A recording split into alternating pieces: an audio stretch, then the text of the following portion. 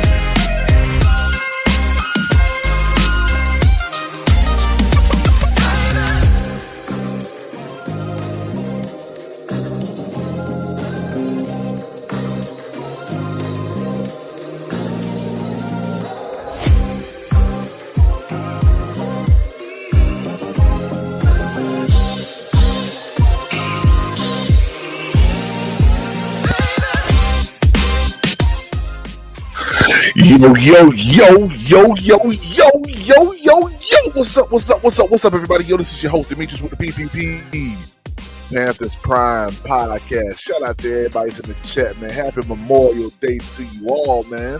Yeah. Yeah, we're going to break down some stuff because a couple of lies have been told in Pantherland. Shout out to Omar Tillman. What's good with you, man? So, yeah, let's talk. Yeah. Let's talk about it. Joseph Peterson. What's good, man? SE Panther Boy. What's up, yo? Kevlar Tom. What's good, man? D Cash. What's popping, man? What's good with y'all, man? Happy Memorial Day. Yeah. Happy Memorial Day. I hate to have to do this on such a wonderful holiday. It's a little wet outside. Yeah, but it's a good day because Bryce Young is still your quarterback. And this is my third time explaining to y'all that he is elite. Yeah, we're going to get into this, man. Yeah, KJ the Great. What's up, KJ? That PPP. Good morning. Happy Memorial Day, bro. Yeah. It's Free Cheesecake Monday. Well, if you want to help us reach that goal to get some cheesecake, the link is in the chat. All that stuff is going to be inside there. Tickers and everything. Help us reach that goal today. Help me get a cheesecake. Edge, what's up, Edge? He said there are no lies. Yeah. It's a bunch of lies. What's good, man? I'm really him. What's good, man? From the Who That Nation. What's good, man? Shout out to you. Hey, man, let's drop this music. I got a lot to say, man.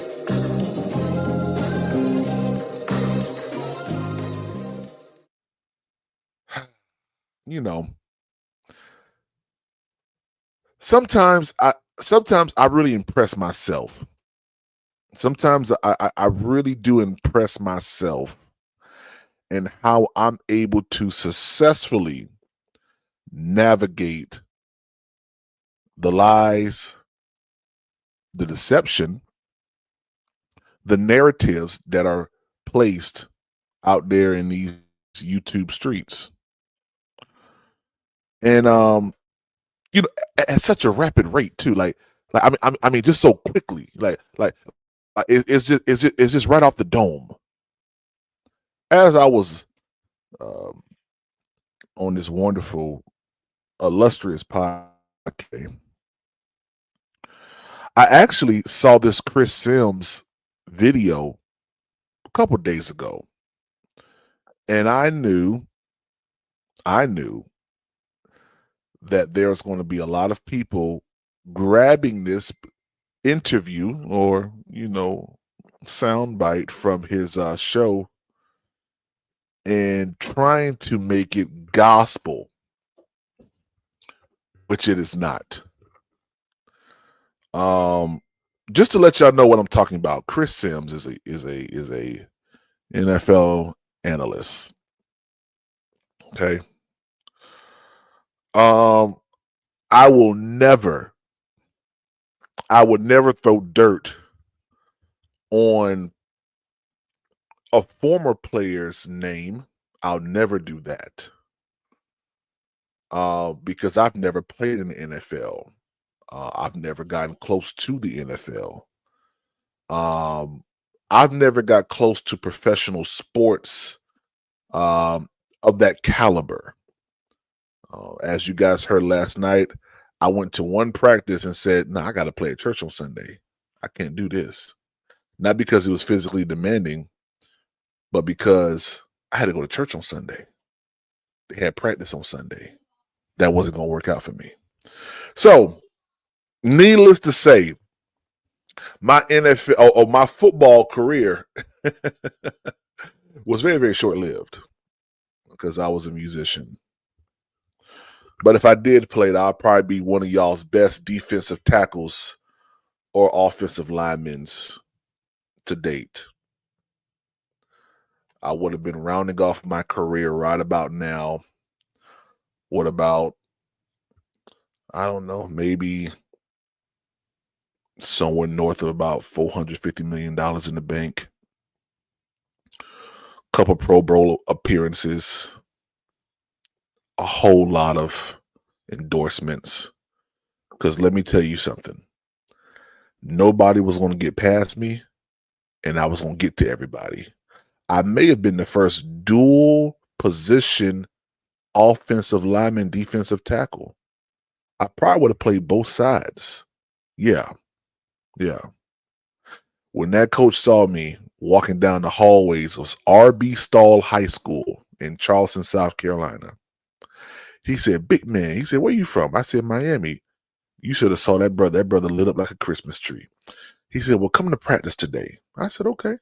I came to practice. No, I'm sorry. I did two practices. I did two. I did one on that Thursday and one on that Friday. Then he said he had one on Sunday at 11 o'clock. No, sir. I got to play keyboard. So it was short lived, but he tried me out on both sides. And needless to say, that when those players who had been playing for the team was on the opposite side of Coach Prime, they didn't go anywhere. And I moved people. And the coach not only stalked me for about 2 weeks, he even talked to my uncle and my auntie. And yeah. So anyway, let's get into this. Just know that I probably would have been a household name that some of y'all would have been talking about right now. Anyway, let's go. So, what's up, Marcos? Ed, she said, "Good morning, PPP. My fault." That's right. Good morning. Yeah. Good morning. Cool Kev. What's up, Cool Kev? I heard you was over there being Unk yesterday in Madden. Yeah. That's a everyday occurrence. Yeah, he can't play Madden. He said, respected NFL analyst. Yeah, yes, he is. And we're going to get into that. Let's get into this interview here because I would like to break this thing down in only a fashion that I can do. Let's go. Number 31, a former number 1 overall pick.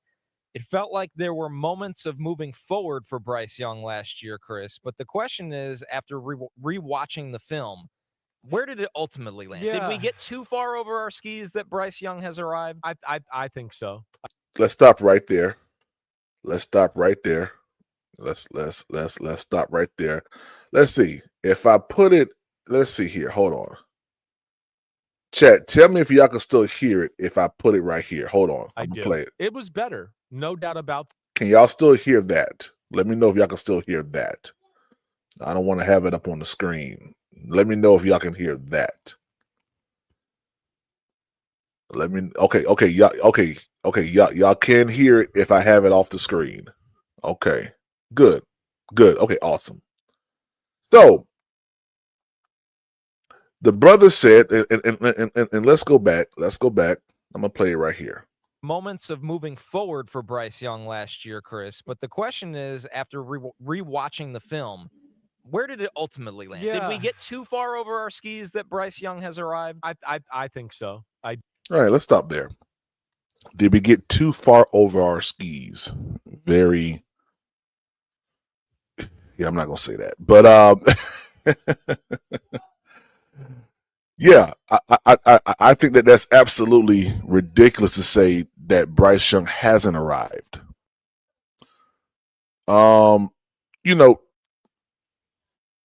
saying that a player arrived means that they understand the game flow. They make smart decisions, in any situation, whether it's the pocket breaking down, whether it's a two-man high at pre-snap, then rolls into, single high situation,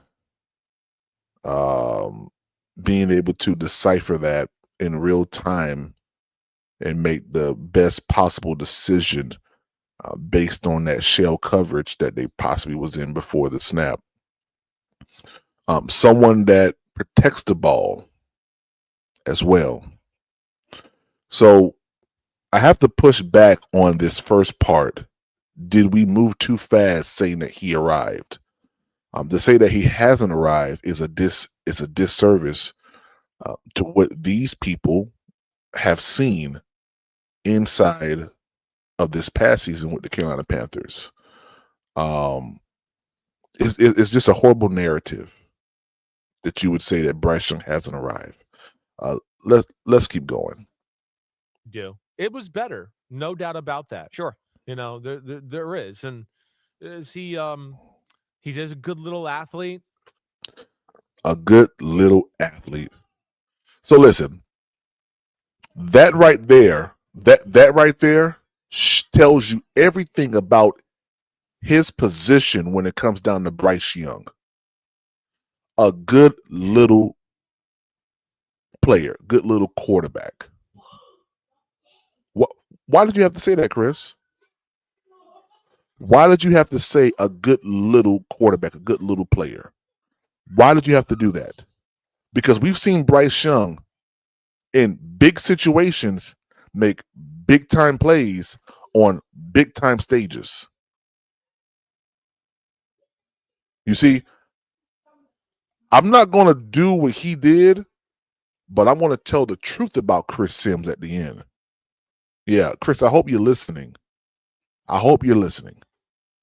He does have good feel for the position and anticipating throws and doing stuff like that. But yet, at the end of the day, this is still a guy that, because of his size, there's plays turned down because of not hanging in the pocket or not seeing it. So here we are. Another lie. Another lie. I'm going to repeat the lie one more time for y'all. Let's repeat the lie. Anticipating throws and doing stuff like that. But yet, at the end of the day, this is still a guy that, because of his size, there's because of his size. I told you guys. See, you need to listen to people's narrative and intent to why they say certain things. This has been already proven to be a non-factor. Bryce Young's size does not inhibit him from playing the position, nor does it stop him from performing at a high level. Now he's getting ready to say because of his size, the Panthers aren't able to do certain plays. I'm going to ask you guys to please tell me, what pass can Bryce Young not throw? Let's go. plays turned down because of not hanging in the pocket or not seeing it. Not hanging in the pocket and not seeing. Bryce Young, I have a whole thing on Bryce Young on Twitter right now of Bryce Young not only hanging in the pocket, not only going through his reads, but delivering a ball beyond 20 yards down the field consecutively in games. This is a lie. This is a bold-faced lie. I mean, it doesn't get more blatant than what this brother is saying. This is totally asinine what Chris Sims is saying out of his peppercorn mouth right now. Let's go. At times, it's too conservative because it's like, wait, he can't really see that guy down the middle. He can't really see that guy down the middle. Here we go. Another, see, these are lies that were told about Bryce Young year one. These are things that he came into the league with questions about. All those questions have been answered. Bryce Young can't see the guy down the middle. I thought his highest pass attempts were across the middle, Chris. Per PFF. You see, when you slow down and stop listening to see if they agree with your position, but see exactly what they're saying to try to make their case, I guarantee you'll fall back off of that whole thought process of, man, I don't know about that.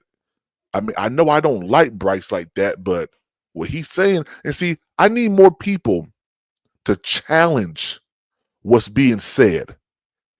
Challenge the lie. Don't accept the lie.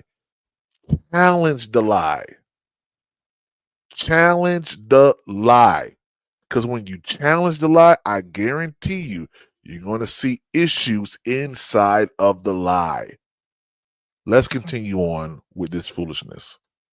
And there's somebody there, so it goes underneath, right? So that's an issue. The aggressive decision making is not quite where I would want it to be. Aggressiveness, interesting. I just read a stat yesterday per PFF, and I'm gonna pull it up again because it's interesting that I have a whole fan base out here who doesn't know that Bryce Young is one of the most aggressive quarterbacks out there. But if you don't read, and if you don't pull up these stats here, and is widely available to everybody, then you won't know. And a lot of people don't know. So Bryce Young's, let me pull this up for you real quick. Let's see here. So Bryce Young's aggressiveness, the AGG percentage, is an NFL metric measuring how often quarterbacks throw into tight coverages where a defender is within 1 yard or less, surged significantly late in his career, frequently ranking near the top of the league during his later seasons in Carolina. Now, Chris Sims just said he doesn't like Bryce Young's aggressiveness. It's not where he wants it to be at. Yet, PFF, Stat Bomb, Pro Football Focus all agree that Bryce Young's aggressiveness is at the top of the league. Chris, you're a well-respected analyst. You didn't know that? You didn't know that? Bryce Young under pressure, according to the NFL Next Gen stats, his decision-making improved under pressure. He averaged 7.9 yards per attempt and elevated his playmaking when facing heavy blitz rate. Oh, wow. Chris, you didn't know that? You didn't know that? And he just said that Bryce Young was conservative. Watch this. Play style shift. He transitioned from a more conservative check down approach into an aggressive brand of intermediate and deep passing once he reestablished himself as a starter. Listen, that's from Next Gen Stats, Pro Football Focus, and PFF. Guys, all I'm doing is exposing the lies that are told to you without proof. Chris Sims is a liar. He's a bold-faced liar. Let's continue on because I've already debunked the first the first 57 seconds of this video, and I've exposed 4 lies already. Let's keep going. And at a base level, the throwing is just not good enough for me to rank him above this, right? You know, so that to me, and again, we're in an era right now where I think maybe more than ever, where not only me, but I know the NFL is like, no, guys got to make plays with their arms. I hear it a lot from coaches, you know, I do. You know, whether they're playing another team with the quarterback and going, gosh, the guy makes so many plays with his arms. It's just unbelievable. You know, my guy doesn't do this, or, you know, I wish my guy would do it more, but he just doesn't have the arm and all that. And so, yeah, that's where, like Bryce Young, it might have been a better year. But again, like I told you, in the 20s and all that, there's some good players and some guys that can really make some big time plays and throws and do all that. And we got a lot of damn good quarterbacks. So, yeah, Bryce Young, there's still work to be done there. And yes, I'm not sold he's their long-term future there. I'm not. I don't know if they are. And I don't think they are. As I told you before the year last year, I was told by people there that, hey, we don't have our guy yet. Now they go to the playoffs and he played better. And I know they know, but, you know, we're not hearing hard rumors about them signing to him into extension yet, right? And that to me would tell you everything. Stop right there. You know, Chris Sims says somebody in the building told him that Bryce Young isn't our guy.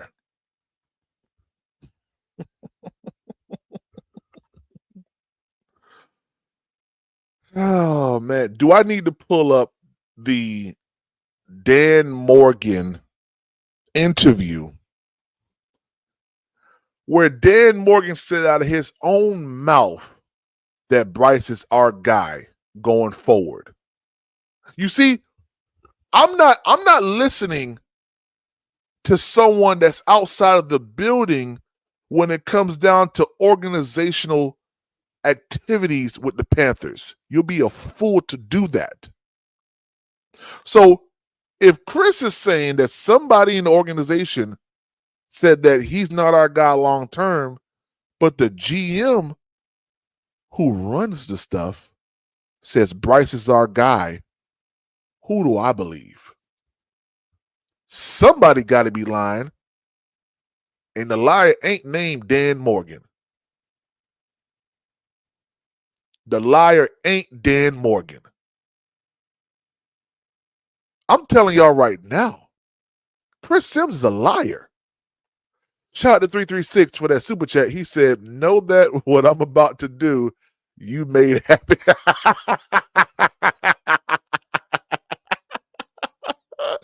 Shout out to 336 for that super chat, man. Oh yes, Howard. Oh yes, Howard. It's a whole bunch of lies.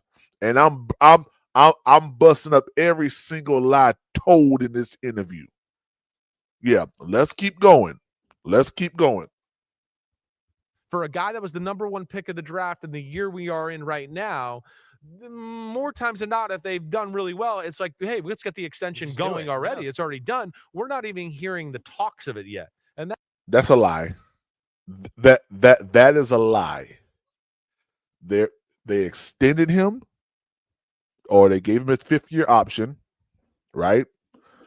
Gave him the 5th year. And then there's no reason to talk anymore as of right now. I'm pretty sure that they had a discussion with Bryce Young. Listen, we're going to give you the 5th-year option, and I believe Bryce understands that. Like, Bryce is a very, very cerebral person. He understands that his first year wasn't the best, and Bryce will tell you that. So he gets it, right? They franchise tag him, they give him extension, whatever it is, it's going to happen. Bryce Young balls out this year, it's over. Like, I think the Bryce detractors like Howard and 336 are more afraid of Bryce Young continuing what he did than they believe he'll regress. Yeah, there's more evidence of him increasing what he did than him regressing. That's what they're afraid of, because once it happens, it ain't no coming back. Let's go. That to me makes them believe that they want to see a little bit more before they make that investment. I know we're in the era of basic stats don't really matter as much as they once did, but it does stand out to me that he made 16 regular season starts last year. Yes. In 12 of them, he threw for under 200 yards. That's what I'm saying. They've done everything to Let me ask you a question. In those 12 that he threw under, were they wins? Were they losses? See, you can throw out a nuanced stat like that, but that doesn't tell the whole story. I'm exposing all lies today on this wonderful Memorial Day. I'm exposing all lies today. Just because he throws under 200 yards, can you please tell me Chris Sims and Johnny Bravo, were those wins or losses? Were they? He won 8 games this past season. Please tell me, Chris. Please tell me. Massage it and make it. And they were still good. Exactly. But it's like, exactly. Not a lot of teams win that way all the time. That's what not a lot of teams win that way. But do they win? Did we not beat Green Bay? I'm just asking. I'm asking questions. Did we not beat the Cowboys? Did we not beat the Atlanta Falcons the first game? I mean, I'm just asking questions, because what it sounds like is Chris wants Bryce Young to be hero ball guy, when he wasn't. Yeah, I'm slowly getting to that point with Chris. You want a quarterback to be what you wasn't. You want a quarterback to go out there and throw 300 yards a game, which you've never done. You want a quarterback to go out there and put up 4,000 yards a season, which you've never done. Chris, let's keep going. There's a base, exactly. And I'm glad, this is why I love you, because you say things sometimes and you just put it in a simpler way, where you watch it and a lot of the times and you go, yeah, he completed it, but everybody would complete that. I don't know. They just ran the ball up the middle for 5 yards, 4 plays in a row. And it's like, oh, wait, there's a wide open guy to throw a curl run. Oh my gosh, he's a top 10 quarterback. All right. So listen, Chris. Oh, Chris. How many times have you missed a wide open receiver? You know, and I'm going to pull up your stats because I think it's astounding that you can speak on quarterback play when you yourself produce worse than Bryce Young. Yeah, we're going to get into that. We are going to get into that. Yeah, Chris, you're worse than Bryce. You're worse than Bryce Young. And for you to come out your mouth and say the things you're saying, yeah, someone need to sit you down. Let's go. That's where we got to stop that, you know, and they've done everything in the organization to prop him up. Everything's about, we got to justify him as number one. We got to justify him as number one. And yeah. No, it's not justifying him as number one. See, here is the part where he tries to make people feel bad for quarterback development. This is the part where he tries to make people feel bad for. Listen, this is manipulation. You start off your whole point with a little quarterback, stuff like that, painting a narrative of him not being able to see over the line, which was a lie, then saying that he misses players downfield because he's too short, which was a lie. And now you're saying because of the, yes, come on in, Micah. Come in, Micah. How can Daddy help you? I want a snack. Huh? Have a snack. Yes, sir. You can have a snack. Thank you. Okay, close the door. Okay, bye. Bye-bye. I'm sorry, y'all. Shout out to Lil Micah. Made an appearance today. All right. Yeah. You go down this road of saying that Bryce Young can't do this and can't do that, which I found was a lie. And then you say his aggressiveness isn't there, which that's a lie.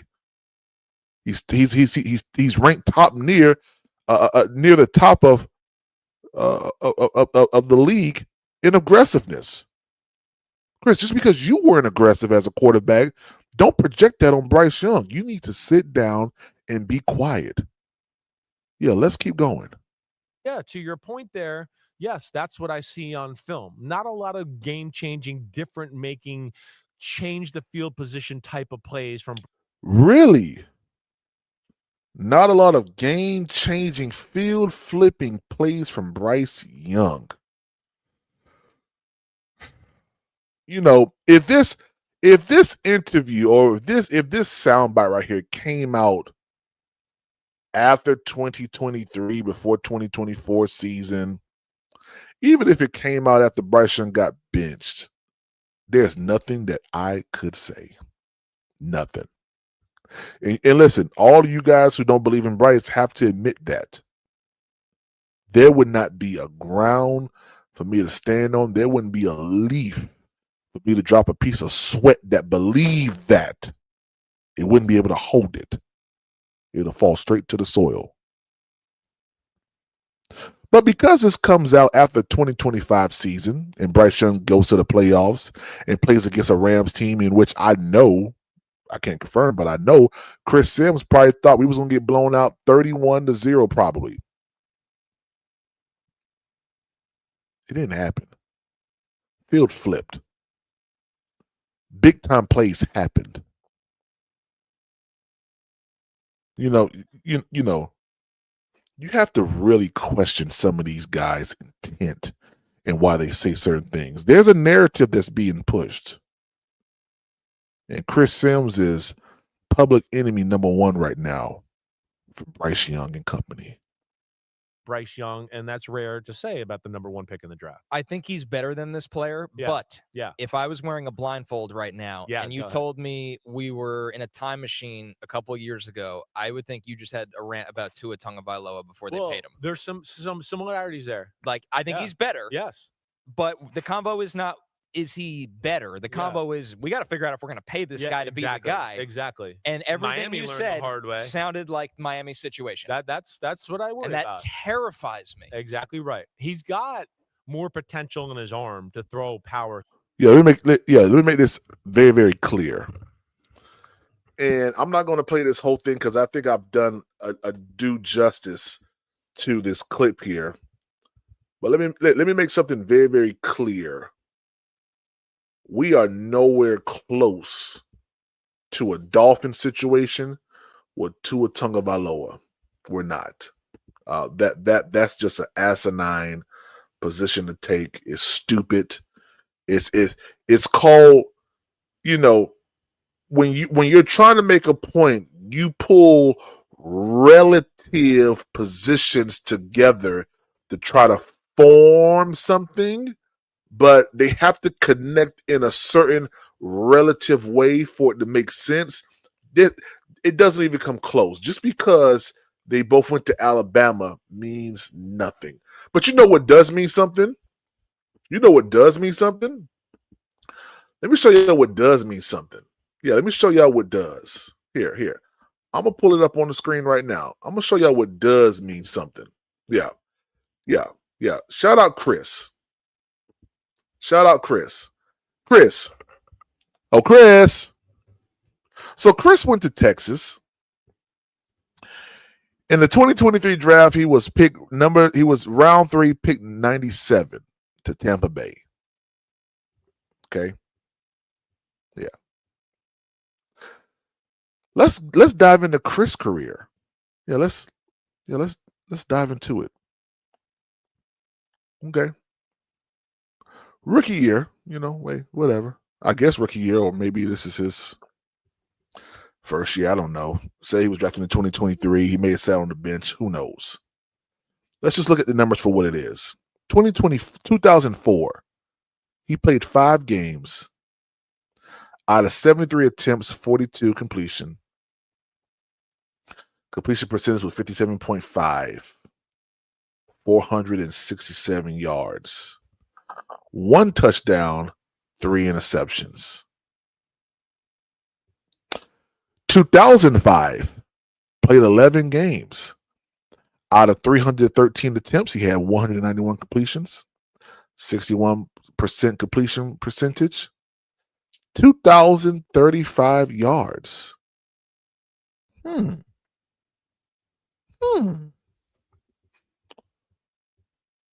I just have to check something real quick. Just give me one moment. Let me sidebar to something real quick. I just want to do that real quick. Let me see. Bryce Young. I just have a question about something. Yeah, that's what I thought. So Bryce Young, as a rookie, put up 2,877 yards passing. Chris, in 2 seasons, you didn't even put that up. Oh my goodness. He didn't even put that up in 2 seasons. What Bryce Young did in 1 year, Chris Sims was 400 yards short of that. Oh my goodness. 2006, played 3 games. Out of 106 attempts, 58 completions. 54.7 completion percentage, 585 yards. Oh, I'm sorry. Let me go back to his touchdowns in 2005, which was his best year. His only year that he put up 2,000 yards. 10 touchdowns, 7 interceptions. 10 touchdowns, 7 interceptions. 2006, 1 touchdown, 7 interceptions in 3 games. Let me tell you something. Let me tell all you guys something who felt like this was such a credible source to speak on Bryce Young and what he's done. You're fishing for something in the air and you ain't going to get it. You're trying to pull every source out your behind to try to discredit what Bryce Young has done.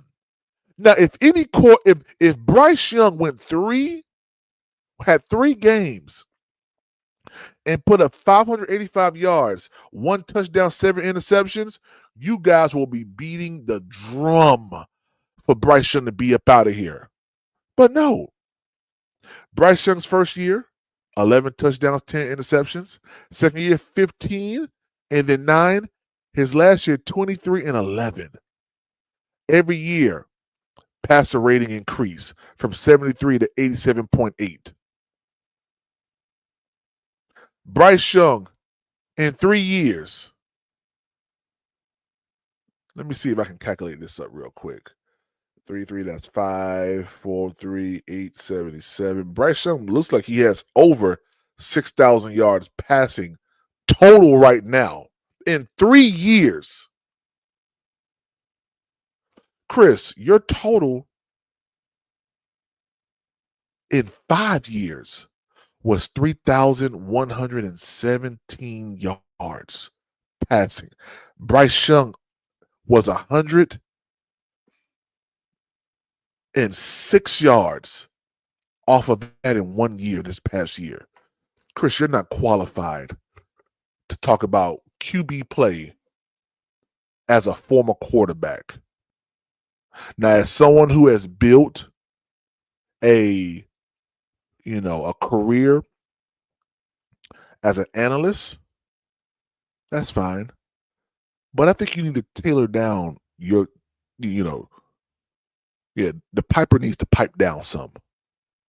Because the piper ain't put up what this first pick in the 2023 draft did in Bryce Young.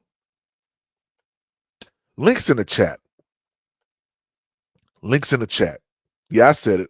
Chris Sims is a liar. He lied on Bryce Young. He spread a narrative of dysfortune. He said that he wasn't aggressive. He said that he couldn't see over the line. He said that Bryce Young misses players downfield because he can't see over the line. He said he can't stay in the pocket, which are all lies. Chris Sims is a liar. Bold-faced liar. Yes, come on in. Yes, sir. You can go outside. Please take your phone with you. Okay, thank you so much. From now on, please text your daddy because I am live on a show. Thank you so much. Appreciate you. Love you. Yeah. Links in the chat.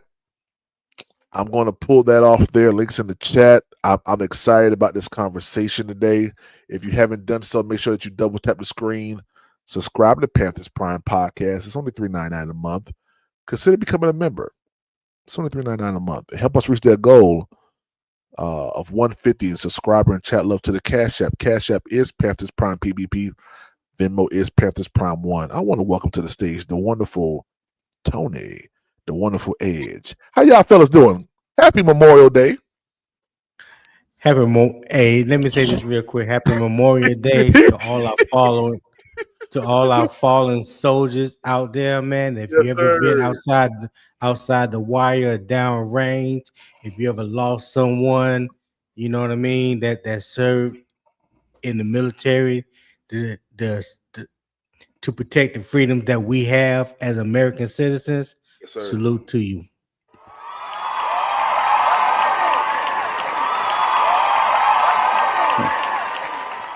Yes, sir. Yes, sir. Yes, sir. And I want to bring Omar to the stage as well. Yeah, man, we support all of our fallen soldiers, all the ones that are still active duty as well, man. Thank you so much for all that you've done for this country.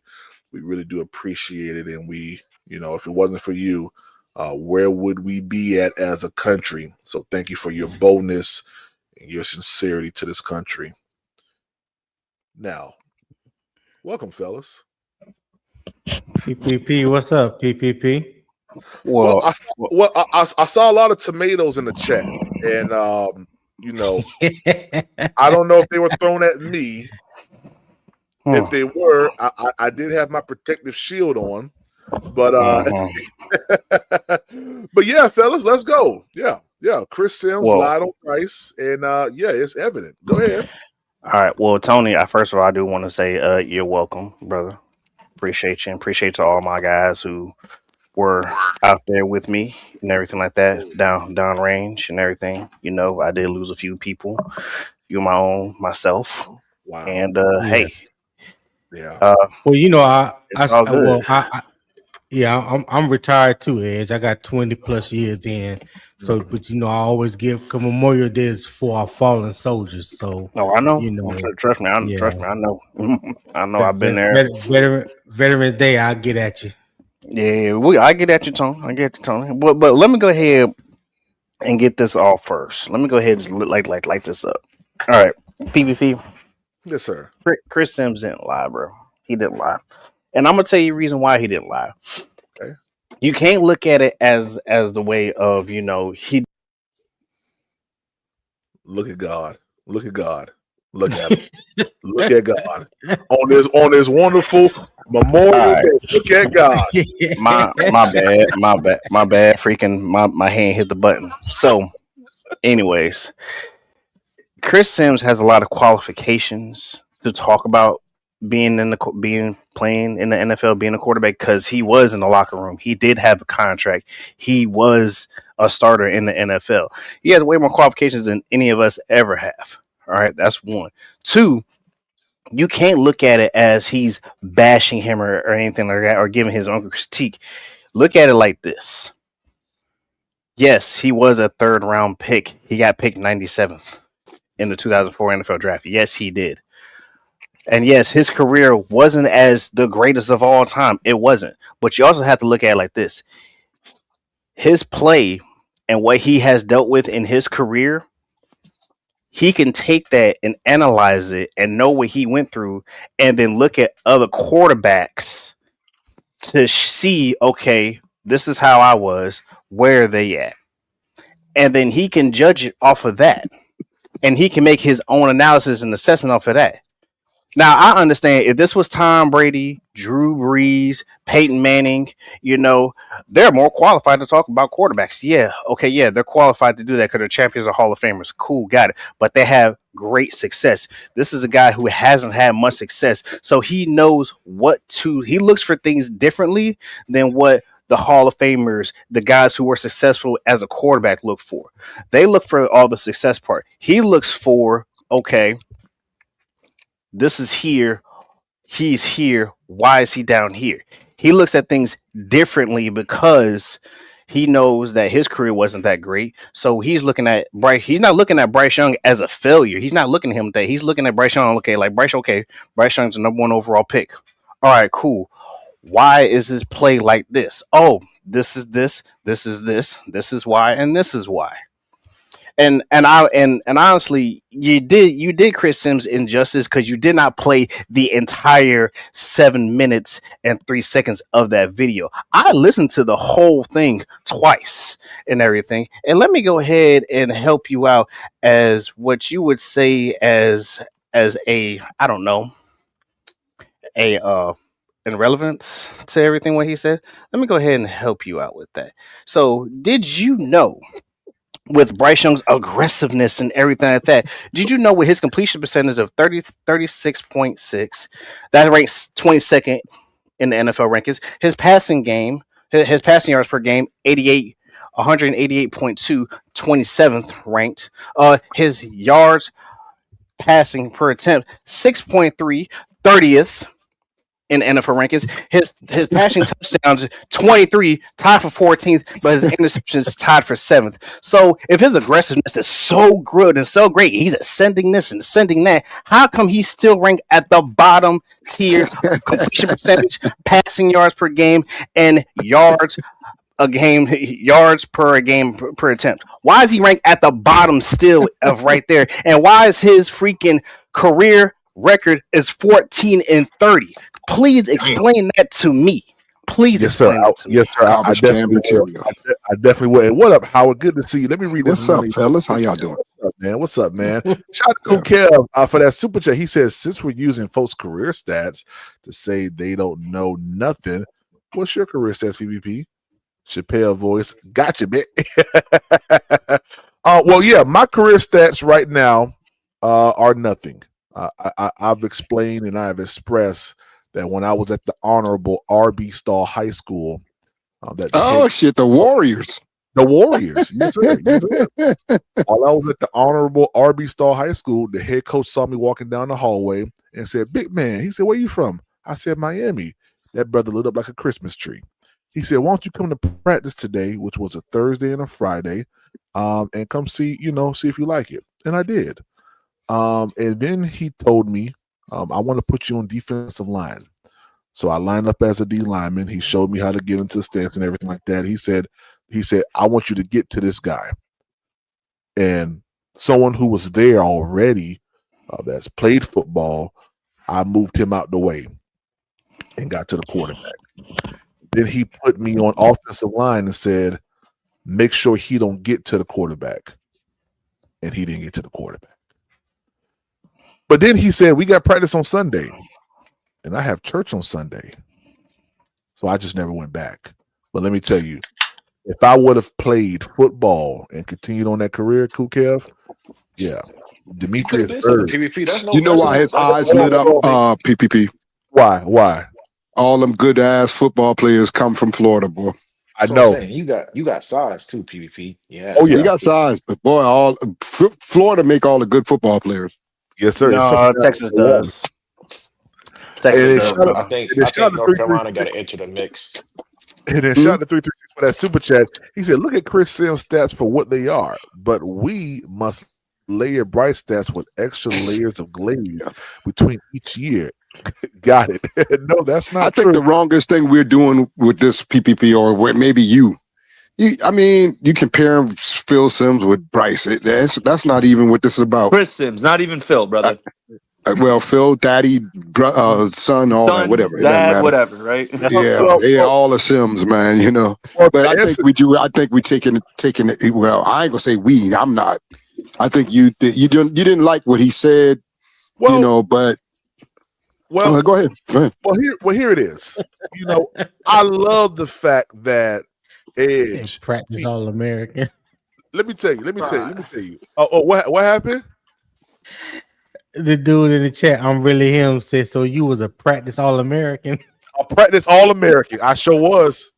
Practice All-American. I sure was, brother. Chris Sims may have said what he said, but I've seen so many videos on Twitter from people giving the Panthers the record prediction, and there seems to be a common denominator. No one believes in Bryce. They think the schedule is too tough. And I don't know if you guys know, there's a graphic. There's a graphic that's flown around. Wait till the Bryce haters hear this. We have the toughest schedule against defenses for the whole season. Good. Okay. Good. Yeah, good. Well, it's okay. It's okay for people to be non-believers or whatever you want to call it. It's on Bryce and this team as a whole to go out and prove people wrong. It ain't just Bryce that has a lot of naysayers and doubters. It's the Panthers in general. You know what I'm saying? I hear it on. That's nothing new. That's the life of being a Panthers fan. That's the life of being in the NFL, bro. when you're division, this is what happens to you. No, I'm agreeing with you, Tony. I was just adding that on. I'm agreeing with you. Oh, okay. I got you. Oh, okay. Yeah. I just want us to real quickly. I just want to say everyone knows I've defended Bryce. I've given Bryce the benefit of the doubt. However, we need to be realistic with this. All right. We have to be honest with ourselves. Sure, has he had some highs? Absolutely. Has he had some lows? Absolutely. Has he been inconsistent? Absolutely. When he's looked good, has the team looked good? Absolutely. Right? But when we want to talk the elite, not even the elite, when we want to talk top 10, I'm not even going to go top 5. When we want to talk 10, it's got to be consistency, bro. Consistency is what puts you in those conversations at the end of the day. Yes. So Bryce real is. quick, to go back to what Edge asked me, why didn't I do this and why didn't I do that when bringing up Bryce Young stats. Well, it's very, very simple. Chris Sims brought up a list of things that I refuted. Okay. I refuted the things he said. He said out of his own mouth, and I quote, the little quarterback can't see over the line. Is it not true that he is a little quarterback? That's the truth, though. He's a little quarterback. Wait. When you start off your conversation by saying the little quarterback, I already see the narrative that you're trying to drive. Oh yeah, no, PPP. You didn't know this? Chris Sims has always had an Bryce agenda Young's against nickname? Bryce. PPP. He always has. He always Bryce Young's has. nickname come Wait, out of? hold up. Now, where y'all got that It was from the now? outlier. Nah, He was called I the follow outlier that. because of his I listen to size. Chris Sims and Mike Florio often. Come on now. Howie. Okay, come on. Chris Sims has been consistent on Chris Sims has been consistent on his Bryce takes. He's not a fan of Bryce. He doesn't think he's that good. He's been saying it. He's been saying it. And maybe because he was a number one. Maybe because he was a number one overall pick. That brings attention by itself already. So you can critique that. I mean, come on, man. Number one overall pick comes with expectations. Always. Yeah, man. Come on now. Let's be real about that now. And that's where he was going to it. That's where he was going with. Well, I'll say this. Chris took too long and has said so many lies. By the 5-minute mark, it was no need for me to go on any further. Now listen, 31 is too low. Where was lies though? Where was the lies? I'm trying to figure it out. Is too low. The lie was this. He said Bryce Young not that bad. Does not hit anybody across the middle. Hey Nick, let me ask you a question. Where was Bryce Young's most targets at in his second and third year? The intermediate routes. PPP across the middle. You said cross the middle, Tony? The intermediate routes. Yes. So anything between 5 to 15 yards. Because he can't he has a hard time hitting the sideline throws. No. See, most of his picks. Where was most of his picks at? Hold on, wait a second. Wait. See, Ez just made another lie. Bryce Young is one of the top quarterbacks and passes outside the numbers. You see, you guys be saying stuff and have nothing to back it up with. I just gave a whole list of this stuff on yesterday. But yet, that brother hold up, 24.6 on passes thrown on the outside. That is a league high, one of the top league high in percentages passes thrown outside the numbers. Yeah. For who? But yet the highest he ever thrown was 3,000 yards, right? Shit, man. When you talking about that, Howard? I'm talking about it, Tony. I'm talking about it, Tony. I'm talking about. I'm not moving the goalpost. Yet still, he only throws for 3,000 yards at the most. Okay, make it make sense, my man. Make it make sense, baby. Make it make sense. Howie, at the end of the day, though, Howie, we're not a pass team. Hold on, Howie. But when I take Bryce's numbers, right, I take 478 passing attempts and divide it by 16 games. That's 29 throws a game. So let's just say, okay, you're a 60% guy. That's about 20 throws. You gotta be humming that thing down the field to get 300 yards off 20 completions, bro. Right. You know what I mean? We're not that type of team. I know that. I know that. There's some people that don't know that. We're not that act like they. Team. And guess what? You're right. You're absolutely right, Tri-State. But you got some people in here who don't act like they know that. Goddamn. Recognize that. Wait a second. You've seen what the Panthers have done. They go out there and they get a guy, Chris Browser. I know Nick. I've heard Nick's take on this. Nick don't think that he's going to be that guy this year. But Nick, I beg to differ. I think the reason why you go get a Chris Browser is to open up that deep layer. You know that deep pass. Hey, listen. You can laugh all you want, Howard, but your boy from down the road ain't did it yet. So you go out there and get someone that can do it, that opens up that playbook even more. And PvP, you are so correct. But how do you keep a defense honest with that throw? You got to hit it. You got to hit it. You got to hit it a couple of times. Would you agree? So that safety now constantly, I got to play constantly, hit it. Oh. Has Bryce Young not done that? I'm saying coming in with Chris Brazil, this is what we have to do going forward. You know my take on Bryce, PvP. I don't think Bryce is the long-term answer, but I understand Bryce is probably here for the next two seasons. He's here to at least play out his fifth-year option. I don't think we go quarterback unless we pick in top 5. That's my always thoughts with Bryce. So I want Bryce to come out here and prove me wrong and be the guy that you say he is. But for every good play you can pull a Bryce that you say Chris Sims lied about, we can pull plays where Chris Sims is telling the facts. And Telling that's the the problem with facts. Bryce. Is he's inconsistent. He's shown highs and he's shown lows. So that's why he's so divisive, because each side can pull evidence from their standpoints. Right. So And Bryce listen, has to be consistent and this guess year. what? And guess what? I could do the same thing for Joe Burrow. I could do the same thing for Josh Allen. I could do the same thing for Lamar Jackson. And now it's just how as many. consistent You are those calling the errors wrong that he's quarterback.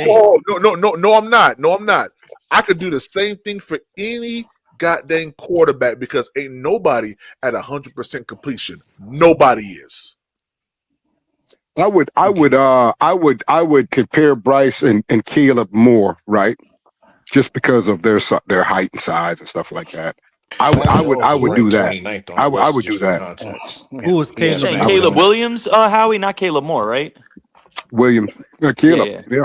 yeah. But I didn't Caleb, say I mean, more than I hate to do this, but yeah, they may be in arm stature, but Caleb got a fucking arm on him. Oh no, he man. does. He Oh does. my But lord, Yeah, that Caleb motherfucker got an arm. Caleb does have an just arm. That just on the motherfucker got an just on the arm. scale of height and size and stuff like that, I would more compare Bryce and them two together and kind of fight it out with them two, who's better and things like that. No, Just because it's not of even that. close. It's Caleb. We're way better with I Caleb than with Bryce. know that. What are I you know that, but doing?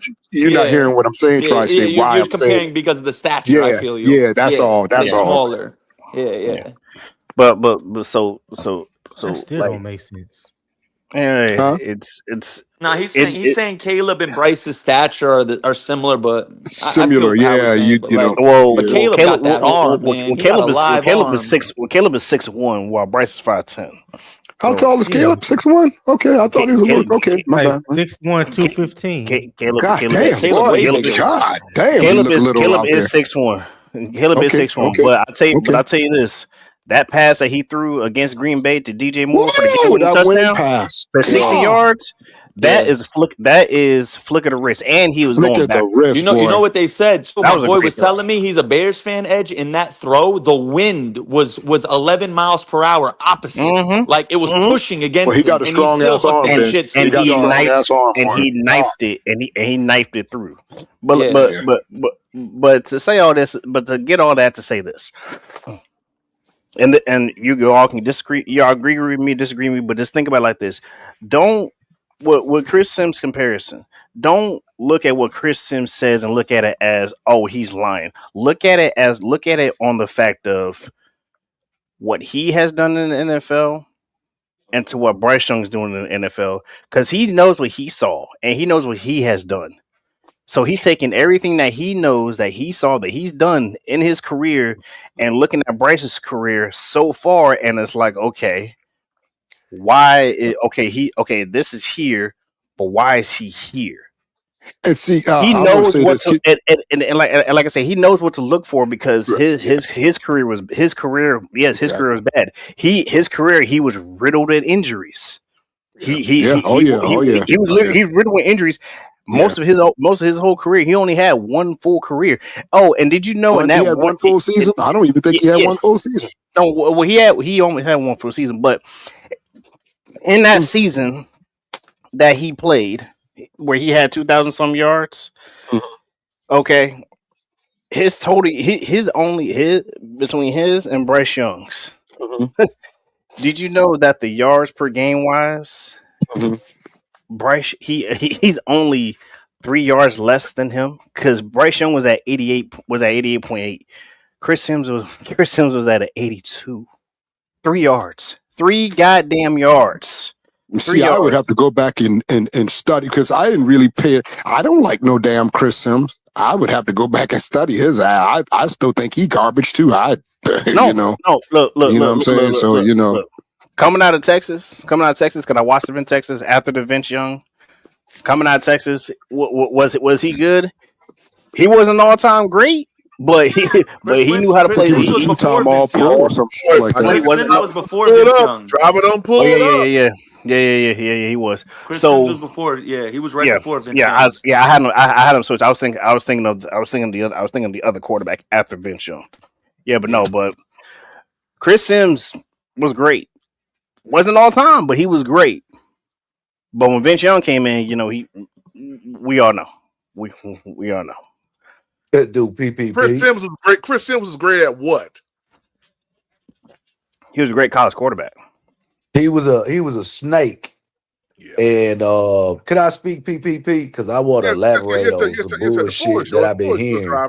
Yeah. People describe Chris Sims at Texas as a Yankee, as a snake, as a entitled person. His own coach didn't like him. The quarterback that started before him didn't like him. And that was a lot of critics, once he got to the league, and it showed that nobody trusted him for us as analysts. And then we want to talk about, well, he's qualified, and what did Chris Sims do in the NFL to make him qualified to talk about other quarterbacks? Oh, come And on. then hold We can't do that now. Hold on. I heard you talk for 30 minutes. He played in the league. He got a contract in the league. He was a starter. You can't overtalk the facts. Let overtalk the facts. You can't overtalk the facts because it's right on Google. I'm not over talking. Like I was rudely interrupted. Like I was rudely interrupted by a person that's misinformed about Chris Sims. Okay. Like I said, PPP brought up his stats as an NFL quarterback, which he haven't done anything for as an NFL quarterback. And then we want to talk about his analysts and talk about his takes. If you Google Chris Sims, it would say he's clickbaiting on most of his takes. He's very overreaching. His I guess you say the counterpartners or other analysts don't take him serious. He always double back and try to say, well, after the draft, I should have did this or did that. Or I should have had this person ranked higher than that. So he's the type of person that give out his analysts or his takes and then try to go back and backpedal on what he says most of the time. So I don't even know why y'all so mad at Sims, boy. That's crazy. That's Google. No, if you Google his name, it gonna say clickbait. And that's a fact. That don't mean nothing. That don't mean shit. That don't mean a damn thing at all. That don't mean shit. It does. Yeah. No, it does not. That don't mean shit. Y'all sit up here saying what he say is true and which is not. Nobody respects Chris Sims. Not even from college to the NFL. Y'all don't respect him, but he getting paid because if no one he getting paid $2 million then for you not to like what he said. Hold on, Howie. It's very simple. If no one respected what Chris Sims said, then he wouldn't have a job at NBC Pro Football Network with Mike Florio. He's been doing that for years. Nick. He's been doing that for years. Thank you, Nick. Okay, he's been there for years. If anyone didn't respect him, then he wouldn't have a job. Hold on. It's a lot of people like Stephen A. and other people who could get on TV and talk and have and speak on journalism and all this other shit, and they don't respect him. And he make way more than Chris Sims. That just preference and choice. That's preference and choice. If that's the case, I could go out there and get me a job like that. Me and you, driver. What the hell? We can go out there and do the same damn thing. So ESPN has had Dan Orlovsky hired for years, right? He had an even less NFL career than Chris Sims. I've met Dan Orlovsky in Connecticut before. I've talked football with him. Just because he wasn't a great NFL starter, that man knows football, bro. These guys know football. Just because they weren't great quarterbacks in the NFL doesn't take away the fact that they still don't, they know the game. They know what it takes, they know how to decipher what's a good quarterback or not. Maybe because they couldn't do it. You know what I mean? Like I made this point before. We've seen it in the NFL. We've seen it in the NBA. Why do most of the great players not make great head coaches or great GMs? And the shitty ones do. Look at the NBA. Phil Jackson was a role player for the Knicks. He's widely considered the greatest coach in NBA history. Isaiah Thomas, great NBA player, horrible GM. Magic Johnson, Hall of Fame, one of the greatest players of all time, horrible head coach. NFL, we can go to the NFL too. Like, there's so many examples about it. There's some great players who are not great analysts, who are not great GMs, who are not great coaches. That's just I think he meant to how say it general happens manager. sometimes. Hey, real quick. Shout out to Eternal 252 for that super chat. He said PPP pulled the 53 projected up Brazel over. Yeah, I see that. Let me pull this up real quick. Shout out. Hey, Nick, let me ask you a question. Yeah. Do you remember how you sent me over that Sports Illustrated commentary a couple years back? I can't remember what it was for, but it was Sports Illustrated. You remember that? You remember what it was? Man, about what did it have to do with? I can't remember, but check this out right here. This is Sports Illustrated. Yeah. Sports Illustrated has Chris Brazel ahead of Xavier Legette. Yeah, I think the writing's on the wall, guys. I know y'all haven't seen it, so you can't see it, but I see it, and I'm saying it. Xavier Legette's gone. What does that mean, though? That's for real. What does that mean? Now, see how you willing to listen to that? You agree with that, don't you? You want to know why I agree with it? Because it's see what I'm saying? Evidence behind it. It's evidence behind it. Not only last year was Xavier Legette moved down on the depth chart, in my opinion, from plays in preseason, but we saw a significant decrease in his performance last year as well. We also heard from his own mouth that he said the Panthers aren't using him correctly, which shows internal conflict going on. And then in the draft process, you saw the Carolina Panthers draft a guy that has the same body type, a little bit quicker, and the same skill set as Xavier Legette, but less with more projected production from him. And now the writing's on the wall that a third-round wide receiver would actually take over the place of a guy who was in the first round. That's not a depth chart right there. It's a projected. That's not even a projected depth chart. It's projected. How? PPP, that's not a depth chart. You got three guards. If you haven't, you got 3 guards and 4 offensive tackles. Yeah. Here's how things have changed, Tony. Take out. It's projected. That is not a. Well, that's about 9 offensive linemen, though, Tone. That's 9 offensive linemen. That's typically what NFL rosters carry. How many? Yeah. Okay, because you got to have backups. But what I'm saying is, when you look at this, the way PPP is making it seem, making it seem as if Legette is behind Chris Brazel on the depth chart. When I look at right here, this is saying to me who are the projected top players at each position to make the team. This doesn't say a depth chart or anything like that. Like, if you want to talk about depth chart of offensive tackle,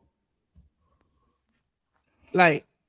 Yeah. I mean, to PPP, hey, Tony, it says it right there on top of it says it right on top of the positions. It says, here's how we think it will shake out on offense. So that is a projected depth chart by them. Okay. So here's two key things. We're talking about Sports Illustrated is 1. 2, this is what they think. Yes. This is not the proverbial it's a projection depth chart. It's just what they absolutely think. Absolutely. I never said official. I never said official. But you said the writing is on the wall. You took this as them saying it's definitely I agree. I agree. I agree. I agree that Chris Brazel is going to be starting over Xavier Legette. I'm just talking about this particular article from Sports Illustrated. So basically, I'm not shooting down what you're saying. I just don't look at this as a informative depth chart.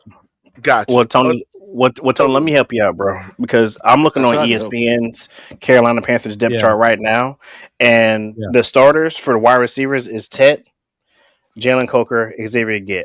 Second team, Chris Brazel, Jimmy Horn, John Mechie. Third, Bryson Tremaine, David Moore, Dan Chinzenza in fourth. Ananis Smith, Jaheim Reed, and Kobe Pierce. That Yeah, who is is this the Malik Carolina. Miega guy? Like, I don't even know who that is. They have at wide receiver. Who is that? Hey, Malik. So hey, hey, I don't know. I'm glad hold you on. Hey, hold on. Hey, somebody block this dude right here. Yeah, somebody block him. Yeah, somebody block him.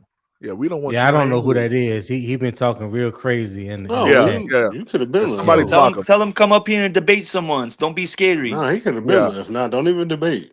Just yeah, leave. block him. Get him up out of here. Yeah, bye, Yeah, nigga. Let's go. you talking crazy. But no, I was saying like this is you pointed out the exact reason why I say this is questionable because the guys that I've seen the depth chart on the Panthers website, right? Malik Miega is a guy that has not even made the 53-man roster. He is like a practice squad guy. You got him up here, don't even have John Mechie.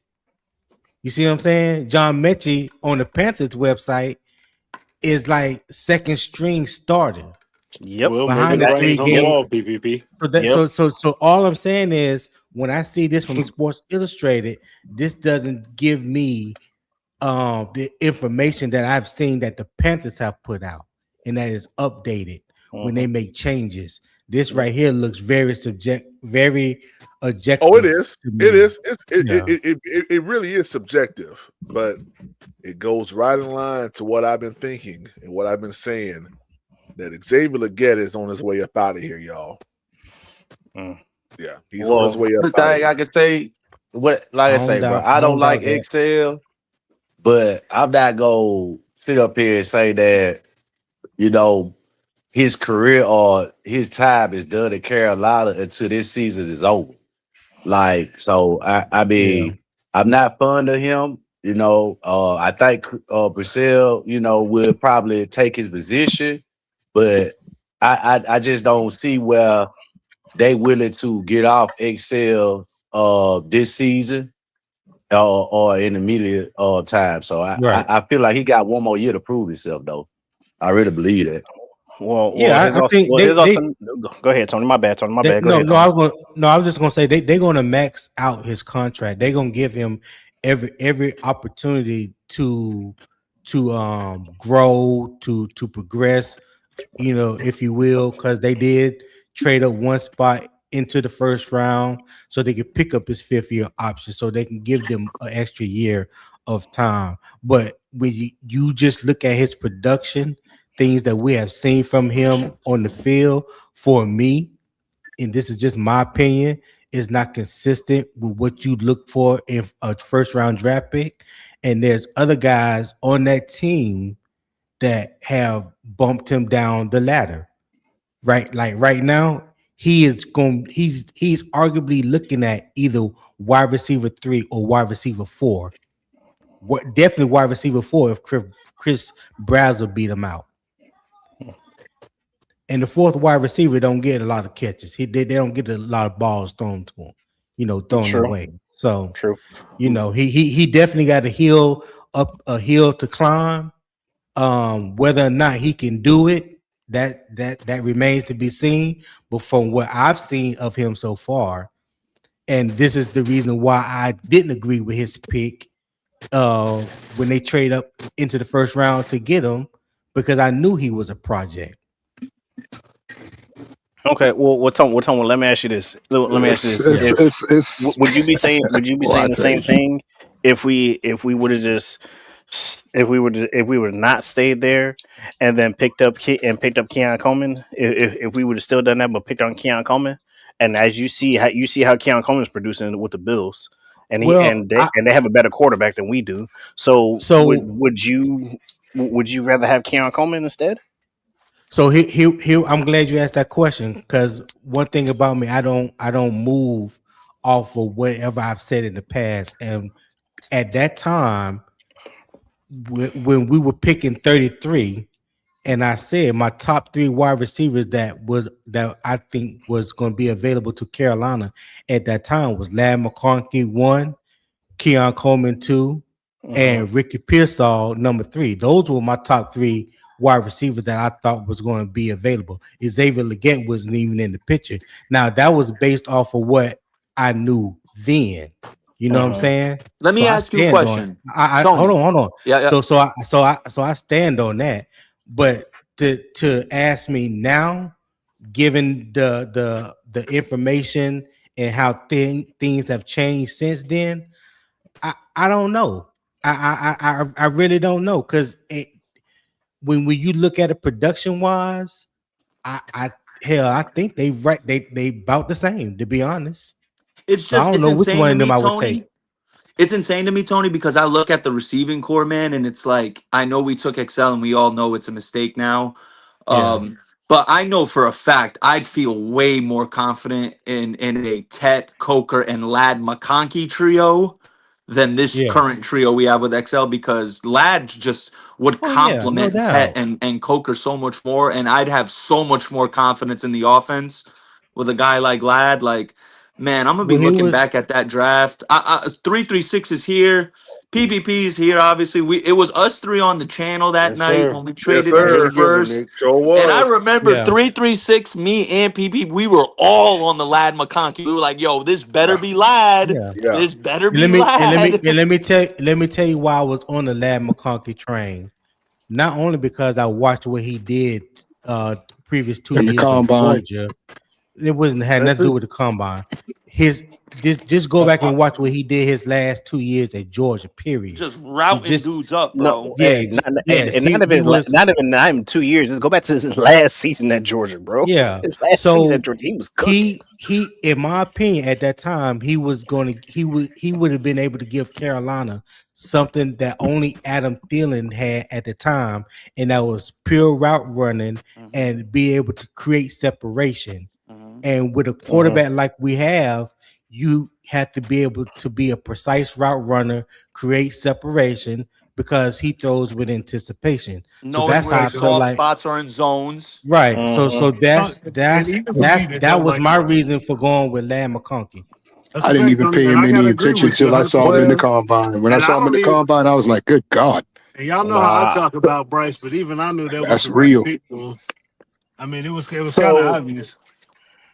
Facts, I 336. heard I a remember it like it was Yeah, yesterday. We it were was all, kind of me, you, and obvious. people were like, yo, this is such an obvious pick for the team. And then Like, we it took made Yeah. Excel so and they much just went sense. solid. We was like, I Yeah. why? was shocked. I was Yeah. shocked. I was shocked when they traded up for XL. I was yeah. completely shocked. and the thing about Kia Coleman, if y'all saw, they had wrote a article about him saying that this year is a make or break season for him. And Yeah. to Yeah. me, that He knows that. comes out as a player that put the that knows that I've been struggling. No, it's not like he's not throwing, he's taking the blame. And to me, Right. we know that Keon Coleman and XL kind of been looking similar, but at least he came out and said that and say, bro, I got to do better, as a player. Right. He ain't throw nobody under the bus. He ain't throw his coaches under the bus. Even the president or the owner or whoever up there came out and threw him under the bus. So he didn't even throw them under after they threw him under the bus. So I Yeah, that respect that is about Keon true. Coleman. That is that part So that part is true, driver. But also, driver, you also got to look at it like this: how many times has he been inactive and healthy scratch for games? No, it's been quite a bit. It's been quite a bit. And he's been Yeah. healthy, like nothing wrong with him. He's just been a healthy Yeah. scratch for the Bills when They the say Bills he needs really to actually grow up. needed him. They say he needs to grow up and he has a head maturity coach problem. did Yeah. Exactly. I right. mean, And then Tony. I mean, this kid, the I Bills, mean, the Bills Mafia Oh, snap. gravitated towards him. My Yeah, nigga Trail. that's what I'm talking about. Because we was trying to let y'all talk real quick. Yeah, My nigga Trail. What up, Trail? what You up, Trey? I'll let goddamn talk 336. motherfucking right. You Yeah. goddamn fucking Because right. we on to you, PP. Tell them, Trey, we on to him. Oh, so you come up here to Man, troll Tony, 336? go ahead. No, I ain't trolling. I just want to start the pot because PPP had. We know what he got so on there. Yeah. so PPP. Yes, sir. Yes, sir. So you so ready for Xavier Leggett to go in year 3 because he's been inconsistent, right? But you find ways to hype up this bitch ass nigga we got at quarterback going Well, into year 4. No. Yeah, fuck Chris Sims. I'm Chris sorry. Sims ain't I'm shit. sorry. Go ahead, Trail. My bad. This is the exact motherfucking reason why the Bryce hate niggas be so fucking hard on this nigga. Because y'all motherfuckers come out here, everybody that ain't motherfucking panning out for this team, that ain't panning out to make this motherfucking quarterback to look good. These niggas gotta rise they motherfucking play just to make this bitch ass nigga look good. And when they don't make him look good, y'all so ready to get this bitch ass nigga. I mean, y'all so ready to get these niggas the fuck up out of here instead of getting the bitch ass nigga the fuck up out of here who keep holding everything motherfucking back. Y'all keep finding all these motherfucking these excuses and all this play calling, the receivers, the offensive line, this, that, and the third. We ain't got this running back. We ain't got this receiver. Boom, bit. I'm tired of hearing the stupid shit. I'm tired of hearing the shit. What can I ask you a question, Trail? What the hell you want? I did. That was good, man. That sounds like you PPP saying that shit. What the hell you want? Oh God. Oh, that was a good one. Hey, That was a Trail, good one. Trail, my nigga, man. Even though we disagree on everything, that's my nigga. Can't nobody talk bad about him, man. So, Trail, the question I want to ask you is this: when Bryce Young in that Rams game threw that deep crosser to T-Mac, did you not say that was a big time pass from him? So you say the question again? Yeah, absolutely. In that Rams game, the first one, that crossing route where you had it was a two route concept, Right. deep I was joking. crossers, Right. and you had Leggett going one way and you had T-Mac going the other way on the deep crossers. Did you not say, in fact, and I quote, and I quote, that was a big time throw, PPP? I did say that. Okay, thank you. But what is that? No, What is I'm that? tired of PPP. no. Keep nitpicking and man. That don't help nothing, We man. this close to protesting your ass. Yeah, God, Hit- that hit- but nitpicking but is here's the crazy, thing, Close though. to man. protesting your black The ass. nitpicking Here's is the real thing, though. now. I'm That's tired of real, this Hey boy. Howard. Yeah, yeah. Hey Howard. What's up, Tony? So I told PPP. So I told people. It's Ed, by the way. Hey, I told Oh, my PPP. bad. Hey, you can't cut the whole video off. You got to play the whole 7 minutes because he did actually talk Okay. about the Rams game. He actually did talk about Yep. that playoff game. He did talk about that. But PPP said, "Oh, after 5 minutes, I'm done." No, But PPP. You have to Edge, listen he to know the what he whole doing. video. Edge, PPP is well aware of what he's He doing. knows the Oh, I drop know or what he. I he's need doing He for y'all real. knows. what He is this knows. direct and intended? Well, that's consistent with other people He do too. this shit with Who plays intentions. videos Yeah, 336? Exactly, man. That's I very listen. consistent, yeah, ill sir. will and bad intentions for everybody against Exactly. Christ. Because unlike him, I listened to the whole thing and I heard what Chris Sims said about us playing at the Rams. He actually said Bryce Young played actually very very well in that playoff game against the Rams. He I got a actually question, did. man. Terrell, I got a question. So he he gave went him back his. So he 20 I gave him got a his years. question, flowers. PPP. I got He a went question, back 20 PPP. years and pulled this man's stats to I know. discredit him. I know he did. I know he Now, did. I know PPP. he Discredit did. him.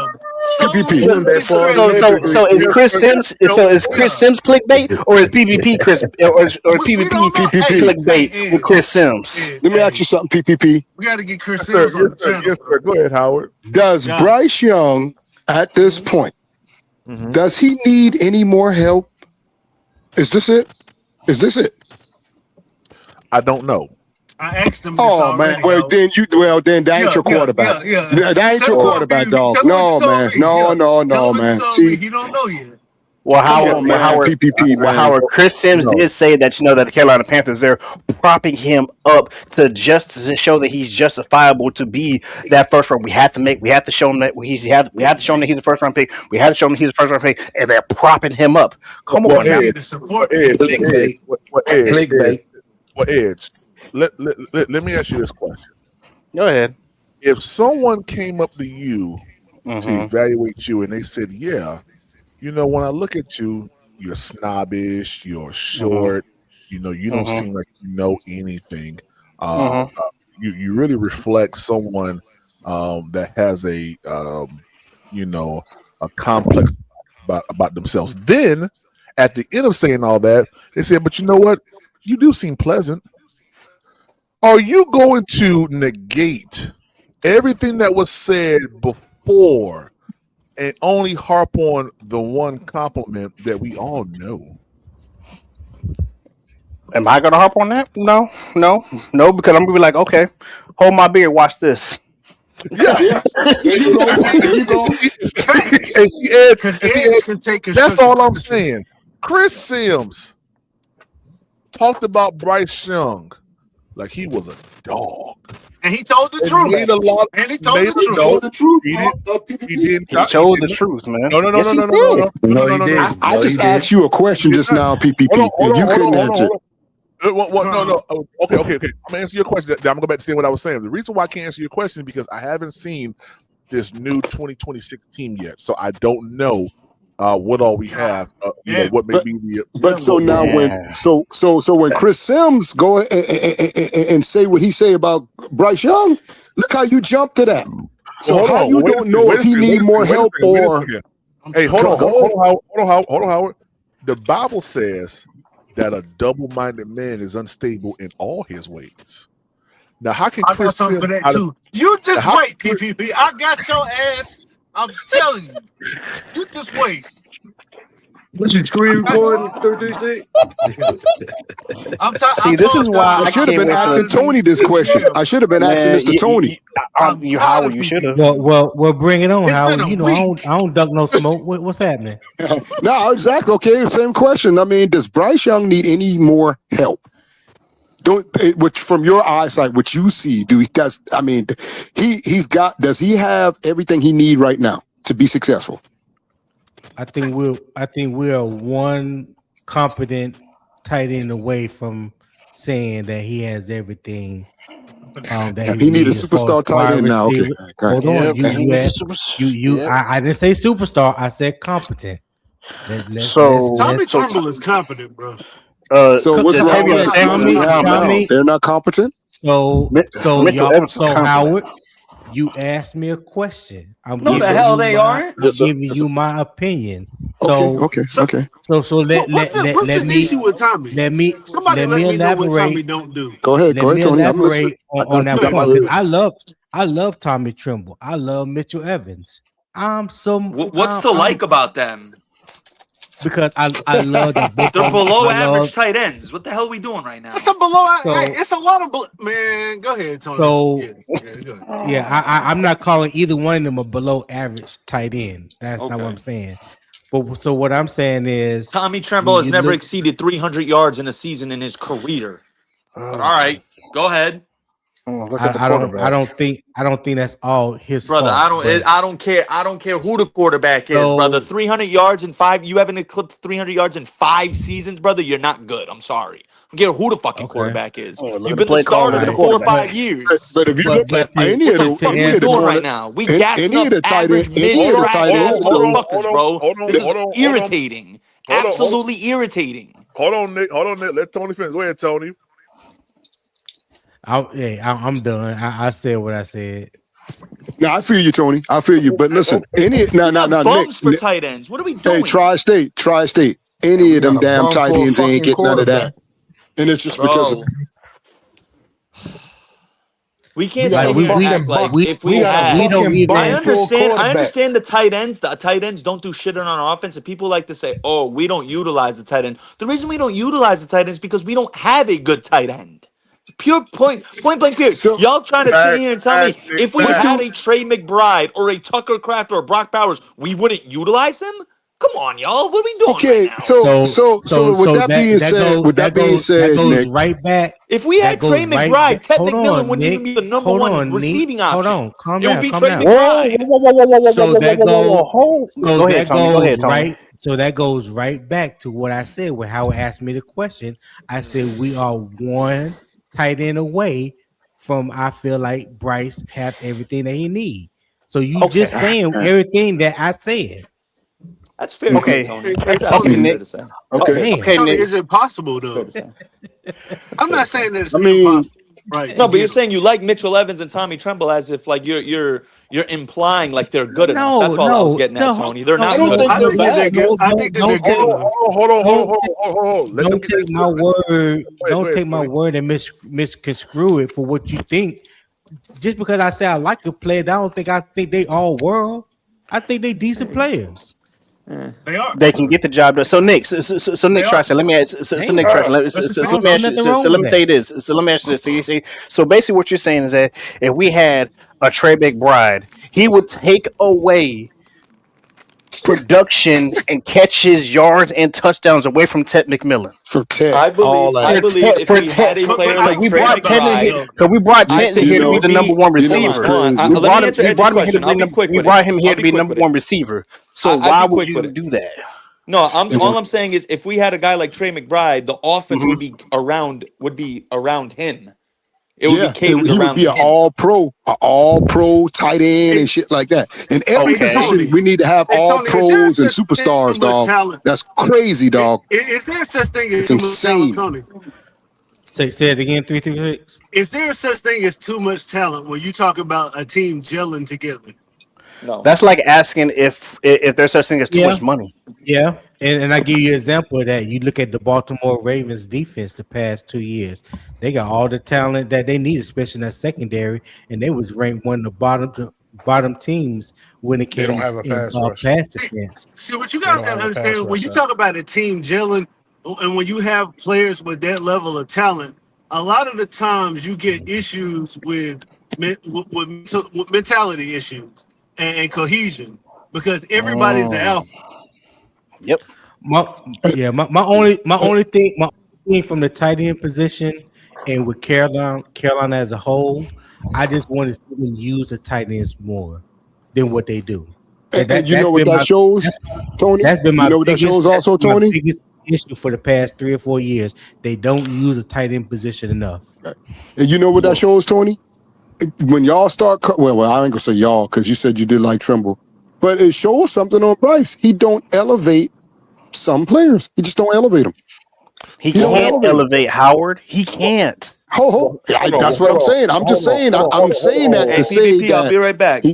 I'm saying that to say that a competent quarterback with the tight ends we do have, because I don't think there's nothing wrong with none of our tight ends, to be honest with you.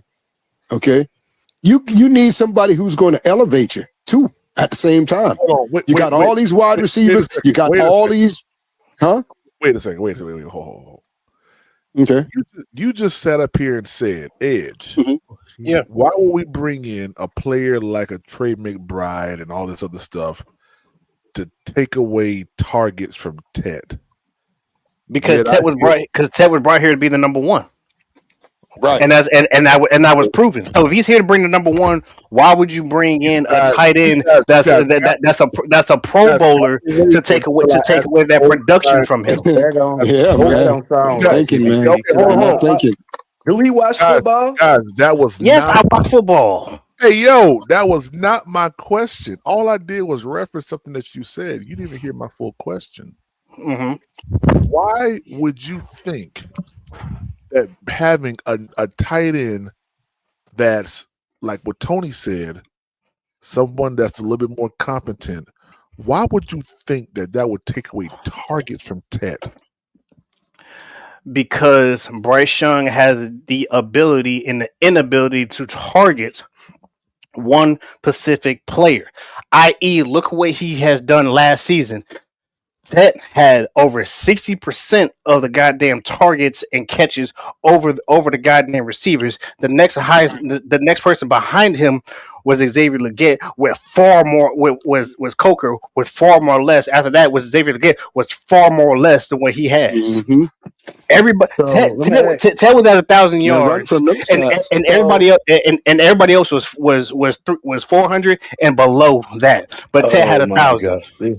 Come on now. How many games and run from them stats now? Them stats is real. How many games did Tech lead our team in receptions? All of them. Not except yardage, for 2 receptions. And all of them except for 3 of them. Can you hear what I'm saying, sir? Yes. I'm gonna say it again. All except for 3.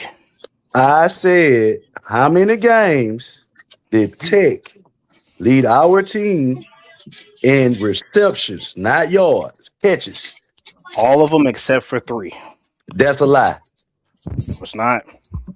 You see what I'm saying? Why is that a lie, No, driver? it's not. You How is that a lie? I How knew is it a lie? Xavier had one. How is it a lie? and I You know a Coker had lying one for ass sure. nigga. How is it a lie? How is it a lie? Because he How? only led the Pull it team. up. He only led. Pull it. Hold on, let me say. Pull it. He only led the team. If I'm not mistaken, I counted 6. It may be 7, but I'm pretty sure that it was 6. That he only led our team each game in receptions. So that's 6 out of 17. Well, driver. So who else led the team in receptions, sir? Hey, driver. The problem the is other he's talking games. about target share though. He's not talking about catches. No, I'm talking about. hold on, 336. Hold My on. fault. Yeah, y'all go ahead. Don't change my. Don't put. Hold on. Don't put Y'all words got in it. my Go ahead. mouth. No, go 'Cause ahead. I asked him a specific question. Go ahead, sir. I ain't say shit about targets. I said Well, receptions. I was saying Edge was talking about targets, but go ahead, sir. Yeah, I was talking about targets, bro. Because right here, because right here, the fucking but his Oh my question, God, that's sad, man. but his Y'all question was sad. receptions. It was That's pretty sad. clear and evident. It was receptions. No, That's PvP, I I know told you, what man. he It's like said, talking to but I was kids. saying that Edge was talking bro, to you about targets. bro, Yeah, He was but really receptions and targets are almost the same thing. Ted McMillan had 122 targets with 70 receptions. can you please answer his question, Edge? I did answer it. Twice. He answered it twice. No. He said, who else led the team in receptions those other games? Ted did, bro. Coker had a Ted was the few. only one. Coker had a few games. I think he had 2, and I think Xavier had 1. Yeah. It's Thank fine, you. So man. that's not a I'm not lie, sure. driver. It ain't no damn It's lie, not a man. goddamn sad, lie, man. bro. I mean, It's it not could a be. lie, driver. It's not a lie. Who else That's led? Was it sad. Rico driver? It don't matter. Y'all say he on the throw the tech. He Yeah. does. Yeah. His That's- statistics shows he throws the tech. Only throws the fact tech, of the man. matter Come on. I'm is, trying to Let's figure out. not be 120, elementary about it now, 122 to driver. 50. Don't be elementary The now. next, it's the 120, it's like 122 to 50, 120, I'm not 122 disputing. targets. How many With games is it come in a on, bro. season? Listen. How 17 games in I a told goddamn you, season, we bro. talking in circles, How? man. You They said be talking elementary. circles. Let's be I said elementary. don't be It's elementary. No. 17 games. Okay. How about this? Let's be adults. If it's Okay. 18 games, right? 17. I mean 17 games in an 18-week season.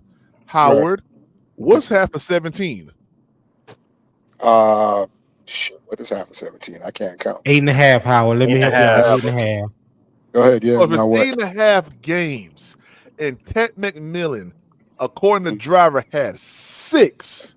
Right. Who had the other receptions? 11. They just broke Other it down. 11.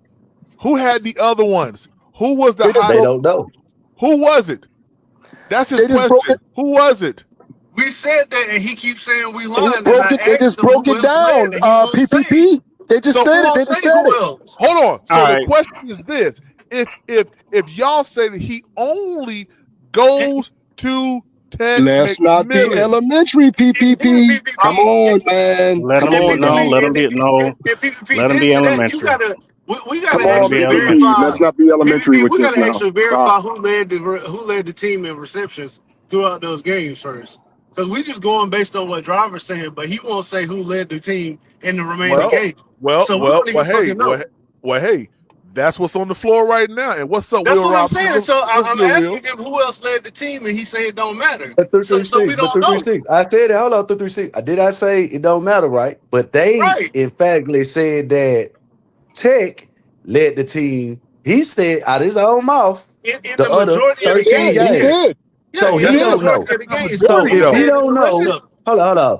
He ain't doing his research right correctly. Yeah, I did do my Because research right, bro. I done my research, but he Okay. ain't do his research.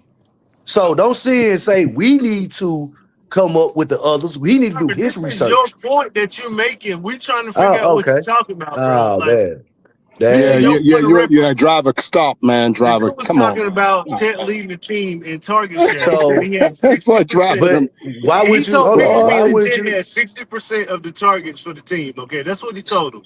you know good and well, 60%. Bryce targets more. He targets more of one player You know that. And that's You the know problem. that. Y'all don't God believe damn, that he you primarily don't know targets that, one receiver.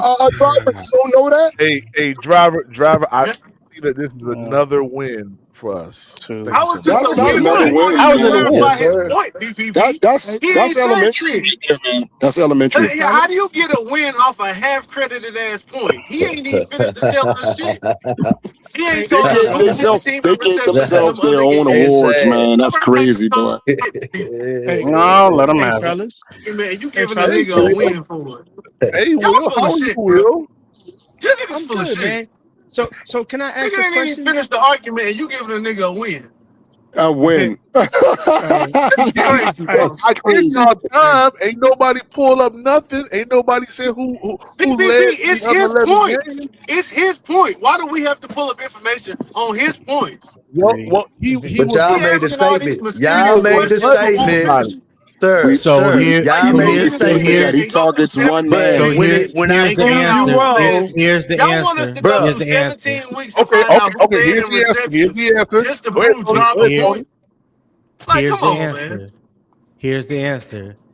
Tet led the Panthers in reception in 11 of 17 games. Okay, 11 to which 17. is way more than half. Driver. Yes. You said you did the research. Tony yes, says I it's say 6 11 or and not 7. 6. So can I Well, ask a I go question? back and look. Hold on. God Die, dang, die, driver. die. He said 11, die. Can I ask a question? Hold on. What different? Hold on, hold What's the on. I'm difference? gonna get it. What's I'm the gonna put. reason? I'm gonna What's go the game by difference? game. I'm gonna go game by I'm game, already went and I'm game gonna by pull it game, up. bro. Go ahead. Let's No, go. that's Go what I'm Let's saying. ahead. go. So we go see. Go ahead. The thing is that they're Cause I trying to already did, show bro. that Bryce primarily targets one receiver, Will. A lot of people Okay, don't so why believe is that? that. Why is that a problem? I'm saying why is that a problem? If that is the case, It's not a why is it's that a not a problem? goddamn problem. Because they wanted to bring a tight end that's a Pro Bowler here. And the argument was you bring a Pro Bowler here for what reason when he only targets one guy? But that's but but my response to that would be, do we have a Pro Bowl tight end on the roster today? The answer is no. No. So there's no one that you would scheme up to make him the number one primary target from the tight end Facts. position. So of course From you the would tight end not. position, though.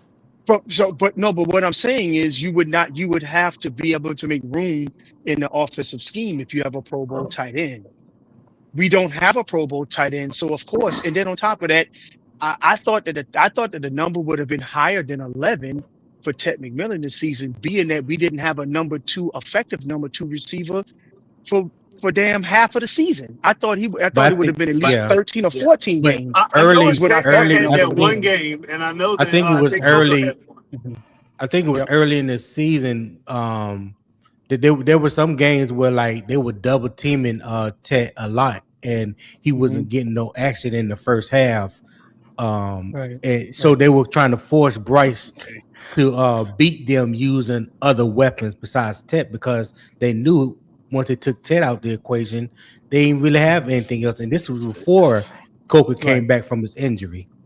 Correct. Oh my goodness. And Oh this was my And equally, and and Tony, then this was and, equally during the time when we were running the ball heavily, right? oh and my god. yeah, Well, we were But running the ball. We were right before that, right before that. But I'm talking about like the very first 4 or 5 games of the season. Like Mhm. Rico Dowdle Right. didn't go off until like week 5. Right. There was Right. that week 5 to week 9 stretch where he really went off. When he popped.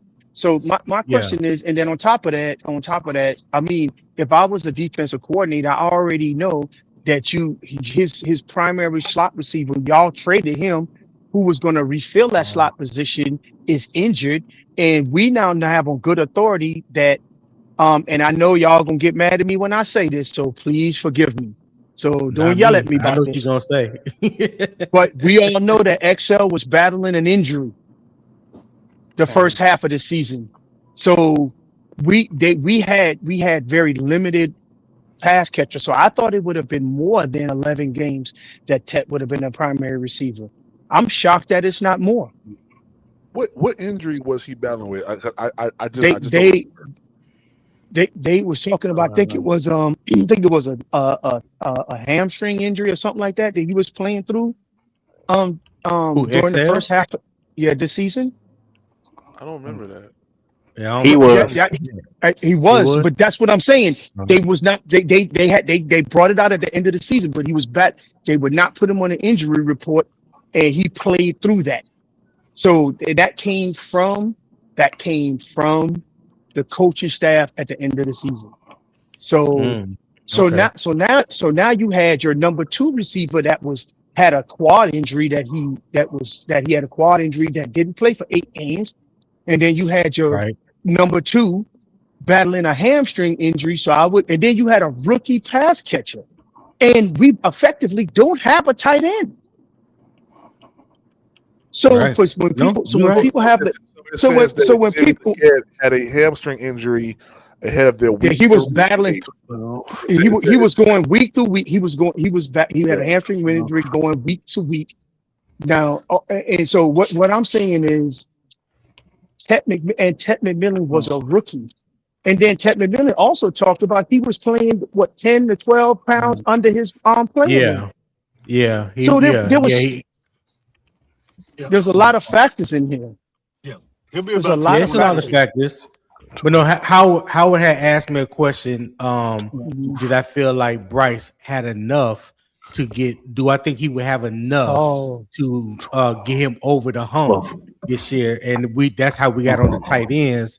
Because I was just saying that the tight okay. ends that we have, I just think they're just competent. They're average tight ends. Right, You know what I'm right, saying? And on right. top of that, it wasn't not when we have utilized our tight ends, when we have spread the ball around and we're overthrowing down the seams, out wide, spreading the ball around to different playmakers, we have always given ourselves a better opportunity to win the game.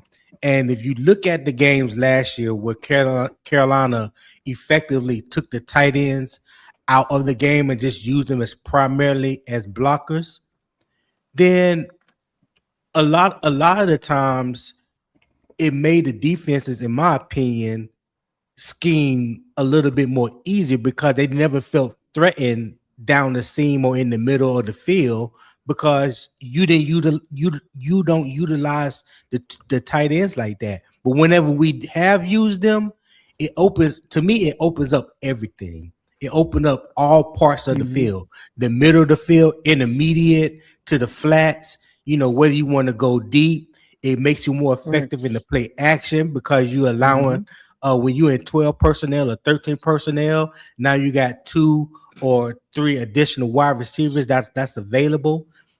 We don't use it consistent enough. That's what I would like for them to. That's what I Yeah. would like to see. I Now, would Tony, just let like me them ask you this, right? use the tight ends more. Let me ask you this, right, Tony. What if I told you that Bryce has never truly targeted the tight end all throughout college, all throughout his NFL career? And what has that got to do with what we're talking about here? You do the math, Will. I'll let you No, relate the well, two. no, it's Well, not. there It's was not. there It's not. was there was. It was not. It's not Go ahead, necessarily Will. math. It's not necessarily math. 336. Yeah, I'm It's gonna let about you relate the two on offensive. your own. No. No. I don't need. I know where you're heading. I'm saying that 1 plus 1 doesn't equal 2 in this equation. Here's why. In my opinion, if the tight end is the number one pass catching threat on a play, the the thrower of the ball will get him the catch. For example, did with Greg Olson was a Carolina Panther. He was our number one pass catcher for a good portion of A number of the years. for a number of Yeah. years. Did did Cam Newton utilize the tight end as his primary pass catcher at Auburn? I don't know the answer to that. I would venture to say no. I'll say no. Because you can't So even nobody can tell you who the tight end at Auburn was or any wide exactly, receiver that year. I exactly. can't believe we're really using this, but go ahead. No. What I'm saying to you is, and I'm not talking about Bryce. I'm just talking about the offensive scheme, opening up the middle of the field. When you have a middle of the field threat, that opens out that gives you better opportunities in the outside. when you're utilizing the middle of the field better. That would be So effective for any quarterback in the National So Football League. so 336. What was your point of asking that question? Let's just get to the root of it. My point is, throughout his entire football career that I've seen, from his earliest days in Alabama to now, he hasn't targeted the Right. tight end. So I don't Okay. necessarily see a point in trying to find some all-star tight end in an area of the field that he doesn't necessarily target. Okay. I can see where you coming from that. So I'm not gonna say that you're wrong on that. This is what I would say is the offensive scheme that he's running now in the Right. NFL is not the same that he ran in Alabama. Yeah, And and I agree. when we talk about and this is just the NFL now. When you look at the teams that has consistently year after year in the past, I say 10 years. Let's just stick with 5. I ain't gonna go back too far. Let's just stick with 5.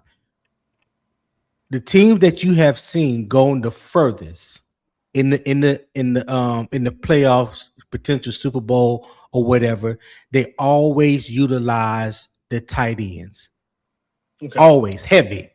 The And Rams used it. The Rams used it last year. Seattle used their tight ends, even though they don't even have a elite or Pro Bowl type tight end, but they still use them.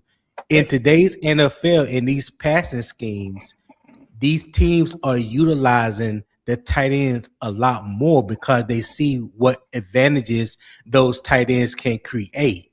We don't use that, and that doesn't fall back on the quarterback. That falls back on the offensive play caller and the scheme that everybody is in. Right, and it's a double-edged sword. He's never really targeted the tight ends that way, and the scheme doesn't necessarily. It's not tight end friendly. So that's There the you reason go. why I'm There you saying, go. Tony, it's a double-edged sword. I really just don't see the purpose. Well, that's why I was saying earlier. No, it's not a tight end friendly scheme, and to me, that's what that is a part. And I ain't gonna say it's all, but that is a part that holds this team back offensively. I feel like they should utilize the tight ends that they have more. They don't need it to be an all-star. You just need to utilize them more. Mitchell Evans have shown you that he's a decent tight end when you utilize him in the passing game. He showed that last year as a rookie, but we don't utilize him that much. Tommy Trumbull has shown you he has gotten better as a pass catching tight end. We don't utilize him as much. It's not there. I'm gonna be real with you, Tony. I don't think we've ever utilized the tight ends since that whole Greg Olsen thing. And just to be real with you, I think Tommy Trumbull got a little bit more to show than what people think, which is why I don't think we need necessarily another tight end. Okay, that's a valid argument there. Yeah, right? that's a valid argument. That's a valid argument. Tommy Trumbull, but then again, this is just me talking. Maybe the coaches don't think that he has much more to contribute. Yeah. Hey, I don't know the answer to that question. Yeah, that's a possibility. Yeah. I think that Jatavion Sanders will probably do better if he can stay healthy. Mm-hmm. Yeah. I think Jatavion Sanders has not been the same. I don't think he will be the same ever since his neck injury. I think they all fucking suck. Ever since his neck injury, he has been a shell of himself. That Dallas game? Yeah. Hey, Tony. So I went ahead and did the whole calculations for everything and everything like that. So and this is all just targets. Tet led the team in total targets per game in 12 games. Coker had 2, Excel had 1, Rico had 1. Now targets per game. This is just strictly targets. Tet and Tommy led in 1 game. Tet and Rico led in 1 game, and Tet and Coker also led in 1 game. What is the common denominator of who led the team in with target shares? Are you? Is this going to turn into an Excel bashing session? No. This is going to turn into Will. I'm not talking to Excel. Has nothing to do with this. I'm talking about Tet. I'm talking He's the about Tet. X. Just He's the X. Tet. I understand that, He's but the X. I'm strictly talking about Tet because I Right. brought up because this whole thing started off with the fact of bringing in a Pro Bowl because Nick said if we brought in a Pro Bowl player tight end that he would take away that he would be the number one guy and take away targets from Tet. And I'm saying this, and that's all I'm saying, that because Driver was also trying to tell me that Tet didn't lead in nothing like that, or Tet didn't lead in the majority of it. So I did the numbers. Tet led the team in most of the games. All right, with the most targets Mm-hmm. thrown to him Okay. with 12 Okay. games. And after But that, that, everybody but else he should was be. one. Everybody else is either 1 and 2. Yes, I get that Tet is the X. I get Tet is the number one guy. I Right. get that. That's Mm-hmm. that, Okay.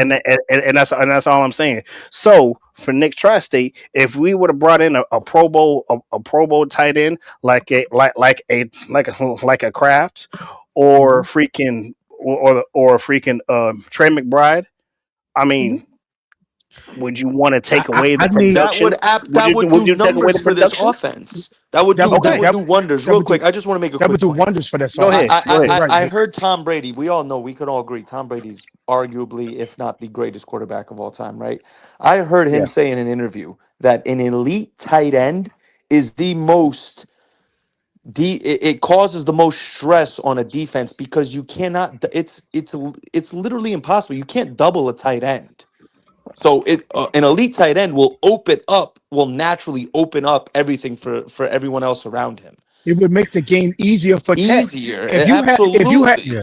you have an Absolutely. elite tight end, it opens up the game for Tet. It doesn't necessarily take target Exactly. shares from Tet. Yeah. It Hmm. would So I it would think make Tet more efficient. Right. It I would make think Tet I more think I efficient. think I think I think people get hung up on whether or not the tight end is a Pro Bowl or not. I don't think that really matters. I think he needs to be a threat. And I don't Exactly. There think you in go. our tight We don't Hmm. even I have a don't think in threat. our tight end room right now we have a threat enough, a threat enough Yeah. of a tight end Hmm. that give defenses cause to pause Bro, why when don't they Hmm. the sit real out and they Sunchild, really? yeah. The Hmm. real Sunchild said, "Why don't tight ends go number one overall picks then?" Really, bro? Like that's a horrible Okay. Yeah. analogy. So But because Well, yeah, Has a I corner, can I hey, the hey real listen. Sunchild, answer me this. Has a cornerback ever gone number one overall? So let me just say this, My point proven. Thank you. Nick.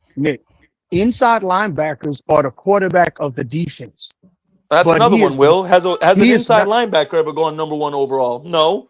is a premium. So there are premium positions that exist in the NFL, which are the highest paid positions. Absolutely. That does not mean that the other positions are not valuable.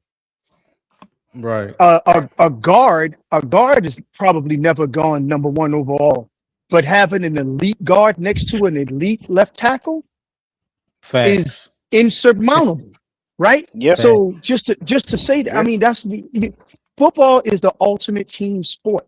That's why I think it really kind of resonates with a lot of people, right? Hmm. Yeah.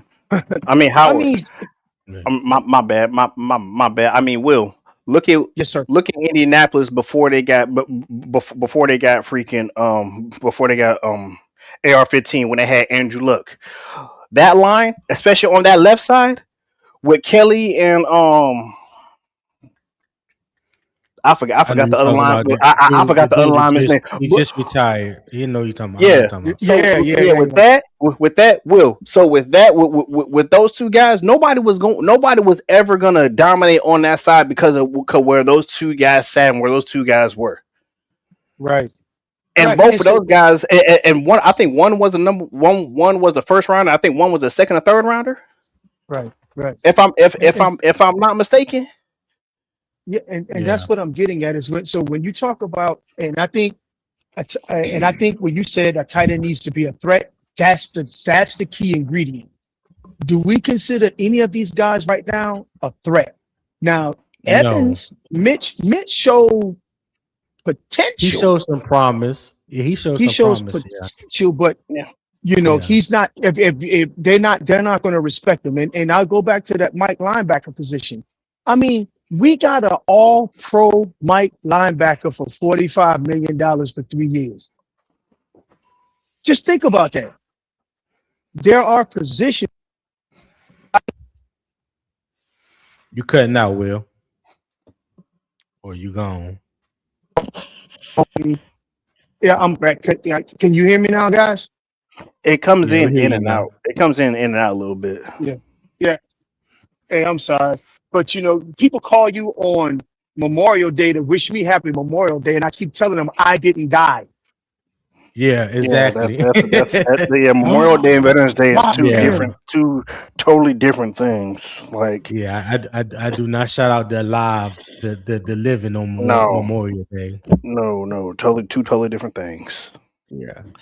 But yeah, I would love for us to get back to utilizing the tight end, even if you look at that tight end position or whoever playing tight end for us, and you say, "Oh, he's not a threat." But if they use him enough, if they give him enough opportunity, you have to respect him as a possibility of being a weapon, not just a blocker. That makes sense. Mm-hmm. And I think Yeah. that's what we brought Sanders in here to do, and I think that's what we brought Trimble in here to do to be that to be not that all starter, but to be that potential threat of like, oh, dips, this guy can get there get there at any point in Well, time. And like he can make a what move at any point when he needs to do it. But what we need to put out more plays for them to actually get to that point to where it is respectable. Not saying all star, right, respectable. right. Well, Tommy had when Tommy came out of Notre Dame, Tommy was known as a blocking tight end. That's where he made his chops. That's where he made his name. He was Hmm. a little undersized, but he had that dog in him. He had that He had aggressiveness that in fight. him. He had that He fight. even he even talked about how much he loved the run, to run block. And he had to work on his hands. And he got better over time, the same as Chuba. When Chuba Hmm. first came to us, Chuba couldn't catch a fucking cold. You know what I'm saying? But now, his pass catching ability has gotten a lot better than what it was his rookie year. So just as there's a lot of people that feel like they want to see Chuba or see Chuba develop into a more of a threat out the backfield. I think he's consistent, than what he once was. But you want to see one of these tight ends, whether it's Mitchell Evans, whether it's Tommy Tremble, Jatavion Sanders came in here with more hype than either one of them. He came to Carolina known as a pass catching tight end. And You know because what I'm that's what he saying? was. That's what he. Because I Yeah, watched him for 2 that's years. what he was at That's what he Texas. was in Texas. Like he was like not only was he catching, he was running people over and jumping over everybody. Yeah, So getting him is like, yo, give him like 2 years of production. That third or fourth year, oh, it's a wrap. It's right. over. But So Tony, I do agree what you said. I do agree what you yeah, said. When he caught that ball and then he fell on his neck. I'm not gonna lie. When I watched that happen, I'm like, oh no, hmm he ain't been the same since then. he hasn't Hey, been the same. He hasn't been the same. And think about it. No human being, no matter if you're a pro athlete or not, no human being in a right state of mind, unless you're just a crazy freak athlete like a Brock Lesnar, no person yeah, is gonna fall on their neck and be like, oh yeah, I'm good, because everybody knows what neck injuries can do. he They has know what fall. they can. A PPP. It's a scary thing. It's a scary Ed. thing, bro. A PPP. Will, if you hear me, Will is backstage. He said, "Let him up." But yeah, with Jatavion Sanders, man, hey, that neck injury. Look, I understand that it has caused problems, and he could be shell shocked from that, and you don't know if he's ever gonna be the same. Then he's lost weight, which he wasn't a big tight end He in no the first beginning. You know what I'm no saying? So, no. He I wanted to didn't get agree with faster, him. but Yeah, but mm-mm, just mm-mm. because you lose the weight, like how much faster you think you're going to get? You know what I'm saying? Playing that Yeah, position. yeah. So, but Charles Xavier, he said, I agree that we need to utilize the tight ends, but again, if your quarterback isn't targeting them right after targeting Tech or making them one of their options, then what can you do? The QB has to target them. Yeah, that's true in a sense, but at the same time, who makes the decision? Who calls the plays? If Dave Canales ain't calling the play for Tommy Tremble or for Mitchell Evans or for Jatavion Sanders, Bryce ain't gonna just say, "Oh, coach, you ain't calling enough plays for the tight end, but let me throw to the tight end anyway and disregard what you call." I don't think it's gonna operate like that. Yeah, So but I get it's called what you're audibling. saying. It's called audibling Yeah, and but reading the defense because you don't audible into a play for a player just to make them happy. The defense have to give you whatever the defense presents to you. you have to go. You audible to where you feel like you can attack that defense at their weakness, Exactly, right? and So if honestly, there could have been times where Bryce Young could have saw something, read the defense, and audible to something where a tight end could have been open to get a first down, or not even to get a first down, just to get close enough for us to do a run play to get to. So instead of us being being freaking 3rd and 7, we could be 3rd and 1, and then do a fake rollout on a RPO play to get that first down to keep the drive going. Something simple as that. We can hit a tight end to do Well, that. You know what I'm saying? you don't. I If we did don't I did know, a oh, go ahead, Will. I'm Go sorry. ahead. Go ahead. No, go ahead. Go ahead, But Will. Go ahead. Go ahead. you're 100% right. You don't know if he's done that. You don't know if he's done that or not. He might have called. They might have called a nails down pass play that he audible and gave that ball to Rico Dottle. You don't know that.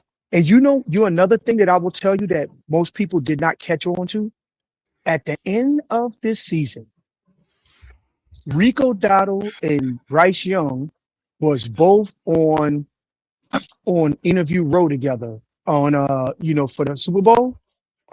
If Rico Dottle, if Rico Dottle did not like Bryce Young, that goes to show me that that when there was pass plays, he was handing that ball to Rico.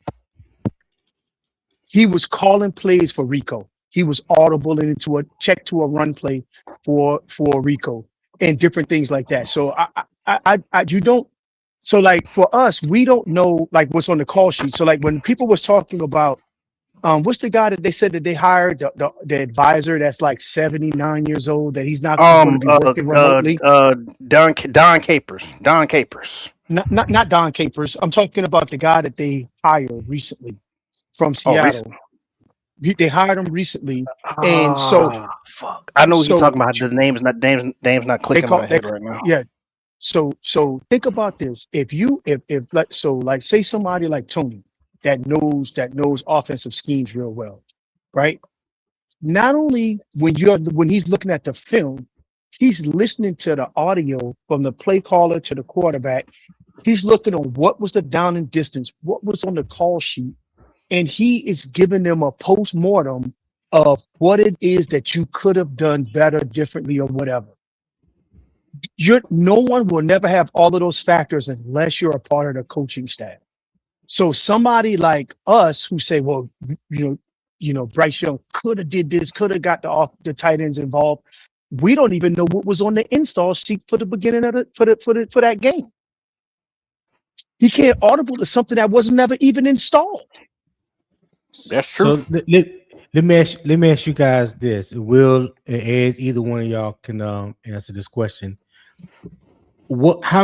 How many times per game would you say would be enough to target a tight end? What do you think a good average would be per game to target a tight end in offense? I don't care what team it is or what scheme or whatever.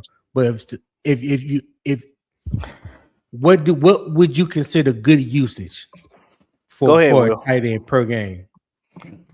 4. I say Four. okay. Okay. I Last year, I want to say about between 4 to 6 depending on no, you want a simple answer between 4 and 6. I go with 4 and 6. Okay. That's good. That's good. So the Panthers targeted their tight ends 5 or more times in 9 games last year. That's 5. That's 9 out of 17. 9 out of 17 games last year. No, I'm sorry. In 2024. That was in 2024. They targeted them 9 out of 17 games. Hold on, let me pull up 2025. Yeah, I'm gonna say we're past 124. It's 2025, man. Yeah, I know. Yeah, I know. I don't know why it gave me 2024 when I was specifically asking about 2025. Yeah. Will, and I don't know if you'll agree with me or not, but the reason why I say between 4 to 6 because it depends on the defense, the defense that we play, not even the defense that we play, the defensive coordinator and how he plays and how he runs his schemes is gonna depend on what that guy can do. Because, like for a Vic Fangio, you can probably get about 4 or 5 because Vic Fangio is aggressive.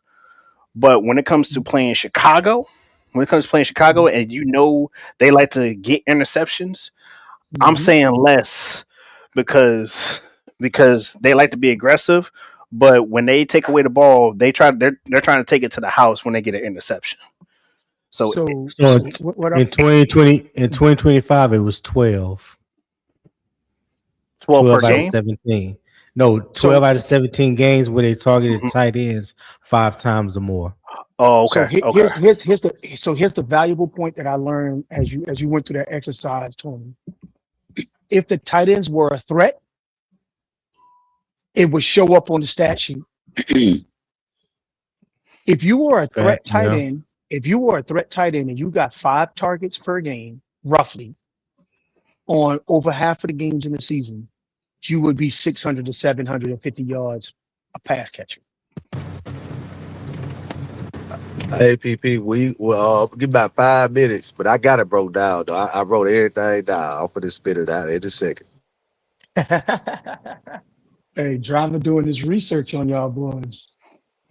Drive, what you doing your research on? Because you're doing yours on the targets of games. I already did all that for you, though. I never asked you about targets. I specifically said who led the team in receptions. That's what I said. Yeah. So don't switch up. Don't put words in my mouth. Yeah, I asked you that. That was Tet led. And I asked you how many times throughout the season did Tech lead the team in receptions? It was 11. I said, well, you don't know the answer to the other players, or you don't know the answer to specifically breaking it down of who led the team in receptions. I never brought up targets because everybody know that Tech got targeted more. Look at his targets. That's easy to define. But I said reception, sir. I got 11 Driver on that. And here's the thing. I'm talking about Bryce. So it's one game Bryce didn't play. Yeah, I know that. Because that's what we're talking about, right? You said hi, Bryce. So we're talking about Bryce. We're not talking about the Bills game because he didn't play that game. It was the Bills game. Yeah. So like I said, give me a sec. I got to drop some out, but when I get out this car, I'm gonna break it out. Yeah, that's that. I mean, so the tight end play. So let's. So Tony, on that. So let's put this into perspective. Yeah. If you were a serviceable pass catching tight end, let's say if you were blocking and a threat from 12 personnel. Let's say you are blocking and a threat from 12 personnel. And that linebacker know that you lined up and you going to get 5 targets a game. He's got to respect that. If you open up the middle of the field, they gon' eat us. Right. So that means that they have to respect the middle of the field, and that opens up things on the outside. So now that leads me to believe that it is not a Bryce Young problem. It's not an offensive problem. It is a skill or a talent problem. Yeah, I can agree with that as well because like I said before, we don't have a threat at that position. We Right. we just don't. And in today's NFL, when you look at the teams that Mhm. are consistently in the playoffs, consistently with great records, going deep in the playoffs or whatever, all those Right. teams Right. utilize their tight ends and they are a threat in the passing game. The Rams exposed us on it. San Francisco has a tight end that's a threat. The Eagles have a tight end that's a threat. Baltimore has a tight end that's a threat. Um, Seattle don't have a tight end that's a threat, but they made up with that with the hellified defense they had last year. You know what I'm saying? So that was like the common denominator. We just talking about those two things, but Mm-hmm. a lot of Green Bay has threats at tight end. They had two of Dallas them. has a One threat. of them went Yeah, down. Dallas has a threat at tight end because they utilize him. You know what I'm saying? They really utilize whoever playing tight end for Dallas. They really utilize him. Makes it and that made them a threat. So when when Yeah. when teams are scheming against them offensively, no matter who the tight end is, they got to account for that position because Dallas uses that position a lot. Hmm. We do that. Right. Right. So so let's say if we had Tyler Higbee and he was getting targeted 5 times a game and he caught 4 of them, those are chain movers. Yeah, Those Tyler are Higbee's main. I'm yeah, he's a sorry. Yeah, chain mover. yeah, he's the That's those same. are No, I was chain agreeing movers. with you. I was agreeing with you, Will. Yeah, No, no, no, no. Oh Well, he's a yeah. yeah, chain. no, no. Yeah. I can agree with that because one of those targets is gonna be one of those targets is gonna be a touchdown. One of them is gonna be a touchdown. If if Carolina this offseason would have signed David Njoku or Jonnu Oof. Smith, there's Hmm. not a defense in the league that's on our schedule that would not have to scheme for the tight end position. I would rather take. I know some of you. I know some people probably bash my head for this. I would take Jonnu Smith over Njoku just for the simple fact of reliability. Has nothing to do with athleticism. Has nothing to do with catching or anything. I'm solely taking him based on his size and reliability. That's cool. I believe Juwan Jennings is more reliable at being Mhm. there on the field, at being You mean available. Jonnu Smith? Yeah, that's my yeah. Johnny Yeah. Smith. I'd rather have him because reliability and actually his size and presence on the field than David Njoku. Even though I David mean that's Njoku is more athletic than he is. I mean, So yeah, you know what? that's cool. Neither one would be wrong, but both of them are better than what we have right now, and they would be considered a threat.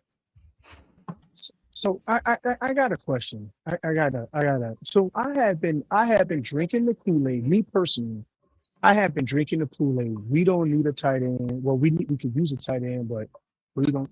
Good. How are you? We don't. Good. I'm just looking around. We don't target tight ends, Hmm. and because of that, X, Y, and Z.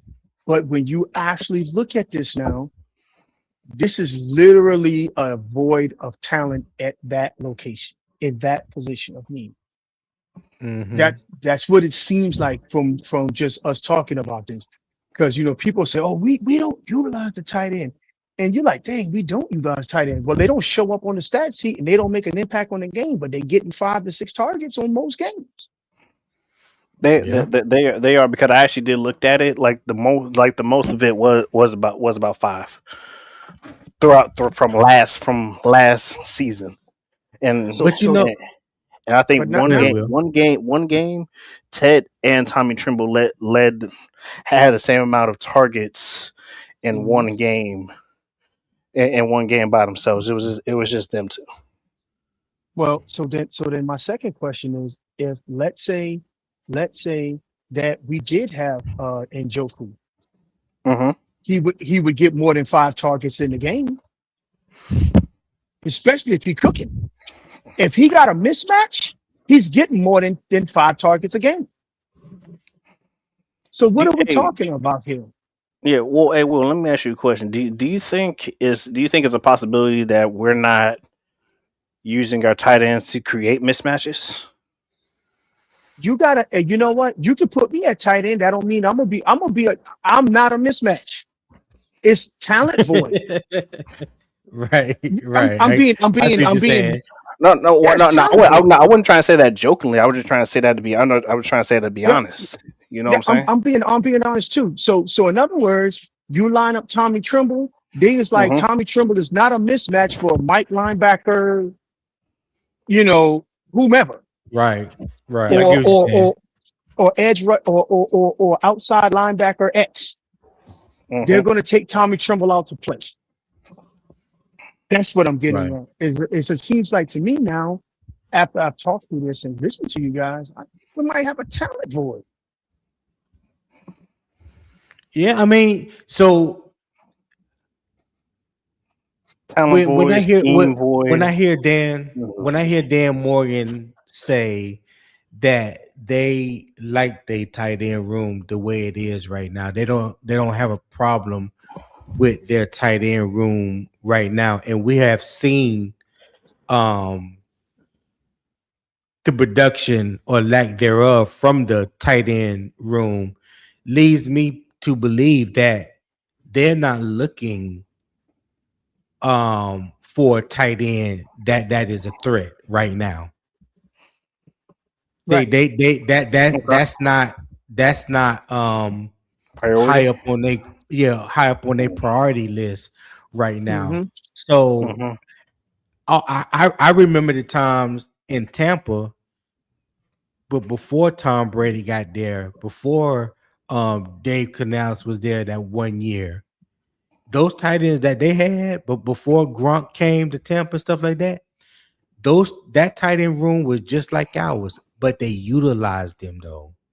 They Yeah. utilized not just in screens or check downs.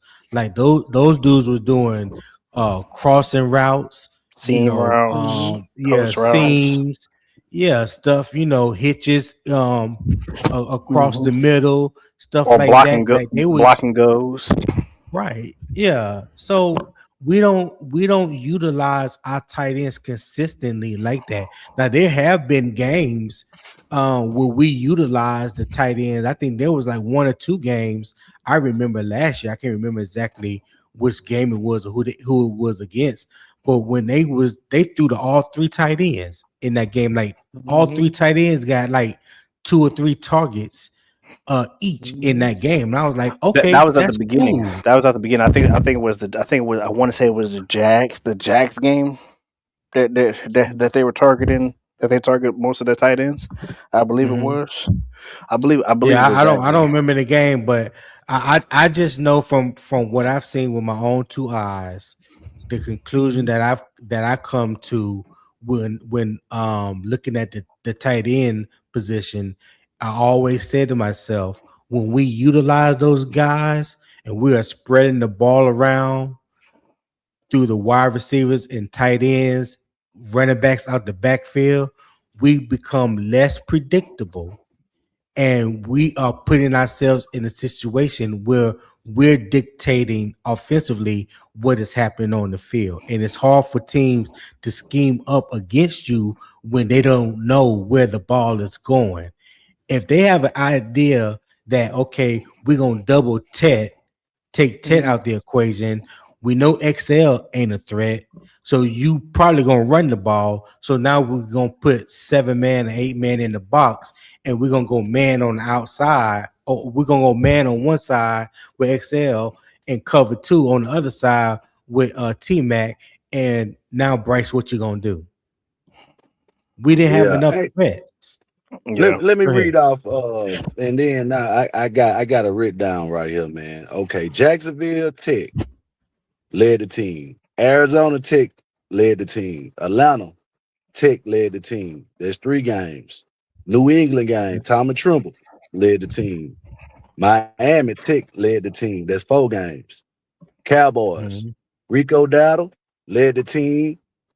That's the Jets. XL led the team. Green Bay Tech led the team. That's 1, 2, 3, 4, 5. That's 5. All right. New Orleans Tech, Tommy Tremble was tied. I don't call that leading, but if that's how you want to put it, he didn't lead the team, but both of them had the same amount of receptions. Atlanta Tech led the team. That's 1, 2, 3, 4, 5, 6. Okay. San Francisco, Schubert led the team. No, Rico led the team. My bad. And Schubert was tied with him. Both of them had 4 apiece. Rams game, Coker led the team. Saints game, Coker led the team. The first Bucks game, Tech led the team. Seattle, Schubert led the team. And then the last Bucks game, Jalen Coker led the team. So what I was saying earlier, which is it was either 6 or 7 games that Tech led the team. And I was just going off the top of my head. So when I pointed it out that Tech only led the team in receptions, I was actually correct about what I was saying. And I was on a visual basis. So I didn't say I wasn't talking about targets. I was just specifically talking about who led the team in receptions. Because even if you say, well, he got targeted a little bit more, but what the notion is what people getting up here saying is that Bryce don't spread the ball around. And when you got 14, well, that's 8 games, other games that I ain't gonna say because I ain't gonna include the Bills game, because what that is, that's 16 games. That's still what, 7 plus 8? That's still 15. What? Yeah. No, that's a little less than half. Right. That's still a little less than half of the games that we played that Tech didn't lead the team in receptions. That's what I was speaking about. So I just wanted to clear that up because, when I look at the game, you look at saying that Bryce is a 1-read quarterback, that kind of discredits your notion on that.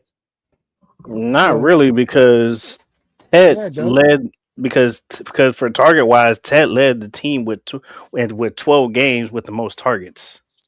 With 12 games. But you also, what you got to do is have the context behind that. You had XL didn't play how many games? How many games did Coker not play? Coker didn't play Coker missed 5. Coker missed 5 games, 5 or 6 games. How many games? How many games did Sanders not play?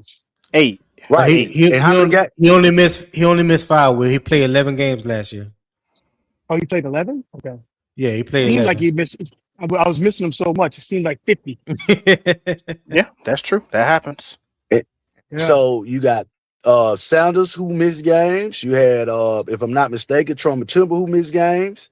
I mean, if we're talking about just because he got the most, he should have, because the receivers was hurt majority of the season, so he should get most of the receptions. I mean, the targets. That don't make sense about what you're saying. David Moore got hurt, so we could keep going down a list of receivers that you got to throw the ball to. If they hurt, how can they get the targets? So can I toe tap what Driver talking about? So the thing that Driver's talking about is in the world of the Carolina Panther world of Panther world, saying Bryce is a 1-read quarterback makes them say that we need to get another quarterback. That's the only thing they absolutely care about, right? They're never going to do any research. They're not going to do no context behind anything. That's just it, right? And for anybody to say, you got an X receiver and the X got the most targets. So why do you have an X? That's the reason why he is the X. What are we talking about? I mean, like, I don't understand. It's just tiring. It's like they have, just give it up. I mean, Bryce is not a top 10 quarterback in this league, but neither was Matthew Stafford in his first couple of years in the league. Neither was a lot of players in the league. Let's just let this play out. You know? And I think that what's the guy name? Derek Brown said it best. People has had such negative takes about Bryce Young, they are never going to say that he's better. They're just never going to say it.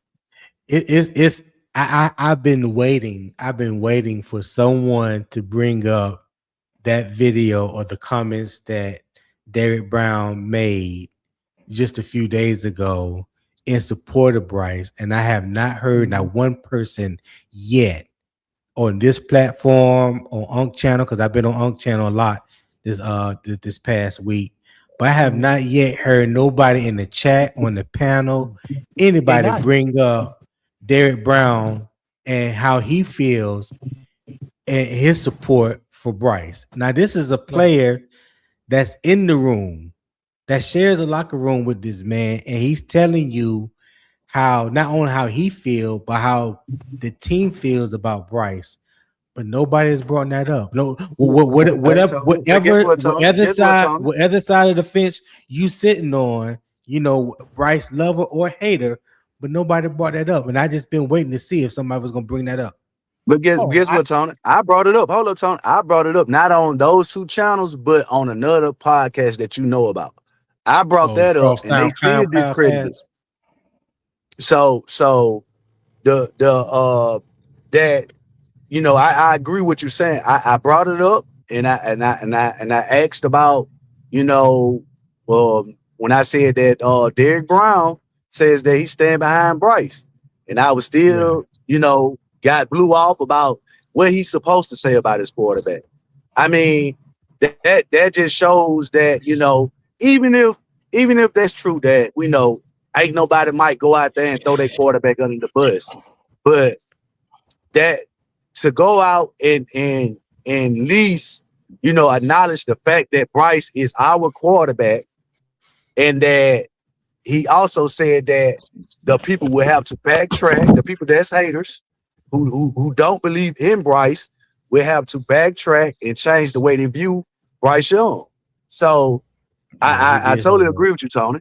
So I know say I'm just trying to. There's a difference. Touch on what you said. The people who say that he did what he's supposed to say. Let me explain something to you. If he did not, he went out of his way to praise the quarterback. He didn't say, "Yeah, Bryce is a good player. We're looking forward to seeing what he's doing in 2026." That's endorsing a guy in your locker room. But that's the point that I'm trying to make. There have been people that have said such horrific things. Now the personal attacks have ended. I mean, they was talking about the man's father, the man's mother. They was doing all kind of shit, right? Yeah. Yes, they were real bad. All of that has stopped, right? Now they just praying that he doesn't get to another contract, so they'll move the goalposts. Like, for example, Howard was saying, Howard was saying Carolina Panther only gonna win 4 games, right?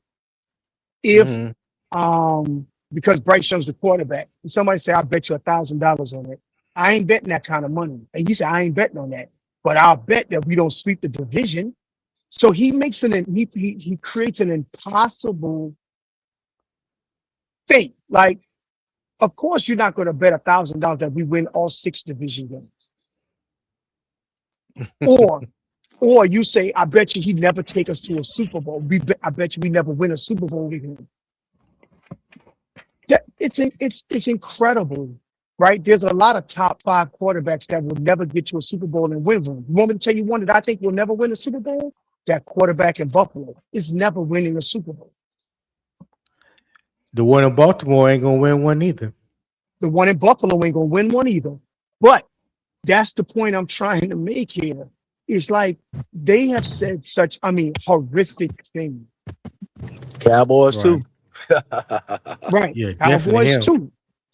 But we can name out a lot of elite quarterbacks that can't. They would never get and there and win it. I mean, if and it Baltimore happens, shit, it happens. But Baltimore ain't gonna win a Super Bowl with the quarterback they got. They don't want to have him. They never got an offensive line. They don't find him a pass catcher. Jesus. So, but all I'm saying is that it's to the point now where it's just ridiculous to even discuss it with them. It's like Yeah. it's like your old ass uncle who gonna tell you about the 1960s and how he still got and, it. and he gonna stand on it no He matter gonna what you stand say. on it, no matter what you say, and no matter that your daddy done told you that there's been 7 girls done broke his heart in the 60s. He done had to pick him up off the mat 10 times about the same girl. Well, he was a player. And nobody ever. You see what I'm saying? Yeah. It's like, come on, man, just leave me alone, dog. And so for that, I don't even listen to that shit no more. That shit is beneath me now. It's Yeah, I feel you. ridiculous. I feel you, So Will. let me ask y'all something, right? I don't know if y'all familiar with what happened over what it was like last weekend, and I'm not trying to bring politics into anything, right? But Mm-hmm. it was a New York Giants player that Yeah. attended a rally. I'm Yeah, pretty Yeah. sure Yeah. y'all heard about this shit. I'm not gonna get yeah, Yeah. hmm into it really. yeah. They talked about it. They talked about it this morning on First Take. Exactly my Yep. point. So do Yeah. you like? I'm not disagreeing with what y'all saying, but I'm saying because I can go down a list of names of unlikable people that people came out and said that they don't like this, that, and the third. But when it comes to certain things, you're not going to speak negative. You're not going to speak negatively on a player that's on your team. You get what I'm saying? Because just look at what happened this past week, right? And look how much friction and how much this thing has caught media.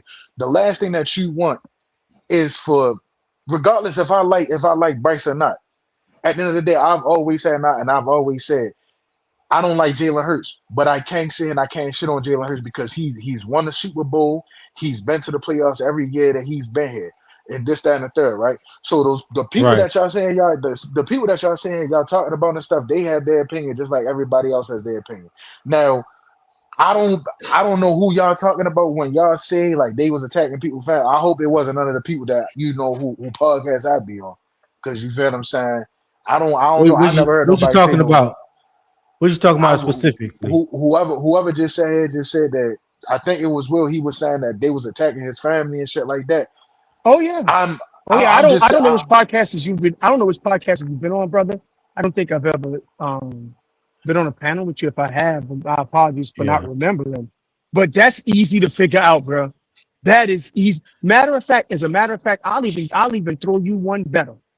When they drafted Teteroa McMillan, they talked about the man not wanting to be called Ted because his mama don't want. See, I'll call him what the fuck I want. Just straight up. I don't give a damn what his mama say. The man ain't even flew into Charlotte yet. He ain't even left the damn draft site yet. Yeah. But no, That it's Trail, what Will is saying, and I can back him up because we have been on this certain podcast. I ain't gonna mention nothing because I don't fuck with them. It's just straight like that. I don't give them the energy. But there is a podcast that we both have been on where they have taken it outside of the game of football. When you start talking about people, mama and daddies, and what they've done outside of a football field, to me, that's a bitch made nigga that do shit like that to try to make their point valid or right. Like that man, mama and daddy got nothing to do with what you don't like or what you do like about a particular player on a football field. So when people do stuff like that, yeah, I call it bitch ass nigga because only a bitch ass nigga do shit like that. well, okay. yeah, PvP. yeah. If you hear, I don't mean no disrespect or anything, bro. I'm not trying. You feel me? Bring ain't never gonna be no beef. Are y'all talking about Black Hat? Yeah, I said I'm talking about Black Cat. Yeah, I said it. Okay, so what in particular did? Because I'm pretty sure because I don't think you got any beef with Goat. What did Q say about Bryce's family? Just what Will said. When Just did what Will said, and this was 2-3 years ago. I like so when I started my podcast, me and my cousin we had our podcast Two Fans in the Stands. All right? right, we started that back in 2023. Black Cat was the first podcast that we went on. You know what I'm saying? After we went to the training camp and met those guys, Black Cat was the first podcast that gave us the opportunity to come on YouTube and spread our name around. But they also specifically Q and a lot of times Goat because those two were hand in hand. They talked about not just Bryce, but his daddy and his mama.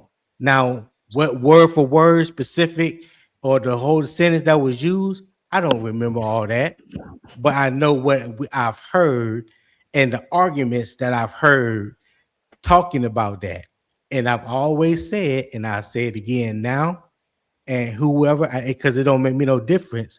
When you do that, that is some bitch ass shit to me because it should never go outside of the realm of football. If you don't like Bryce, you don't fuck with Bryce, you want to shit on Bryce, however you want to talk about Bryce, do that. But that man, mama, his daddy, siblings, family ain't got nothing to do with it. So why do you feel the need to bring them in a conversation to validate whatever the point is that you're trying to make? Okay, so you said it happened 2 or 3 years. This because I'm on that show. You get what I'm saying? I'm not like as far as I know, I never heard them say anything about. I definitely never heard them say anything about his mother. The only thing that they say, the only thing that they, I'm not saying that you lying because I wasn't around at that time, so I can't defend nobody that if I wasn't around at that time. You get what I'm saying? Only thing that I've heard them ever say about Bryce's father is when they bring up the fact that he was the one that was vouching for the Panthers to draft Xavier Leggett, and now a lot of people 2-3 years later want Xavier Leggett gone. That's the only thing that I ever heard them say about what's his name, Craig. How did Craig vouch for Xavier Leggett? Do you think that the Carolina Panthers picked up the goddamn phone and called Craig fucking Young and said, Craig, which wide receiver should we select? Will, well, Think maybe about you that. should, and Will, maybe you should go and Google it I up definitely yourself. Oh, no. okay, and okay, if you're gonna keep, Will, I know exactly. if you're gonna I keep know over exactly time, if what you're y'all gonna, talking. okay, are you gonna let me talk, or are Let you him gonna try finish. to overtalk? Let him finish, Will. Let him finish. Go ahead, Trail. Go ahead. Because all I'm getting ready to say is that Craig Young either it was on like a podcast because they obviously know who he is because that's Bryce's father. He said that he would love for the Panthers to draft Xavier Leggett. And then and as like it was a top 30 visit or whatnot, and closer towards the draft, the Panthers were linked to Xavier Leggett. Why were they linked to Xavier Leggett? So let me I let me do. answer this question. Let me answer I, now. Let me respond to this. So if he was on a media channel and they said on a top 30 visit, what do you think about player X? Was he supposed to say, I don't want you to draft player X because I don't think he's a good fit? What do you expect that man to say? Well, well, if you literally go out here and say, I would love for the Panthers to draft this player and that player for your son, because your son had a abysmal first year. We know why he didn't have no offensive line. The receiving core that he had, it was okay, but ain't none of them in the league right now. You're So going it out there. wasn't It's the okay. same. It's the same thing as if did you listen to when Tech got drafted last year? He said that Bryce vouched for him to get drafted to Carolina. So it's pretty much the same He thing did. on what Craig. Exactly So my point. So He so did. so nobody is lying about this let me shit. hold on, So hold what? on. No, so wait, let me no hold on because he's addressing me. Let me address him. So I think I remember what you're talking about. That when they asked Craig about the wide receivers that the Carolinas were linked to, he said, I would like that wide receiver. He didn't say, hey, let me pause for cause here and let me tell you why I want this receiver. It was asked of him about that receiver. It wasn't like he says, let me tell you what's the best fit for my son. That's not how that went down. Yeah. That is not how that And went down. I'm gonna say that too. And Hold on, real quick. uh, The real Sunchild, ain't no sneak dissing. And I do agree with you. Black Cat ain't here to defend themselves. But one thing about me, it's a known fact. This ain't nothing private. This is something that's public between me and Q.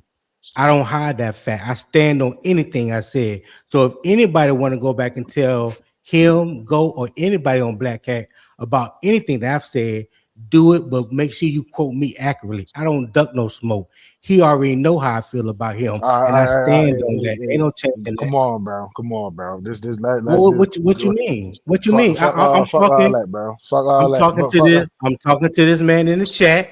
The man made a comment in the chat about sneak dissing. I'm letting him know, man to man, I'm not sneak dissing anybody. I ain't say I had a problem with you, Trail. I ain't say I had a problem with Go. I said it is publicly known who I have beef with Black Cat. That's what I But said. we on somebody else's podcast, bro. You get what Right. I get where Okay. you coming from, and like I said, I was there that you feel me the day that it happened. You get what I'm saying? I wasn't on there, but I heard everything on what happened and everything. But we on Yeah. somebody else's podcast, bro. Let's just You you right. feel what I'm saying? No, you I get right. that you You addressing right. that. Let's just keep it respectful, bro. If y'all see each other, y'all gonna handle whatever the fuck y'all gotta handle. But if not, bro, let's just keep it football. Please. I That's bet. all I Keep ask. it. I appreciate that. Yeah, I yeah, appreciate that. and And I'm gonna so say I don't know. I don't know anything about the argument I guess that happened between you and Tony. All I'm saying is for me, I'm talking about there has been many of people that have been online, both on podcasts and on Twitter, that have been personal in their attacks. And that shit I can't respect. When people do personal shit like that, I can't respect it. So yeah. take that as you will. You know what I Oh mean? snap! Hold on, Riz I B. never heard. What up, Riz? Hey, shout out Riz. In fact, Tony niggas are angry that they're not Bryce. Shout out Riz B, man, and also shout out Commander. Say Riz, where the heck you been at, boy? Yeah, man, Riz, hit the link. Riz, hit the link. Riz, go ahead, fellas. Riz B. And I'm a and you know, Trey, I fuck with you, bro. I never heard Trail go outside of football, and that's on real shit. Like I never heard him talk outside of football or Yeah, I ain't never to heard it neither. bring outside I ain't noise, never you heard it. know. I've Yeah, never talked. I've and never been on a panel with him, so yeah, I wasn't talking and about him. no. I'm saying this to say that even when we talk football, Trey always keep it 100 when we talking about Bryce, or he might don't like, you know, the takes or his certain opinions, but when Bryce Yeah. does show that, hey man, he keep it. Oh, Bryce did it. He keep it real. Versus some people who wouldn't even give Bryce no credit at all. So But you I'm know gonna say what? it. Everybody ain't the same, regardless on what show That's you on. that's cool. People, you ain't got people. Listen, I don't. I'm on. I don't swing one way or the other when it comes to Bryce. I really and truly hate talking about him like he's the only damn Panther player on the squad. people could talk they shit. I really don't care. And I don't care if you don't ever give Bryce any credit. It don't make no difference to me. I don't care if you love Bryce and he can do no wrong. It doesn't make no difference to me. We were talking about the personal attacks. Will brought up the personal attacks. Only reason Black Cat name came out my mouth is because Trail asked, "Are we talking about Black Cat?" And I'm letting him know I was talking about them. If he wouldn't have asked, I would have never said Black Cat name or Q name. That's the only reason their name came up. Yeah, that's But true. what That's what true. That but is what true. Will is That saying, is true. That's true. what Will was saying initially before all that, Will was talking about how people talking about Bryce mama, his daddy, making things personal. So just like when Trail said, and what you just said, driver, let's keep it football. And I'm all about that. Keep it football. No matter which way you swing, just keep it football.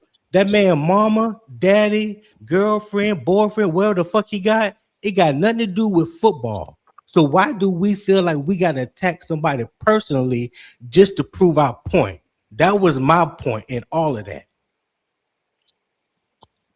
Well, Tony, I did not know you was whatever. I didn't know that it was something. I guess something that y'all had a discussion and it Yeah, went left. it happened. It Yeah, happened a little over a year ago. It yeah, is what yeah, it is, you know. right, So right. And it's whatever. so in order for me not to get into those types of arguments, I don't frequent places like that to have those types of discussions because they can get those things can get out of hand rapidly, and I'm not.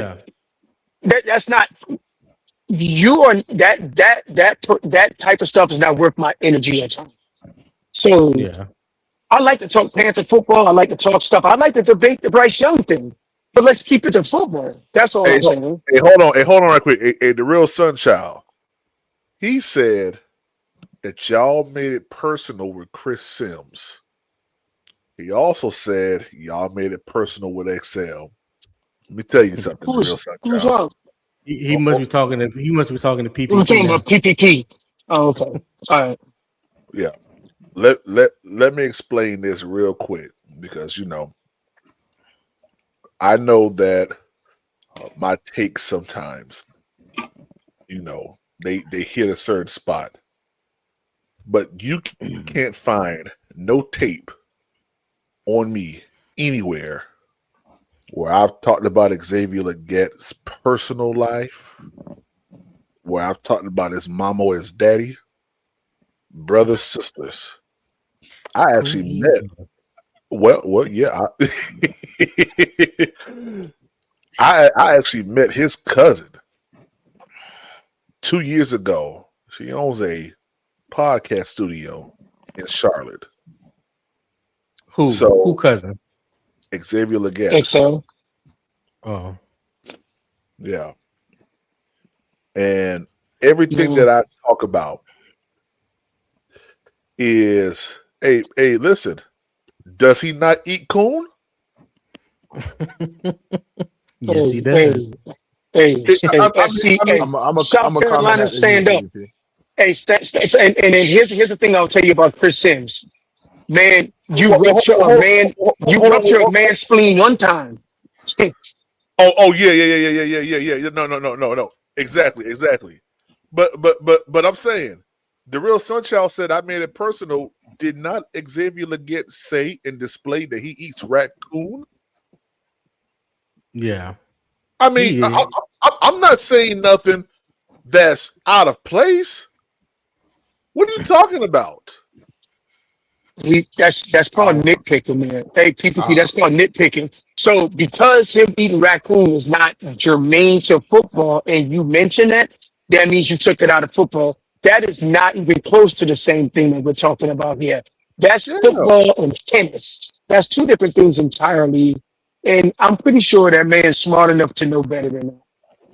Yeah, Right. man. I know he knows better than that. And Chris Sims, I never talked about Chris Sims' mama, never talked about his children. I talked about Chris Sims' take on Bryce Young, which was narrated by starting off by saying this little quarterback. So we already knew the narrative he was taking. And then I used something that's public knowledge, his stats. You guys got to stop that. The real Sunchild, Yeah. I know we Well, don't I tell agree. you, I know we don't agree, but you can't say that I personally, you can't name one person on this show that I personally attacked because I don't do that. Yeah. I just want to make that clear. Chris Sims has PTSD. I mean, during the game, one of the last games he played against us, he lost an organ. I mean, you got to admit the man has a problem with Carolina. I've never Yeah, seen yeah, Chris Sims say anything positive about Carolina. Period. right. But y'all know Chris Sims got fired about a month and a half ago Yeah, he and got just got fired brought because back. no, Y'all he's know on why he got PF. Yeah, he No, y'all got know he got why fired he got because fired. he ran fired. his mouth about that Dana Rossini thing. Yeah. Yeah. Mm-hmm. Yeah. And Like And, the and he, dude is a they brought him clickbait back. artist. Yeah, they brought him back. Hmm. so Yep. so he They no brought no. him So what back. happened is he got fired from Sunday Night Football. His Sunday Night Football piece. He's not going back on that. He's just on TFT, which is a subsidiary of CBS. Wasn't Um, he on that show with Mike Florio when he made those yeah, comments and Mike was yeah, trying to yeah. tell him chill and he kept going? So here's what I'll tell you. So Mike Florio's show is a Yeah. sub show of the CBS family. Who owns Sunday Night Football? NBC. Yes, NBC. Sunday Night Football is Yeah, So NBC. yeah. so Mike Florio's podcast is a subsidiary of NBC. NBC fired him from Sunday Night Football. He can still be on Oh, Florio's show, but he can't be on okay. Sunday Night Football. Okay. Okay. All right. Right. He Gotcha. got Yeah, fired from Sunday Night Football. yeah, Right. yeah. So And that's why and Edge. I know you asked me a question early on about my takes with Chris Sims and what he said, and then you kind of went down the list of all the stuff that Bryce Young was kind of graded lower in, which wasn't the stuff that Chris Sims was talking about. And that's everything that he was talking about. I addressed it like pace by pace. But you didn't play the whole video. So Yeah, but the rest of the video, the rest of the video talked about the Rams game and some other lies. Like if Yeah. if within 57 seconds I've cleared up 6 lies, I mean, what's the point of going through it anymore? I mean, you've already failed and this credibility at that point. and this is why people when people see a video and they only take the small little bit pieces of it and try to spin their narrative instead of looking at the whole entire thing to get a full perspective. This is how we come up with what we come up with right now. No. How about Shots this? You gotta How listen about to this? the whole thing, bro. How about Shots this? How fired. about this? How about this? You know what? Let's do it. Let's do it. hey, Let's, PPP. Hey, I'm about yeah. to. Hey, if y'all still on in about 45 minutes, I gotta run take care of something real quick. If y'all back up, y'all still on in 45 minutes, I'll Dang. jump back on. But hey, Will. yeah, Can you just yes, listen sir. to this first? Can you just listen to this first lie that he Uh huh. told?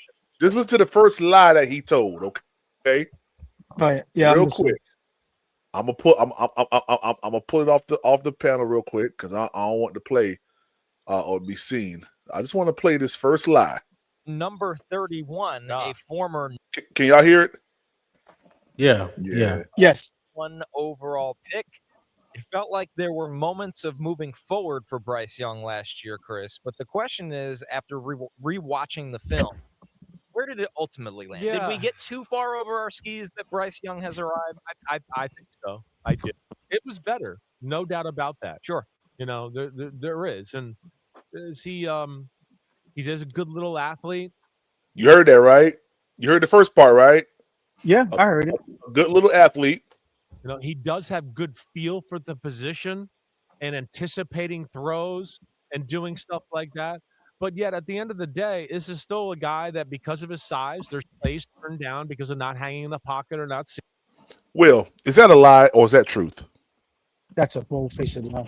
Thank you so much. Well, That's a I'll see you in What 45 did he minutes. lie about? What did he lie about?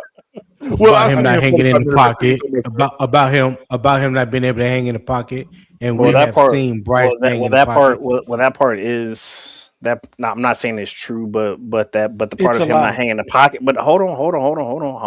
The whole part of him about not hanging in the pocket.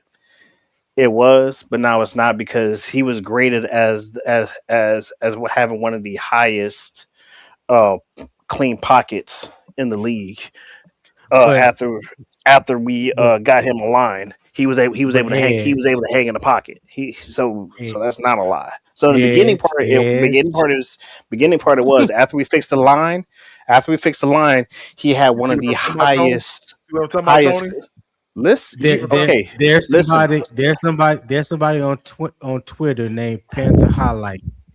I I don't know know who who Panther he highlight is, is. but I've seen his highlights the past week. The highlights that I saw today, and I guess it's from yesterday, you guys' time. Mm-hmm. There were highlights that he has of Bryce getting drilled in the pocket. I mean, Bryce standing in the pocket with a Yeah. blitzer coming down the middle in his face and completing the throw. And it wasn't just one time or two times. This was like 3.5, 4 minute clip of Bryce doing the things that y'all are saying, or Chris Sims is saying that he can't do. So with video evidence, he's been proven wrong. No, Yes. and I get that, what I'm saying was when we got the line fixed, Bryce Young is rated as one of the top guys who has had a clean pot a longer time sitting in the pocket and having a clean pocket. So he has Okay, improved his pocket presence. That's what I'm saying. yeah. I'm not saying that he's bad in the pocket. I'm saying he has a longer time of actually sitting in the pocket No, to but do that's what what he Chris needs to is do. saying. Chris is saying he's But bad in the Chris pocket. is saying, yeah, that's what I was gonna say, Yeah, PP. Chris is yeah. saying that Bryce cannot hang in the pocket, and what we're saying is there's Oh no, video there's evidence. times I've seen it where he can hang in the pocket. I've seen that. Okay, I've seen it. that's I've seen it for okay. myself. Okay, so that's what we're talking about.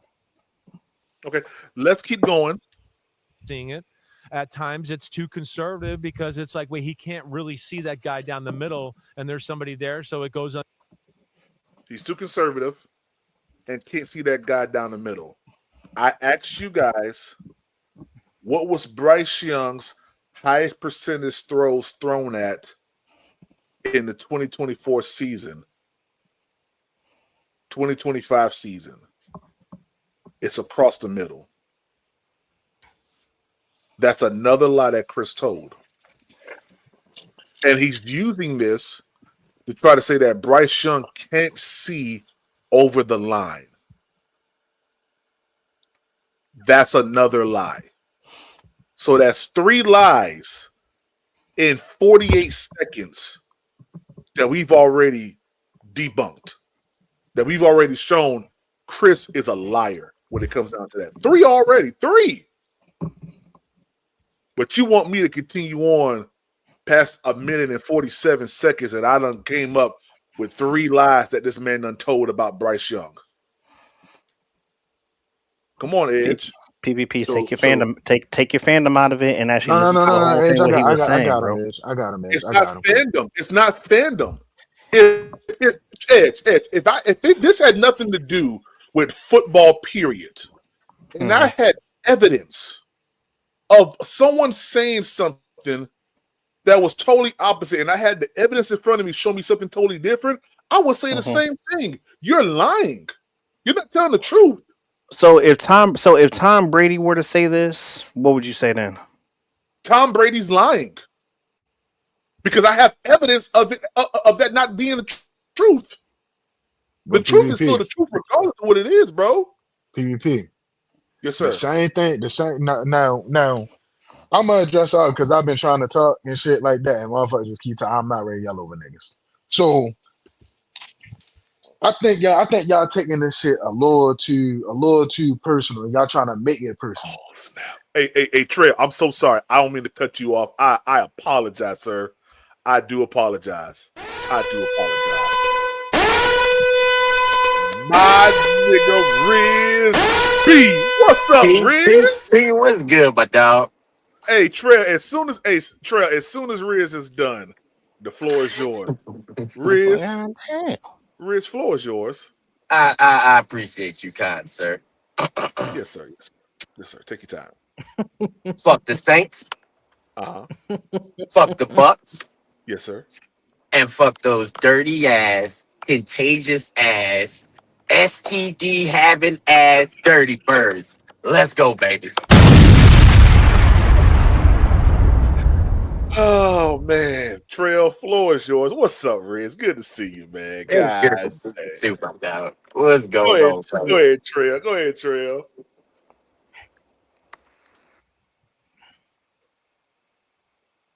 Trail. Trail, you don't want to talk now? My nigga Trail said, man, leave me alone, man. My bad, Trail. I'm sorry. Man. I saw Riz down there for a minute, man. My bad, man. Hey, but yeah. Flabbergasted. That's all that is. He flabbergasted. He flabbergasted. Hey, so check this out. So I understand that people are saying that what Chris Sims said is in fact truth. It's not truth right now. That's not current truth. If this would, like I said, maybe if this would have came out after the 2023 season and we didn't see Bryce Young do what he did in 24 and 25, I wouldn't have a foundation to stand on. I wouldn't have a leaf to drop a piece of sweat on that held that position. It would have fallen right off that leaf onto the ground. But because this is coming out in 2025 and 2026, and we've seen Bryce Young not have issues with seeing over the line, Bryce Young not have issues with being in the pocket delivering the football, Bryce Young throwing across the middle, because we've seen Bryce Young be aggressive in. Listen, I showed y'all. I gave y'all the stat yesterday. PFF graded him one of the highest quarterbacks as far as being aggressive. Plays where a defender is 1 yard or less from the receiver, small, tight coverage. Bryce Young is delivering the ball to them. If Chris Sims ain't lying, then PPP is the president of the United States. I'm sorry. Chris Sims lying, PPP. He lying. He lying. Why is Bryce Young still teeter at the bottom part in yards passing and passing yards per attempt in the bottom? You said why? Why? Yeah, that's the reason why you go out there and get a Chris Brazzle. Remember, y'all gave all the credit to Rico, right? So Rico was toting the rock. Remember. So, of course, Bryce's yards is going to be down. His pass attempt is going to be down. I mean, y'all got Rico, right? That's what y'all was championing last season. Say what now? That's what they was championing, Rico Dotto. We had Rico. Give Rico the ball. Feed him the rock. Okay, so if we didn't feed Rico and everything like that, Bryce Young's numbers would not be 24, 27, 30. His numbers would be in the middle of the pack, right? That's what you're saying? Yeah. PPP, how Riz disappear on you for months and leave you up here hanging and get an intro? Now 336, you better stop that shit. He just come back and get the floor. He can just show up and get the floor at any point. Damn right, he can get the floor, man. That's Riz motherfucking D. Listen. Riz get an intro. Red Swarm get an intro. You get an intro. Trail get an intro. All y'all get an intro. Yeah. Everybody get an intro. Riz left you hanging up here defending Bryce. Nigga, I don't get an intro. He's left you hanging, PPP. Well, that 336, you know. Dan Morgan and Brant Tillis picked up the mantle. They defended him for me.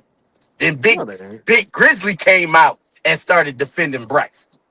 I don't need to do anything no more. That's what they're supposed to do. Duh. Hey, I I mean, they're called not going Vic to come up. Beasley the They're other not. They're day. not going to come up here and just start bashing their own quarterback. What That's you kind of mean? dumb. What you They're not going thought? to What you bash their mean? own Derrick Brown was quarterback. gonna come out and say Bryce trash. I can't wait till he gone. But Exactly. he's not going to defend him the way that he did either. All right, Riz. You know, It's called.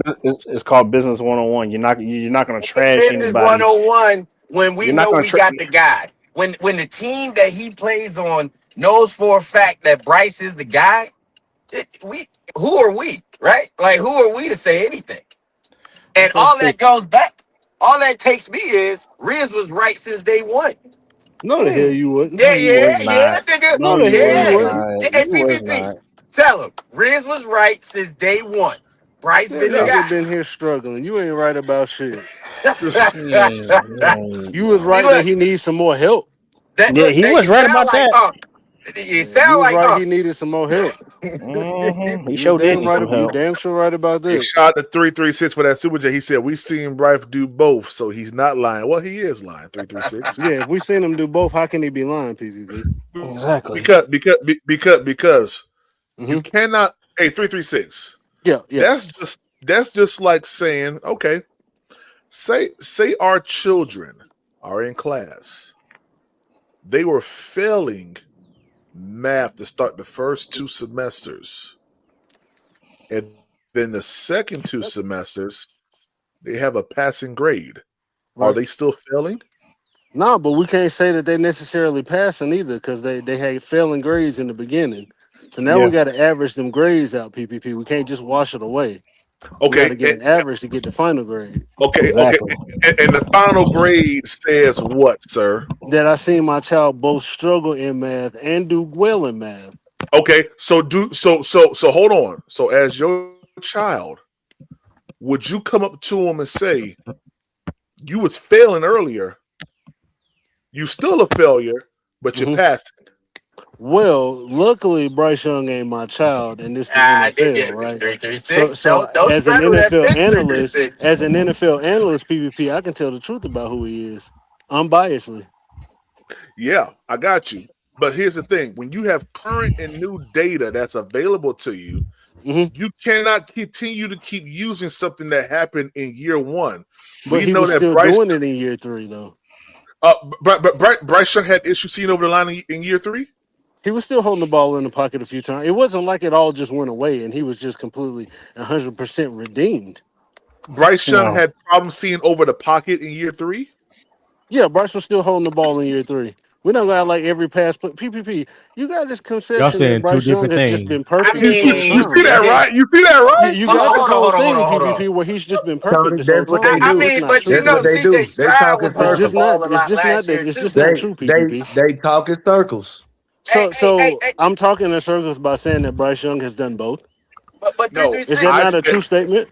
no. You brought up go ahead, PPP. I said, does Bryce Young have a problem with seeing over the line? And I say yes. You said Yes. So no. You said That's why he don't holds hardly stay the in the ball. pocket. No, well, hold on. You said he holds the ball too long, or Yeah, because I don't sometimes think he holds can the ball. see. Oh, Yeah, so you You're that believe is not so holding you the holding ball you too believe long. PvP. so You're you not believe holding the he ball for cannot no see over the reason. line? Yeah, I think he still struggles in If you certain don't stay areas in in that certain pocket, you places. holding that ball. The Wow, You ain't reason throwing it. why PvP, the reason why the Howard, you offense stop that shit, schemes. Howard. Wow. Okay, so let me finish. It's the reason why the offense schemes him certain windows to throw through. We've heard this since Dave Canales got here. oh my gosh. And But as hold a matter on. of fact, PPP, hold on, Risby, hold on. And as a matter of fact, PPP, since you like what coaches and executives say so much, we've also equally heard Dave Canales speak to how hard it is for quarterbacks his size to see over the line. So That's let's talk right. about it. Can I ask you a Especially when you question? got six Can I foot PPP, ask you can you one seven, address what question? I six just foot said six, before you ask me six a foot question? six Did the head coach say that? linemen Yeah. I don't agree with any of that. Oh, So and a but you agree when 5'9" the head coach quarterback. speaks positively about him, but when he tells hey, the Yeah. truth about him seeing over the line, Common you don't logic. agree with the head coach? is That's Okay. very Common CJ logic. controversial, Stroud a PPP. So typical size That's very quarterback? so controversial, PPP. Don't no, no hold no on, no no Risby. Don't let no. PPP go nowhere. It's That's not. what y'all like to do. Y'all want to It's move not. on. It's not. No. I'm not moving on. No, I'm talking about But Riz. Yeah, go ahead, oh No, Riz. no, I'm oh not moving on. I'm Go asking ahead, the PPP. question. Oh snap! Hold on, God Yeah. dang! I gotta let my nigga up, man. I know that's right. Better get somebody up here. Is that It's red hot. You got to get somebody.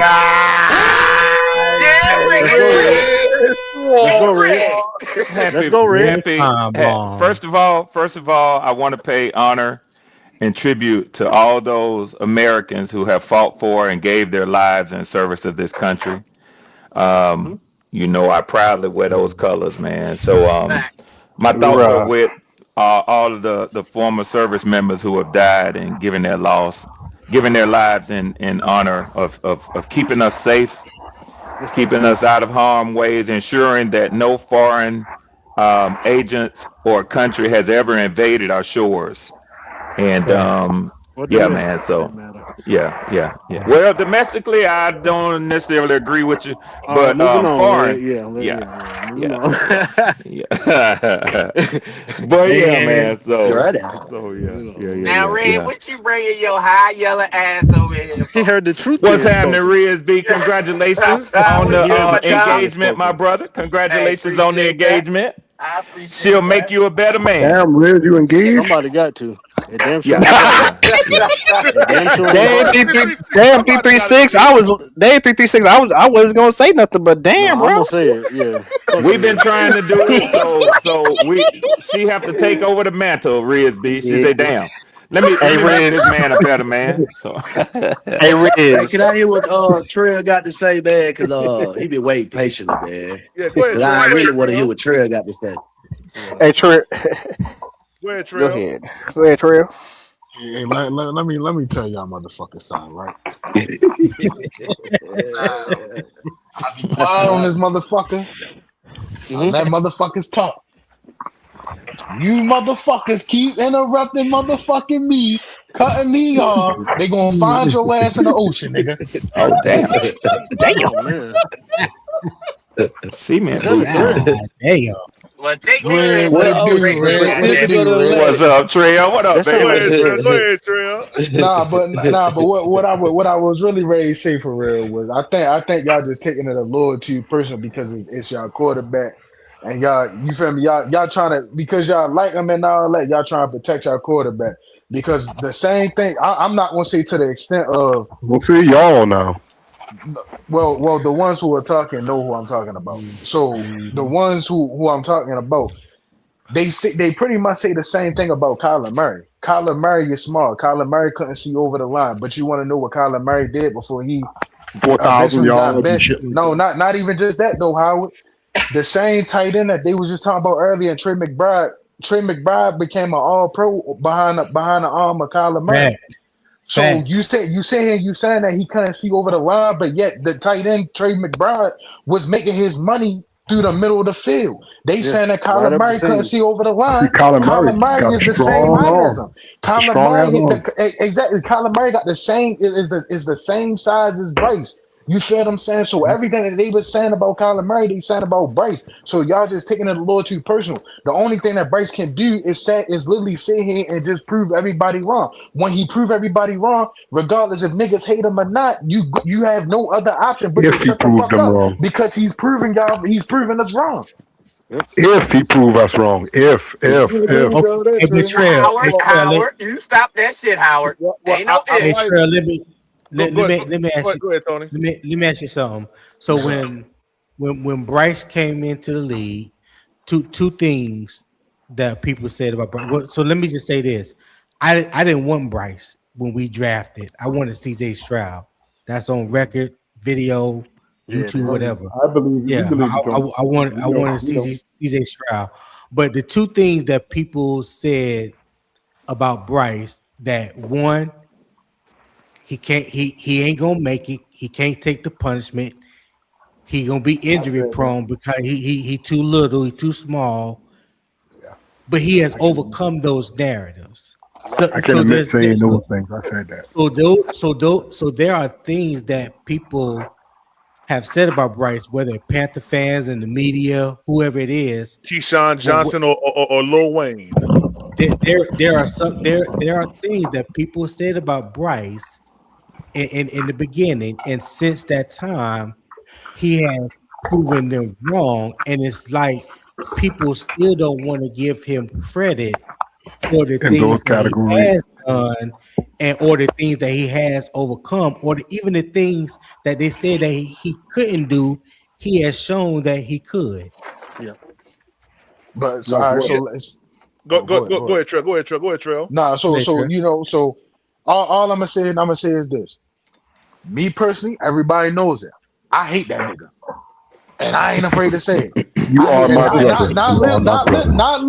not literally in life, but Football. as Shut up, far as like Alex. yeah, exactly. You feel me? Like Football I don't play want the nigga on can't my team. stand his ass. Now I will sit here and I will say because I remember TPP when you asked me earlier about that Ted McMillan throw on that fourth down. Mm-hmm. He Right. was inside the pocket. It's been times when he sat here and he's made plays in the pocket, whether it was deep, Right. whether it was over the field, whether it was short.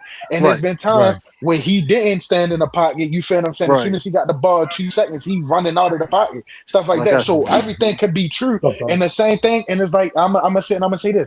As much as mother, because like I said, I've been waiting, I've been sitting there waiting. So Xavier Leggett, right? Xavier Leggett, y'all might not say it, right? Y'all might not say it, but PvP, I've shared a story on an article. You feel what I'm saying? To PvP of referring the fucking Panthers and shit when niggas sit here and they talk about the old line, he ain't got no old line, he ain't got no receivers, he ain't got this, he ain't got that. And PvP can admittedly say that was fucking false too.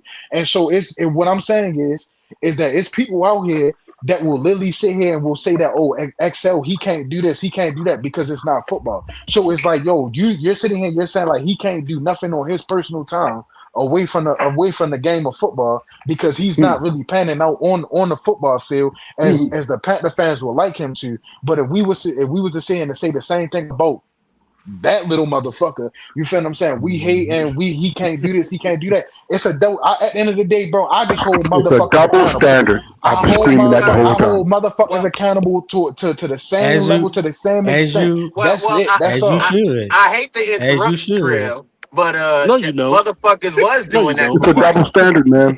Motherfuckers was You don't doing care that about against interrupting Bryce. no damn body. Bryce So couldn't even go to a basketball game without niggas saying why he ain't on the Hey, field throwing Show what you which see. game was that's hey right. Riz, which game was he at, by the way? Which game was that? Look, Sacramento what? Kings. Yeah. Yeah, which game and, was and that? Riz, my bad, Never PV. I mean, mind. my bad, Never mind. 336. Now And you get it. Riz, motherfuckers Xavier Leggett can't ride ATVs. Like Xavier Leggett can't go to a Kentucky Derby. Well, Xavier that's Leggett true. can't fucking ride horses. Why can't he do that shit on his person? Bryce Young out here hooping. What the fuck does But that's hooping right. got something to do? What does hooping got to do with football? The same shit that they say they talk about. Throwing with anticipation. Sometimes his deep ball accuracy. Why you not out there? Why you not working on that? Why yeah, you not? You feel? Why? Go ahead. Be, Go ahead. Go ahead. no, You know, they're because gonna make my an bad excuse for for him. interrupting you, Go ahead. Trail. But like, it's because motherfuckers don't see that football players are human too. Nigga, this they off season. So in their off season, they're tired of football sometimes. Like they need to do other shit to occupy their time. So I And don't I, fault XL for doing what he did last off season. but Yeah. that, The only thing I but that's fought what I'm. Excel for, the only thing I fought Excel for is this. When he got into that fight in preseason, throwing bare knuckles, and you just quote unquote had a wrist surgery not too long ago. Like, and this was before I was on the let's get rid of Excel type of motion I was on, or let's He was trade throwing him. hands. Yeah, preseason, bro. Yeah, He you got didn't see he Yeah. that, got Tony? ejected. Oh yeah, He you got remember that ejected. when he got kicked out the damn Oh, game? okay. Yeah, in the game. Yeah, okay, Better not yeah. mess Yeah. with us country niggas. Hey, We like to And, PvP, hunt. can and I ask guess you a what? question, PvP? And guess what too? Yes, I was sir. on record before the Okay, season. I let said drivers on. Excel gonna lead our team in receiver yards. So if you go back and look at the video last year, I was high on Excel. I didn't go up here and shit on him because he dropped some passes as a rookie. Every rookie do that. Jamar Chase, one of my favorite wide receivers at LSU. He came into the season doing the same shit. Rookies do that. But Hey, in the what I'm saying is, preseason two driver, it Hell, was Ted bad. had yeah, 8 drops. I'm Hell, not gonna knock a rookie for dropping passes, bro. I'm just not gonna do that. Right. I Ted understand had it's a 8 of them different his game. damn self. Right. Just like Tech last year. This motherfucker dropped plenty of passes that he supposed to caught. Cost us a game in New Orleans. I said that. So But I'm not gonna get up here and try to insinuate, a rookie trying to make more money in the offseason, getting sponsors or dropping pass, bro. We are it's a business. You hating on a nigga for doing what's best for him, and to me, I don't respect that shit. So I mean, I just wanted to say that, but go ahead. Yeah, PPP. I want to ask you something. I know. I know a lot of times, statements get made about our favorite players, and it upsets us. I'm no different than you in that regard. But sometimes I have to ask myself, is this worth me waging in to this discussion on? Because hey, it's a no-win situation. It's like the James Pierce Jr. thing, Or is it right? true, by the way? Yeah, and that's why I say when it's true, 336. I have to be the wiser and say I'm not gonna get engaged in that battle because it ain't like they're lying. Right. So I want to ask you this: when it comes to just this one thing, not many other things, because I have heard a lot of mischaracterizations of Bryce Young. And I can understand for the fans and the supporters of Bryce Young that being infuriating and saying, you know what? All these motherfuckers hating on him, I'm going to stand up for him. I get that. But when it comes to him seeing over the line, what's the problem with admitting that he'll never be able to see over the offensive line? Yeah, so Put that in context, Red. Put I'm that in going to. context. I'm going to. I just Okay. paused to get his response. so Okay. so let's listen to what Chris Sims said about him seeing over the line and why it takes so much disdain against it. Let's see. No doubt about that. Sure. There is, and is he's a good little athlete. He does have good feel for the position and anticipating throws and doing stuff like that.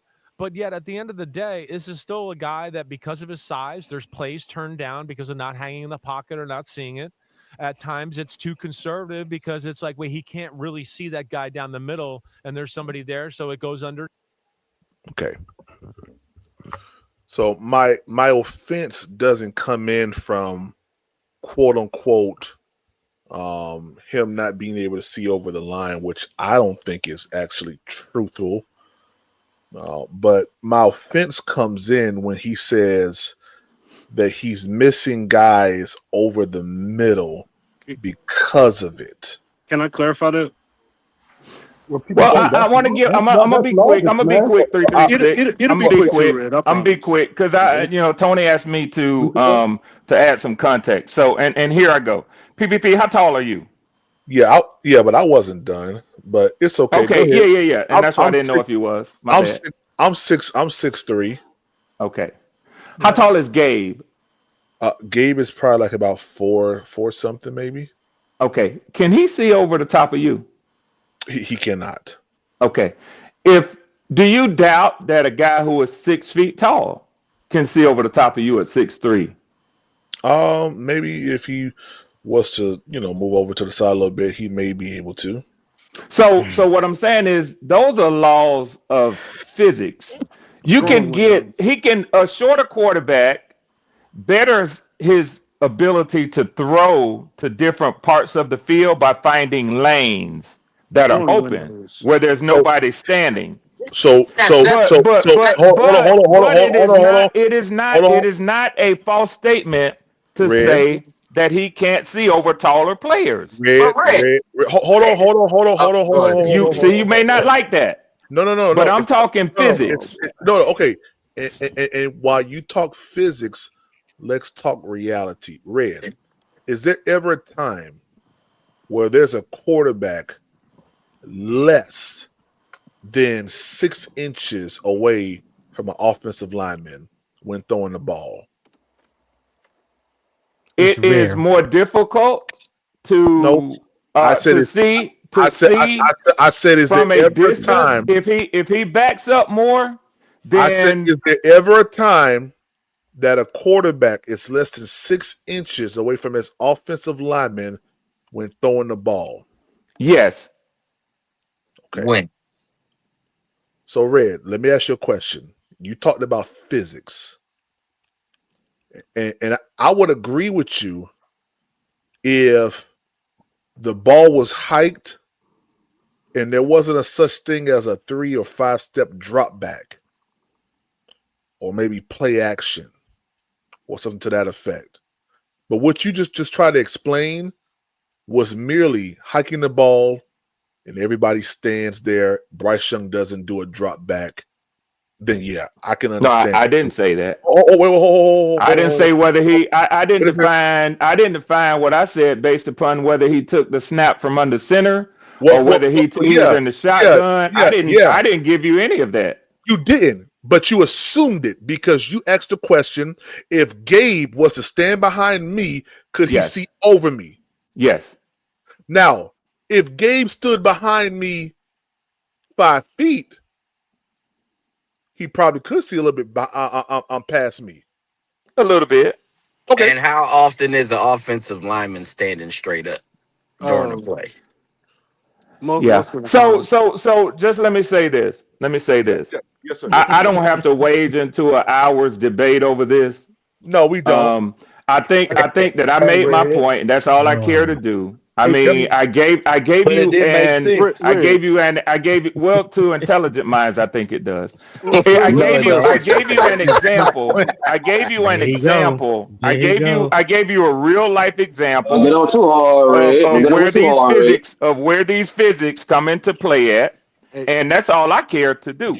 Red, let me So clarify something for PPP And real that's quick. fair, Red. That's Hey, fair. PPP, when he says he's missing those throws he says down the middle. He's talking about up the seam. He's not talking about guys crossing over the middle. See, That's that's why the he says part. PPP be getting mixed up. down the middle. Well, hold on. You can play it again if you want, but he's saying down the middle. He's talking about the seam, not across the middle. Well, hold on. So you don't Who think Bryce Young, predominantly runs the scene? the tight end? How Right. often do we stream target y'all tight doing it ends? again. But that's the thing, though, Tony. I think that's what he's trying to get at. Mm, You can't okay. assume that. He said he's missing targets down the middle. Yeah, That's down what the he's middle is not across. He hits the guys going across the middle. When he says down the middle, he's talking about the seam, okay. the area of the field that we don't necessarily I get what target. you're saying. And Tony, this is what I've I been get what you're saying saying. since the beginning. When I told you that he didn't target the tight ends from college all the way through, it's a thing with him. Right. But okay, so when you look at an NFL field, we know the hash is different in college as Right. to the pros. The pros, the hash marks pretty much occupy the middle of the field, right? So Right. regardless if you was throwing straight down the hash or in the middle of the two hash marks, that's still middle of the field, It's the right? middle of the field, Tony, but it's a different trajectory as far as the pass is concerned.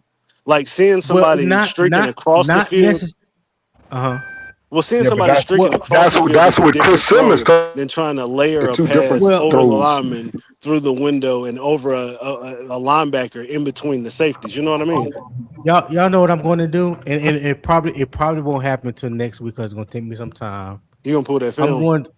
I'm going to go and I'm going to pull every middle of the field throw Bryce has had in the past 2 years, and we're gonna Okay. look at it. I'm gonna look that. I'm gonna look that up. I'm gonna look that up Now, myself today. remember that when we're looking that at up. this, I'm talking about the seam route, right? I know exactly what you're talking about.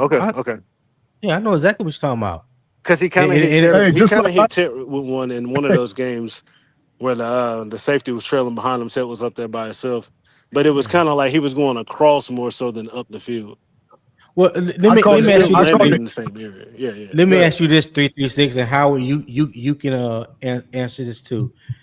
yes, sir. Is it safe to say that every quarterback in the National Football League, past and present, has some weakness to their game when it comes to throwing the ball? When I say that, I mean Absolutely.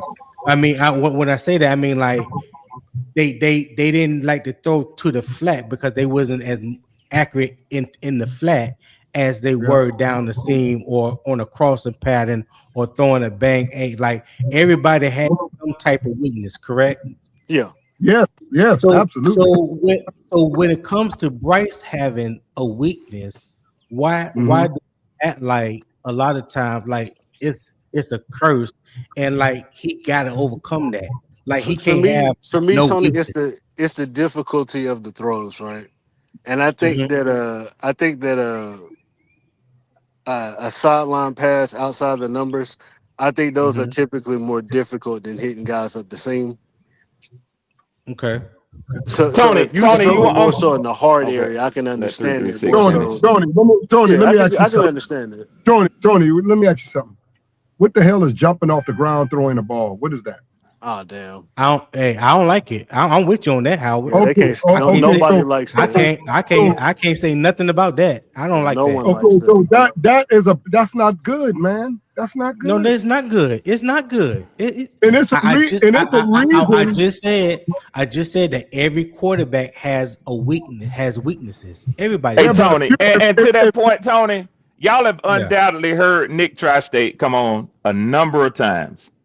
And yeah. one thing that Nick does when he comes on, he points out that Michael Penix, he knows the exact number of times that he threw the ball between the hashes last year, and how Mm-hmm. many times he threw outside the numbers and the hashes. And you have not to this day one time heard me spill a rail back against him, try to make a case for Michael Penix. I don't give context as to why that might be. I just let it Right, be. Because, like you right, said, guess what? That's something he needs to work on. Every player in the NFL has right. something that can be picked up by an opponent, and Yeah, they can use that against them, Tony. You're yeah, absolutely right. But yeah. to get upset because somebody points out something that is true. Like yeah, PPP, I heard you say this when Sims first started out. You was rolling the tape, and he said the little fella, the little guy, something like that. You stopped it right there because you felt like he made a personal attack on Bryce Young, and maybe he did. It sounded like it to me too. But the fact is that Bryce Young is one of the three shortest quarterbacks that is currently on an NFL four now because Pavia is there. So Pavia, Kyler, Bryce, and Dylan Gabriel. Yeah, Unless it's Dylan somebody Gabriel. else, those are the four shortest quarterbacks currently on NFL rosters. I I think you could mean, put you could say two or two, but yeah, I don't think he quite 6 feet. But go ahead. yeah, well, whether he is or is not, he doesn't. He's Right, not normally regarded as being 5'10" or right. five Okay, nine, I whatever got you. Pavi is, or whatever. You know what I'm saying? So you could, Right. if you say the five shortest, then I wouldn't have a problem with putting Tua there. But Okay. and yeah, and again, that probably even further exemplifies my point. Why would I argue against something that's true? Well, Yeah. here's what I would say to what you were saying, Red, and before I could say it, you, I don't want to say it was a contradiction, but you kind of proved the point that I was gonna make. Yep. Because in the NFL, when it comes to playing the quarterback position, it's not about throwing over the top of an offensive lineman. Just about every player, except maybe 4 or 5 quarterbacks in the league right now, that is over 6'4" or taller. Mm-hmm. Most offensive linemen are 6'5", 6'6", 6'7". So Yes. technically, with that logic, there isn't many quarterbacks that can see over an offensive lineman. But we should know, if you do know about the quarterback position, it's not about throwing the ball over the top of the offensive lineman. They throw between them.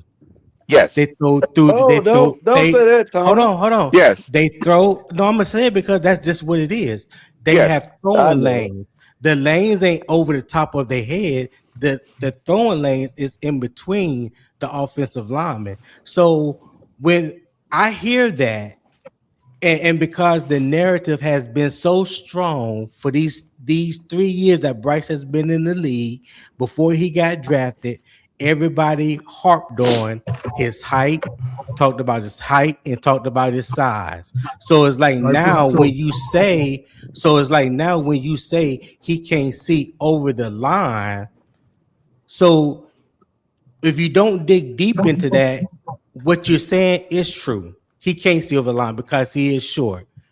But when it comes to playing the game of football, seeing over top of an offensive lineman is not as important as people make it out to be, because over their head is not the throwing lane, it's between them. So then I'll even go back even further. Let's look at the line that Bryce had at Alabama, because 4 of those guys that he played with at Alabama is in the NFL right now. He didn't have no problem throwing over those guys. Shit, he was So running why all of a sudden, now that he's in the NFL, when he's been throwing over guys that's 6'4", 6'5", 6'6" linemen, why is it a problem now when he's doing it in the NFL? Make that he was moving around. He was moving around. It varies. It varies. It varies. The average height of an NFL center is 6'2" to 6'3". The average height of an NFL offensive lineman is around 6'5", and the average height of an offensive guard is 6'3" to 6'4". So you get taller players on the edges with longer arms to be able to cover more distance. Now, to give you a larger blocking radius, it's tighter on the inside of the line, which we well know. So I just wanted to kind of defend my position a little bit. And what I will say is that if you have a 6'4", 6'5", 6'6" quarterback, which you don't have that many in the NFL, if you have that, he can in fact view above the top of those helmets. So I think I'm still firm in my position in that it's possible to go over the top, even with the throwing motion. Some quarterbacks have a sidearm motion. Some have a quarter arm. Some have an over-the-top throwing motion. And I know you know those things. It doesn't change what I said. It's smarter to throw through an open lane where there's nothing obstructing it. That's going to always be smarter. So if that window happens to be above the top of the line and you're a 6'6" quarterback, by all means have at it. But there are going to be fewer open windows for a shorter quarterback over the top than there will be in lanes. Absolutely, that's not even debatable. This is the question I want to ask. When Drew Brees retired, did he lead the NFL in receiving yards? I mean, not maybe in passing yards, but he wasn't a receiver, so he didn't lead the NFL in receiving yards. Hold on, let me finish, Red, because I clarify what I said. Yeah. Okay. Did he lead the NFL in passing yards? I have to kick you in your ass when I can, driver. That's all. Go ahead. Yeah, he did. Hey, Howard, I'm glad can I get an answer? Point up. Oh, go ahead, Howard. Go ahead, John. My bad. No, I'm saying is it's to the panel. Did Drew Brees lead the NFL in passing yards? Yes. At the moment he retired. What is his height? What is his height? 6 feet. I think he's like 6 foot. Oh, okay. He's 6 foot tall. Okay. But he's really about 5. But he's really about 5'10", 5'11". I'm not going to believe that. I believe he's 6 foot. Okay. I ain't gonna believe that. He's 6 feet. He's 6 feet. I'm not gonna believe that he's really. Yeah, me too. I don't have to change his height to take away or add to or diminish what he has done in history. No, it's not a diminish. It's actually going against your argument because you brought. It's actually not. Pretty much. No, it is. Hold on, sir. Hold on, sir. You brought up PPP and asked him. You said, "Sir, can such and such see on top of you?"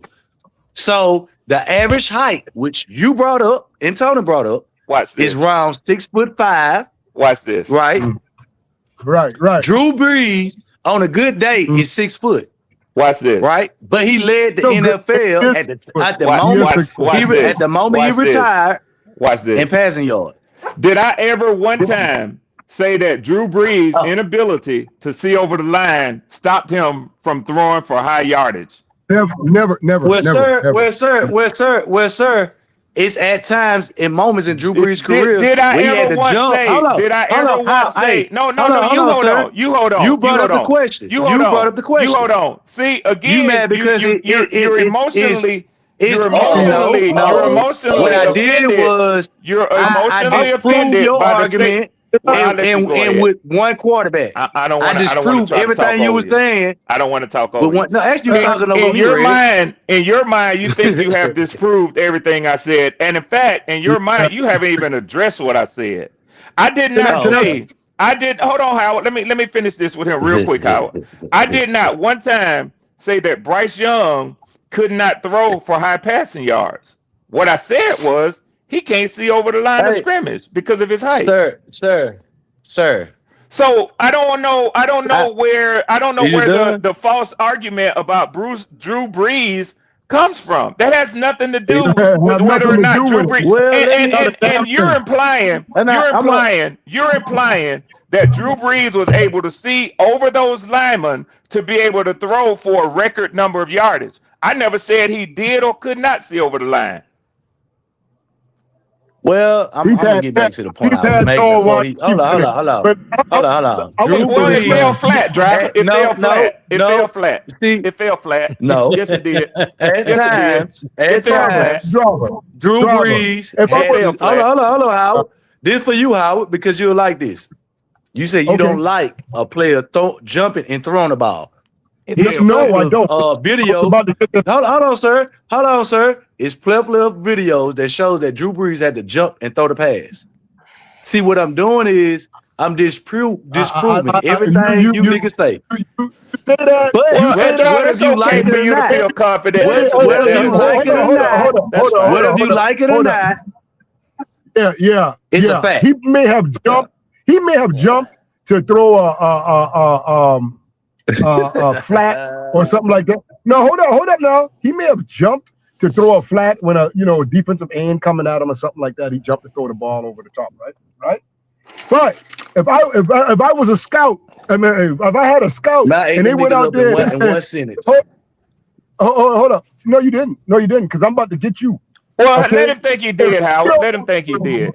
He'll feel better. He'll sleep good tonight. Well, I'll let him think that. But if that's how I do my kids. That's how I do my kids. Sometimes I lie to my kids to make them feel good, so they'll go to sleep at night. So, driver, enjoy that.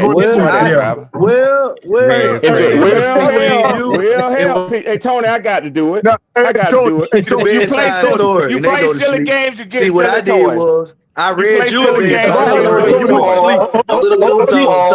it sounds similar. Hold up. If I had a scout out there scouting Bryce Young, right, and this man tell me, oh, he can throw, he can make the throws all, everywhere. He can throw, he can see across the line, right? And I'm the coach. Now this guy comes here, and I constantly seeing him jumping and throw the ball and be like, hey, why is he jumping and throwing the ball if he can see over the line? And I'm not talking about why is he doing that? What is his reason for doing that? You got to give me the explanation why he is doing that. Why is he doing that? It's got to be a reason. He ain't gonna do that. He gonna tell you Drew Brees did the same thing. I want to talk to I want to have a better, take, because I see that Red don't have the understanding to comprehend when I talk about 6 foot quarterbacks. I don't. Damn so what Red. I do is I got to get my shit together, Tony. I would ask another person. Yeah, Greek. I got to go back and get on the computer, Greek. Help me out. Hey, Tony, I want to subscribe to your channel and to your course to help Red Swarm understand football so I can comprehend the difficult stuff that Driver is saying for me to comprehend. But go ahead. Yeah, I think you need to read. Go ahead. Yeah. You need to read a little bit. I do. Check this out. If anybody will answer this question, was Drew Brees? Hold on. Was Drew Brees 6'3"? Yeah. Well, I tell you what. You tell us, since I can't comprehend. Instead of asking me questions, teach me. Teach me. I'm Just actually not instruct me. asking you. I'm asking the panel Just because instruct me. you try. What you're No, he doing would is no driver. He wasn't 6'3". No, he okay. wasn't. He wasn't 6'3". Okay, I just want to make sure. I want to make sure because what Red is doing is basically saying that a quarterback that's 5'10", 6 foot can't see over the line because that's what he brought up the Panther PPP. So he asked the question, and he said it well. Now, I can't take shit away from him. I'm so sorry, driver. I'm so sorry. I gotta let that nigga.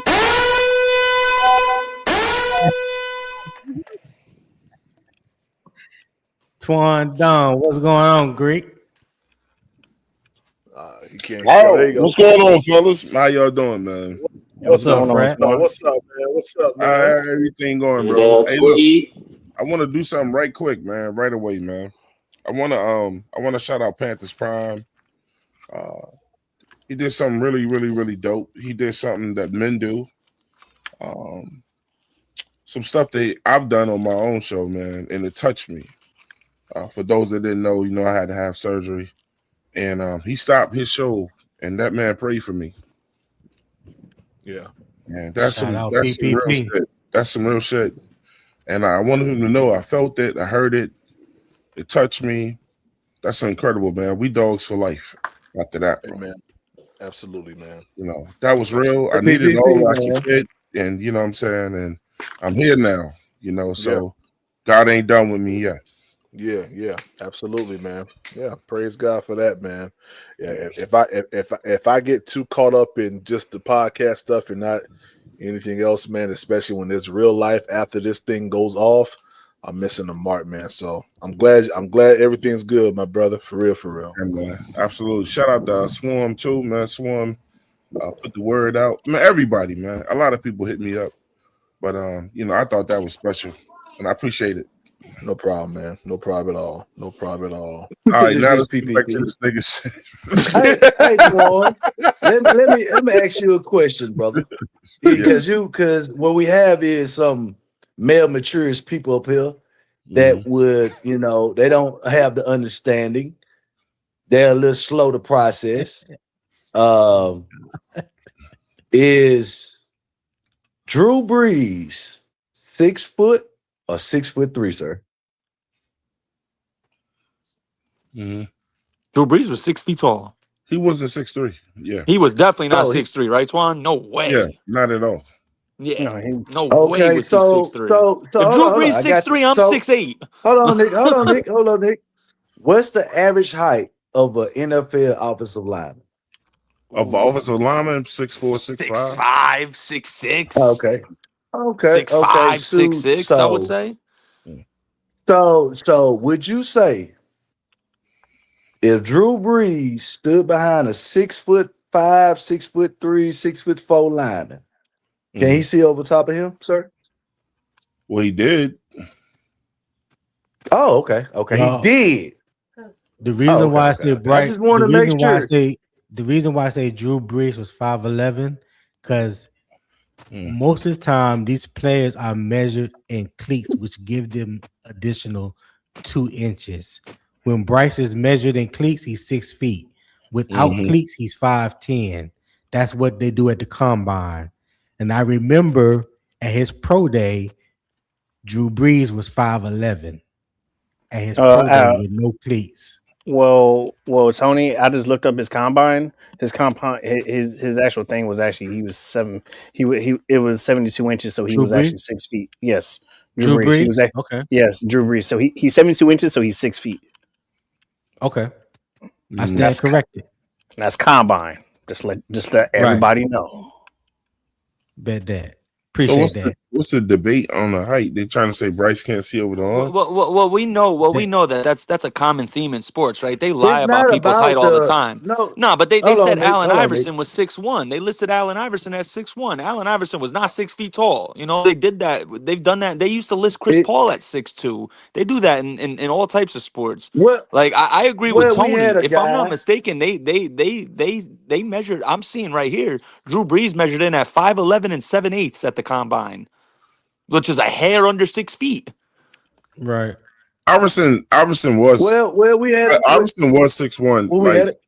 me and my homeboy, like back Really? in the day when Toronto when Iverson was with Philadelphia and they played Toronto when Vince was there. It's a long time ago. I'm telling my age. They played that game at UNC's campus. That was the game where they threw that lob up to Vince and he windmilled it and dunked it. It was in a preseason game. It was in a preseason game at Carolina. Then they had an after party that night at Tobacco Roadhouse in Durham, North Carolina. And you know, I was one of the lucky people to get in. All the players was in there. They had like, you know, Rolls Royces and shit parked outside of it or whatever. He's a true 6'1". I mean, I stood right next to him at the bar because he shook my hand, you know what I'm saying, or whatever, cool dude. You know, I was fanboying for a second, like, damn, that's Iverson. He shook my hand, but I he mean, he may for, be 6'1", but you feel what I'm saying, Twan. They yeah. the I was professional league, comparing him to my height. He's 6'1". Yeah, they'll exaggerate a little bit. You know Right. what I mean? They do exaggerate all the time. Yeah. For the people in the chat, yes, we're going off the combine because the combine is the only place where you would get the exact measurements for a player height, weight, wingspan, size and of they the have hand, no inherent all of that. desire to elevate one player's Right. stats over another's. And they won't do that. So when you look at the Panthers roster and it says Xavier Leggett is 6'3", in all actuality he's 6'1". Yeah, I feel like all players in football and basketball, they always try to give them like a half an inch or an inch They do. taller. They never take because them down. They always move they up. measure the true measurement is without shoes. Right. You put them in shoes, they're gonna be 2 or 3 inches taller than what they are. They do it in the league, college, high school. That is always elevated a little bit more. But when you any take them team out is their gonna do their shoes, own measurements when you get there, though. yeah, exactly. And Yeah. it's the results that matter They're gonna anyway. tell you to take them cleats off. It's the results that matter anyway. At the end of the day, it's the results that matter. I'm sorry, I got my phone went. I just want to know, to me, logically, if I'm jumping, that means it's a reason why I'm jumping. But how he don't jump every single play. I know what you're saying. He does do that. I ain't gonna say has. Ain't like he corrected it. But he doesn't. But he does not do it every single play. But he has done it. I understand what you're saying. He has done it. I mean, but and this quarterbacks that throw off of the wrong leg. So I mean, do we scrutinize every time they do that? No. I mean, one of the tallest quarterbacks has the most batted balls since 2024, and that's Justin Herbert. And Exactly. He's every bit of 6'5", 6'6". Damn sure is. And you know why? To answer why Drew Brees' balls never got batted at the line, it's because of the release. He got a compact release. He gets it out quick. Justin Herbert got that. Justin Herbert kind of Like a got that pitcher. long wind up. You know what I mean? And that extra half second is all a defensive lineman needs to jump up What and happened? Hey guys, down. hey guys. I want y'all to put y'all attention to the screen real quick. Shout out to 336. I'm gonna put this up on the screen real quick. Is that 336 right there? You holding his hand, PPP? Yeah. 336. See, this is supposed to be 336. This is supposed to be me. He said tomorrow, we're live tomorrow taking my kid, Coach PPP, to QB school. So y'all make sure y'all tune into that because I would definitely be tuned into this to see him taking me to QB school. I cannot wait for this. You with your daddy. You with your daddy. This is going to be absolutely amazing content, man. Yeah, I just want to share that. Yeah, I want to point. I My want to point goodness. something out too, man. If you allow me, Prime. Yeah, go ahead. On the first show I did coming back, right? Mhm. I Hey, don't know if it PPP, I got need back to to go you. out and come back in, man. Okay, Red. Okay, Red. All right. I don't know if it got back to you.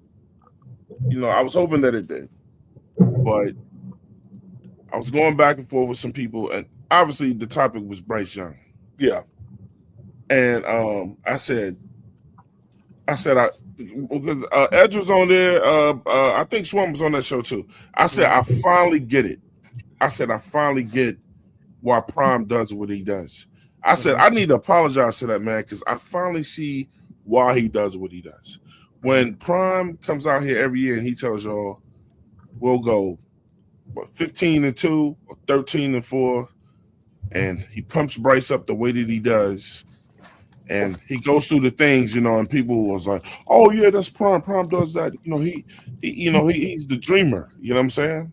Mhm. And then what I heard, and what I've been studying Prime is that every time we get hit with a schedule every year, it's oh man, this schedule is too tough. We're not gonna be able to play these dudes. Oh, these guys definitely gonna beat us into the dirt. You know what I'm saying?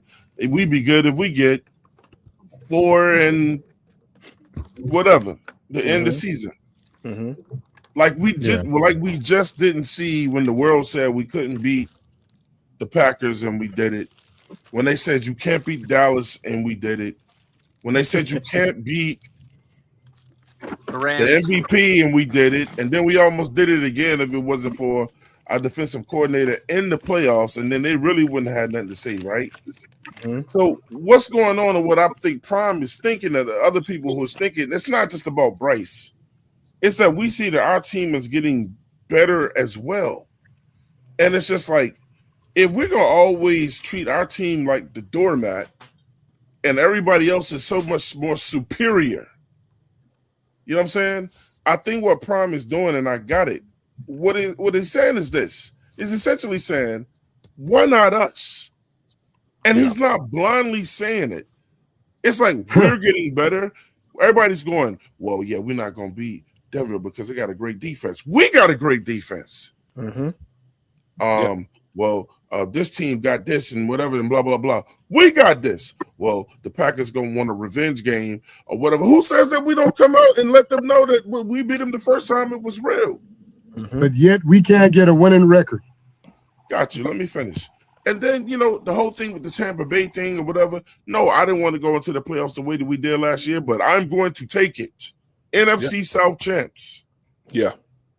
You know what I'm saying? Tell me, So Quan. whenever we got Panthers fans that whenever we do something good, somebody is also echoing some bullshit behind it. Like, but what about this? And what about whatever? You know what I'm saying? When I'm not telling people to naively do anything, because there's a lot of those fans out here too. But why the fuck can't we get something done? Why can't we shock the world? Yeah. That's I mean, we can shock the world. We can. We just got some flaws. And I believe, look, I believe in being, I don't believe in saying shit to make people happy or whatever. Y'all, I don't do that. But my thing is, I finally get where Prime is coming from. Some of it is pushback. I got it. Because he's like, look, man, I'm not going to sit here and let y'all tell me how bad my team is on every show. Who wants to hear that shit? Yeah. Yeah, who wants to hear So if you I talking? gotta say some shit that sounds erratic to get y'all's attention, then that's what he does. And guess what? Everybody, hey, Prime, you know what I'm learning? Every time somebody says one of us podcasters say something stupid, it's like it's stupid until it's not stupid anymore. Yeah. Oh yeah. Hey, think about what you just said, Swarm, but think about this. We're gonna let you say So something this erratic. what hold on, let me finish. Let me cap it off. This is what I said. So I was like, listen, I haven't been the biggest fan of Bryce in the past. Still not. You know what I'm saying? But I'm not going to deny, like before I could put nothing on him. Then I said, I'm not going to deny fourth quarter Bryce. Fourth quarter Bryce turns into something else. I don't know who he is, but we need him all 4 quarters. And then people was like, well, he need to be that way all 4 quarters. You know, the dude has seemingly got slightly better every year, and we've seen the traits. We've seen the teams that he's beat and whatever. So my thing this year coming in, and I keep saying, I said, look, I'm not gonna come in rooting against the dude. And I think he's gonna have his best year ever. I truly do think he's gonna have his best year ever. Then you hear that, well, if he's gonna go get 20 yards more or whatever. Okay, so he ain't the only one on the team. You know what I'm saying? I really and people can say what Twan said this for years, man. And we got Red Swarm right here to prove it. I say, look, if you're gonna blame Bryce Young, then you got to blame Canales. I don't like Canales. I don't like that's Canales. a fact. What? I don't like Canales. Well, Howard don't like that. Howard don't like that. I think Canales held Bryce back, and that's why he gave up the job because he was in. Yeah, Twan been consistent with that. I'll let you go. Can't nobody say he hasn't What I been. said about him. Let me finish. Y'all said the same thing too. And that's why he gave up. Let Twan finish. Let me finish, Howard, and you can go. Listen, and that's why he gave up that damn job because he was in the high. And then he all but admitted, I should have called timeouts when I should have called time. I should have called better plays when I should have done that. And then people said, well, Bryce got the best percentage of up the field throws or whatever. Okay, but then on the flip side of that, it was okay, but he don't throw as many. And that's true too. But if Bryce is in the 70 to 80 percentile and up the field throws, then why did Canales not have him doing that more? You should call and all more I of kept them. hearing from people was, you don't trust Bryce. You don't trust the dude that's doing something at a high level? Makes sense to me. Man, hey man, it started when we drafted him, right? Now, I didn't like him. the boy, but I'm telling you now, if he has showed improve, like I see see what pisses me off is what I'm seeing these other quarterbacks do. Soon as they get into the goddamn league. Like you know what I'm saying? That's what pisses me. Put a name on it. Who since Bryce Young has come into the league, which is 2023, what quarterback has come into the league after him and just lit up the league? Bo Nix, Jaden Daniel. Bo Nix, Jaden Daniel, and Caleb Williams. Caleb Williams didn't light up the league. Hold on. Caleb Williams didn't light up the league his first year. That's a lot. Drake May been to the Super Bowl. Hey, Prime. Yeah. Understand from now on, I know why you do what you do. I ain't even laughing. A bunch of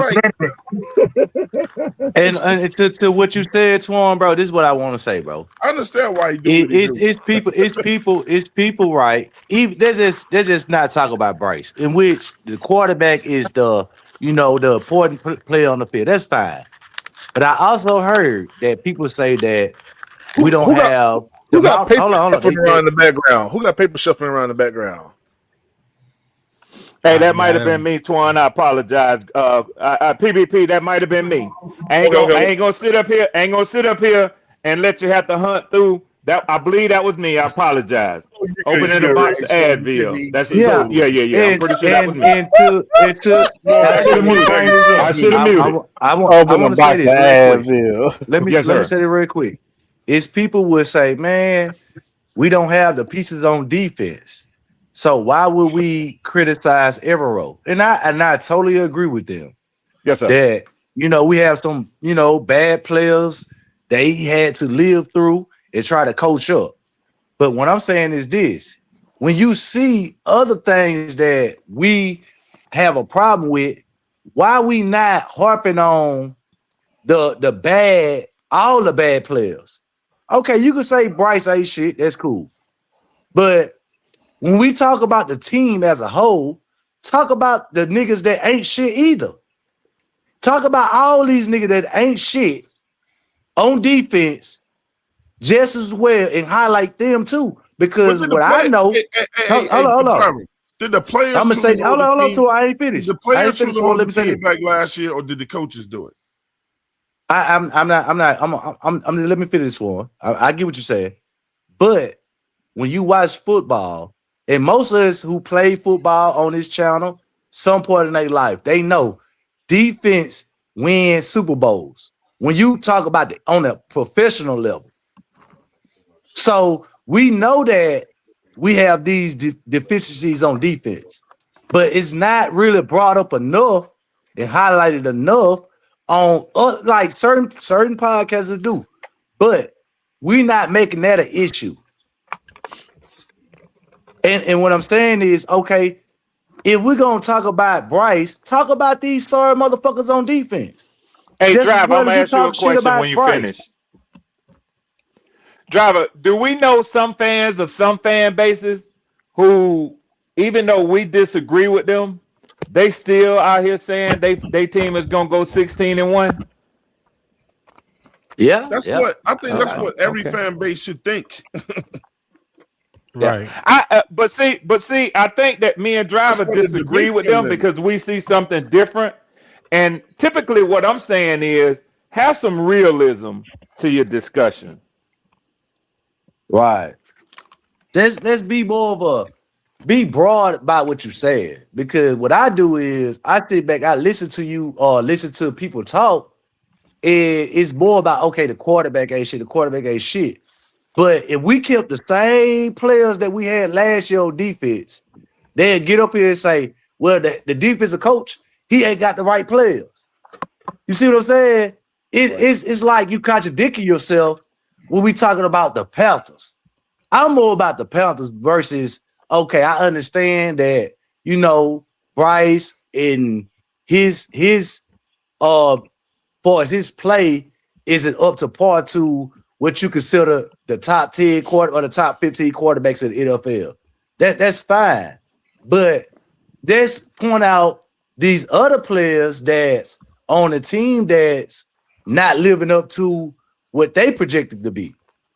So when we talk about Carolina and we talk about it as a whole, why are we only talking about one player when we got multiple holes on the defense? See, I think that's how I look at it. Hey, Chet, hold me down for like about 5 minutes. I have some people that just jumped into the pool. You got some money. Yeah. Too. Oh yeah. So let me go What shut the that hell? down. I'll be right back, y'all. You got people Yeah, jumping you in a the light pool. dog? I Yeah, shout light out dog? this Cash App. Shout out to Commander 336. Said PPP Red Swarm opening the box of Tiger Bomb. And it could have been that. And it could have been that too. So it could have been that too. Shit. What But I've I been get my told, medication from the VA. I don't have to smell that stinking ass Tiger Bomb. Thank y'all. exactly. You Yeah. goddamn right, Ray. You What goddamn Thank I've you. been right. Thank told, you. what I've been told by Nick on our show is that I put everything on the coaches, right? So when I hear Driver talking, I'm like, Driver, okay, players' jobs are to execute, right, and then perform the plays as best they can, right? And coaches' jobs are to make the players better. Who agrees with me so far? I agree with you. I And put them in the agree. best position And put to them make their plays. right. So that's where I was going to go next. And part of that is putting them in the best position. So who said it earlier? Let me go back to that comment. Howard believe that's the Zakir quarterback responsibility. Keefe. Don't ask Howard shit. Zakir Keefe said, he said, "Don't ask how." Look, it's good that you know it's good that people can speak for me. You know, that's Right? crazy. So I'm gonna let you have it. I don't know if y'all saw in the chat where Zaire Keefe he said, Twan, you're right. He said he gave up, talking about Canals, he gave up the job because he's not a good play caller. Bryce fourth quarter heroics is because, and who believes this? Bryce looked better in the fourth quarter because then and only then did Canales open that damn playbook, especially when you play from behind, and he's like, fuck it, I'll call any play now. You know what I'm saying? Or whatever. I When believe you it. gonna shut them You got up, nothing to lose type shit. You know. when you go Right. keeping them a box for the first three. So, like, my thing is maybe there is no fourth quarter Bryce. Maybe that's the only quarter that Canales decided he want to fucking trust this man in when he should have been doing it in quarter one. If he fucks up, Talk he to him, fucks up. Twan. Negative. So my thing is Talk when to him. it comes to players and coaches, well, like this, if you're not making the player better, you know what I'm saying, or whatever, then coach him up or get rid of him. You know, I've said that. I've said that same thing. I've said that same thing on Unk channel this week. I've said it on PPP channel. Twan, I've said it on your channel before. Yep. When we look at that 3-game stretch, I think we played New Orleans, San Francisco, or Atlanta. I forgot who was that 3-game stretch when Bryce he barely threw for 150 yards. then threw for 448 and against Atlanta, and then threw for like 140 against San Francisco. And I was saying that when Bryce showed you in that game against Atlanta what he can do when you trust him for all 4 quarters. And the receivers, and I was hoping that they build on that And continue from that point forward, going forward. And that very next week ABC in San shit. Francisco, we reverted right back to being ultra conservative. So when I look at that situation, I have to put that on the head coach because he was offense coordinator and you call plays. My point was your quarterback and your receivers showed you for 4 quarters, if you trust them, this is what you could get. They gave you exactly what you was looking for, and then the following week you reverted right back to the same thing that we was hoping that you would stay away from. But how you know? But how you know? Hold on. No, hold on. No. You hold up. No. You hold up. No, sir. You're not talking too much. This the thing right here. This the thing. Now, how you know they revert back to something? Tell me that, Tony. Because it wasn't. You how come he couldn't just have a good game? I was just gonna say it, Tommy. Listen, you asked me a question, Howard. Let me reply. In that next game against San Francisco, it was clear and obvious that the play calling was different than the game before in Atlanta. It was night and day. Right. Okay. So stop right there. Stop.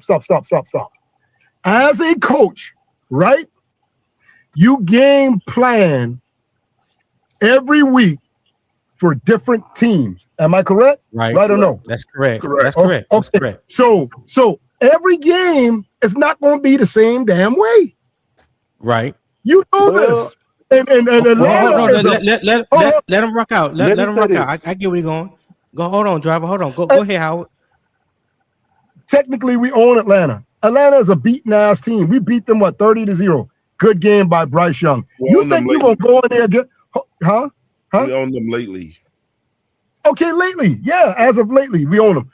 Now you think you're gonna go into the 49ers game and do that same shit? Okay, stop right there, Howard. Stop right there. Okay.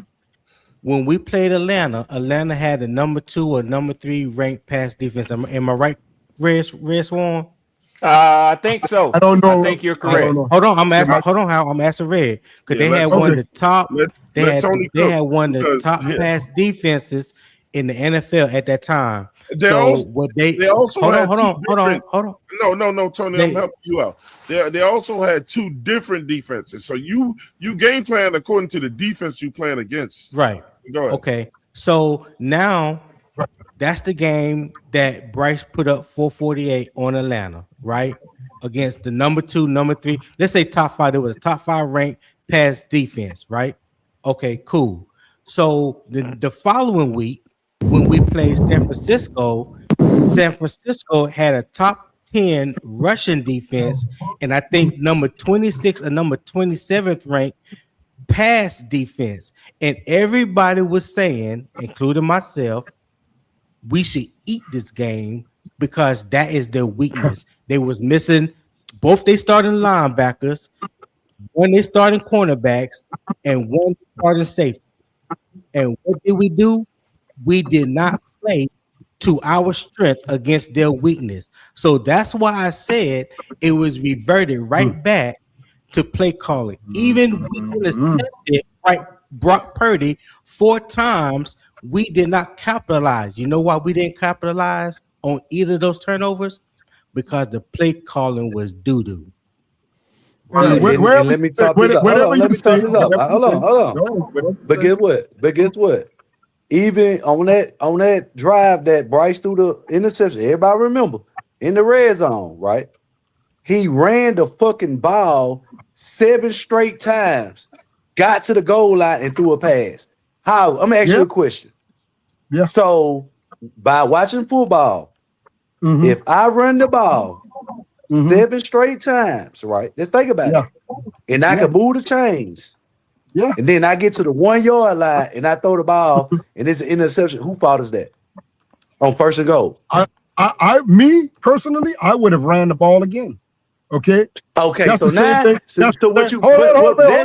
that's what That's the Tony. same That's what thing. everybody Hold on. say. It's play calling. But hold up now. Y'all want Bryce to throw the damn ball at one point. Hold on, bro. Now when You just said you would run the ball. No. You see what I'm saying? You listen. I said I would, but y'all was talking about the previous game when Bryce was throwing for 400 something yards. Hold on, sir. No, you hold on, because now he threw the damn ball, but he throws a fucking pick. Now you say they should have ran it. I would have kept running the ball, yes. But what Tony's talking about is we should have been passing the goddamn ball.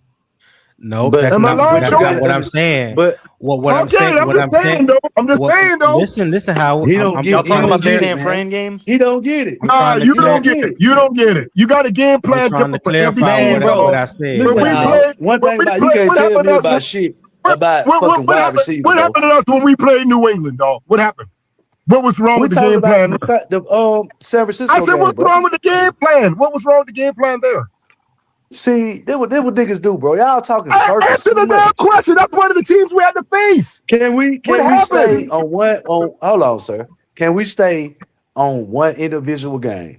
We wasn't on one individual game. We was on Atlanta, then the 49ers. Hold on. We was on Atlanta, then the 49ers, and I'm asking you now about New England. Bro, you just said you would run the ball. I said I would. So Tony said he would. Tony said he would have been passing the goddamn ball. But when Bryce got down in the red zone, that's not what I said. Well, okay, what was Atlanta game plan? Because he threw for 400 something yards against Atlanta. So what you saying, Tony? I didn't even say. Hold on, Howard. I didn't say anything about the game. Listen to me. All right, now. Make up your goddamn mind. Don't start fucking around with me, goddamn. Don't start fucking around with me. You can't talk about just let me know when I can talk. The particulars of the game. Howard is a funny guy at all. Yeah. You can't talk about the particulars of the game. Hey, when y'all done, can I ask you a question? I ain't going to interrupt y'all though. Go ahead, Trev. Nah. Now this is a question for everybody.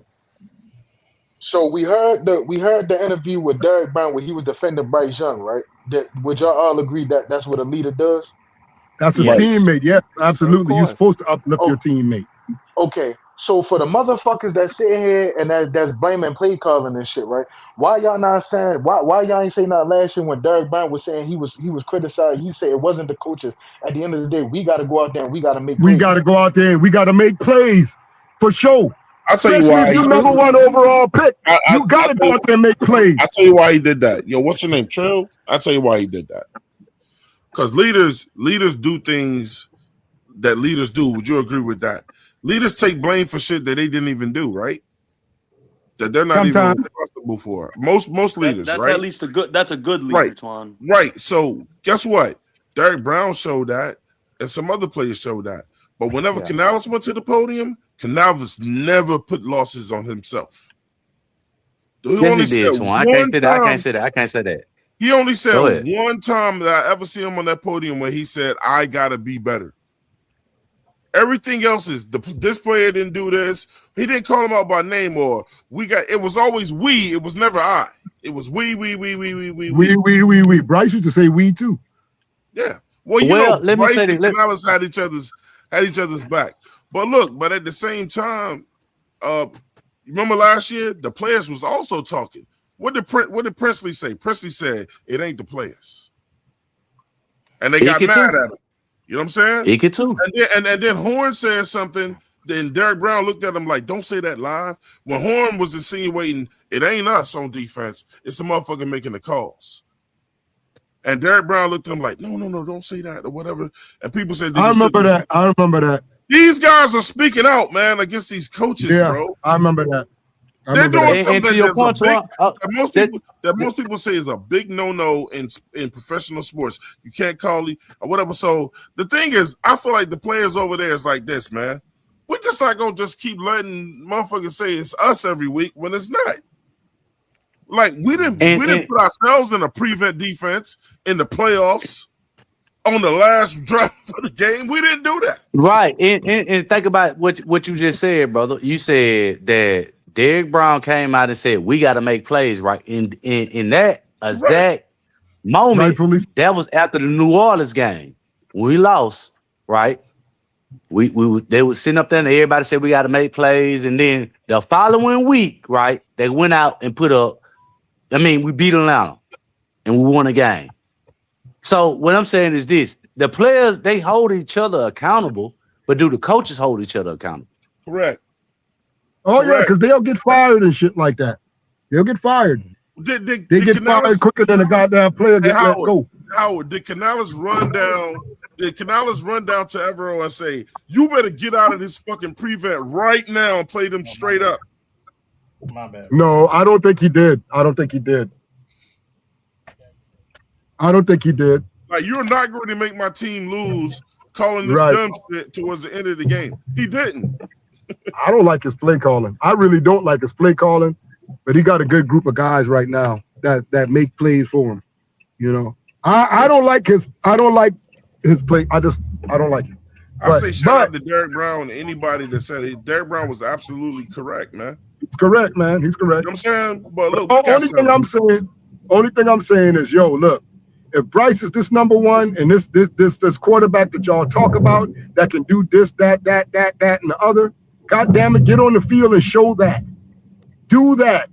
You should be able to, as a quarterback, as a damn leader, when shit don't go right, even with the play calling, you supposed to take this team and put this team on your fucking back and win games. That's what a real number one quarterback overall do. All right? He did that several times last year. He did when the play caller wasn't working. Hold on, bro. When the play caller broke down, and it got to the point where they said, you know what? Do away from the bullshit coaching, and we just gonna go off pure skill. Bryce led us down there and brought us back and won. It's a fact in the fourth quarter. They went away from the game plan, bro. Yeah, but look at most of the games that. Dude, I'm gonna tell you this, and I said this before. Three of these goddamn games is on the back of Rico Dowdle. Believe it or not, like it or not, 3 of them. What happened? To me, is on the back of Rico Dowdle, running that goddamn ball like a motherfucking stallion. All right? Is that a problem?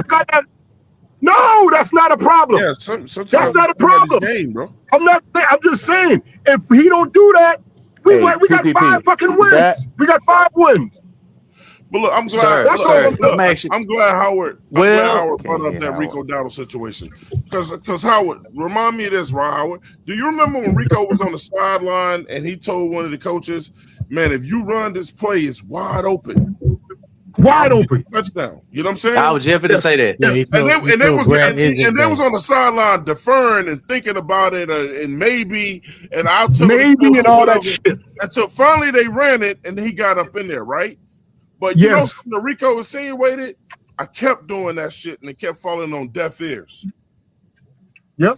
So if the players know, I'm sorry. I didn't mean to cut in. Go ahead, driver. No, that was Will. Okay. Well, I'll just say this piece. I want to talk about the Princely thing.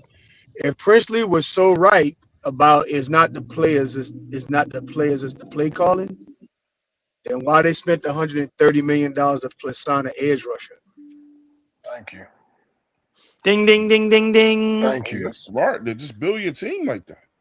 Princely just Princely to me sounds like someone who's just mad that he wasn't utilized enough, but the reason why he wasn't utilized enough was clearly because they didn't think he should. He wasn't utilized correctly because Princely gonna go off this year. Believe that, and God willingly. But is it fair to say that? How much reps is he really gonna get with Phillips and Squirting out there, Twan? He's probably only gonna be primarily a third down pass rusher. Plays, you can't ignore it. He's only going to come in on third downs and pass rushing situations. That's probably it. He's a situational pass rusher. That's number one. Yeah. But number two, Princely, and I applaud him for this because I mean I'm like that way too. And every young kid in my family, I give them the same energy. Hey, I expect for you never to doubt that you can achieve everything. Facts. So I don't expect for him not to say that he don't got the talent. What I am saying is you don't listen to what people say, you listen to what they do. So they never said that they didn't have the talent on the roster, and the coaching staff will never say that. But the general manager went out and paid $130 million for an edge rusher. That tells you everything they thought about the talent. That's basically them telling Princely, we don't But have faith in you being an every down pass rusher. I get what you're saying, Will. I get what you're saying, Will. But this is the thing too. You still got people out here saying why we paid $100 million to a pass rusher who only got a certain amount of sacks. Well, time will tell. So, Time will tell. but he what was I'm the saying is this. Hold on. What I'm saying is this. What if we don't know who's gonna be right or wrong. You know what I'm saying? Reality, the game got to be played. But you still, Princely's still a project in which that's why they drafted him in the third round. He wasn't a first round talent. He wasn't a second round talent. So getting Phillips is only give us the time to develop him. So regardless if he say, well, yeah, we got the talent in the room, but if you look at him and look at last year, he went in and got hurt twice in the game. I saw they walking up to him and say, man, you all right? And guess what? He didn't bring up, hey, man, I was injured. He didn't say that. He didn't come out and say that when he called out the coaches. So my thing is this. But what I'm saying is, who is this, man? Who is this? Because I swear, I'm not against driver Princely. right here. Because I swear this driver right here is tough, but this driver right here cooking. This driver right here is cooking. So I don't know what I'm saying driver, is, this is an imposter. I don't know what driver this is, but this driver right here is cooking. What I'm saying is, I'm not saying Princely. Them guys can keep learning from a guy who does it well. No, what I'm saying is, I'm not saying that Princely may not have the talent that he may be developed. All I'm saying is for the 2026 campaign, the number one edge rusher for pressure on the quarterback and setting the edge is going to be Phillips and Scorton. So if they thought that they had that already on the roster, they wouldn't have spent $130 million on an edge rusher. When Will's done, let me go, y'all. That's it.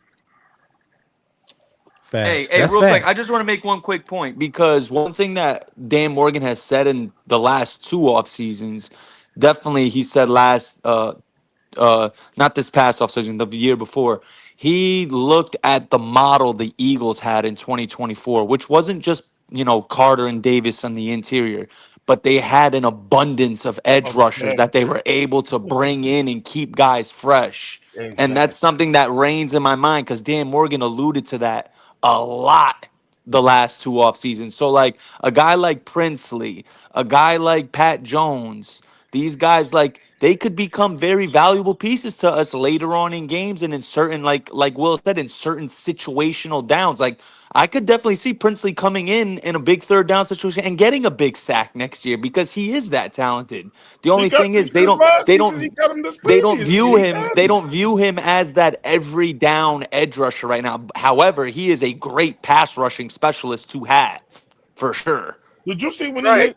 Did you see when he hit Baker Mayfield later at the end of the season? He almost knocked his fucking block off.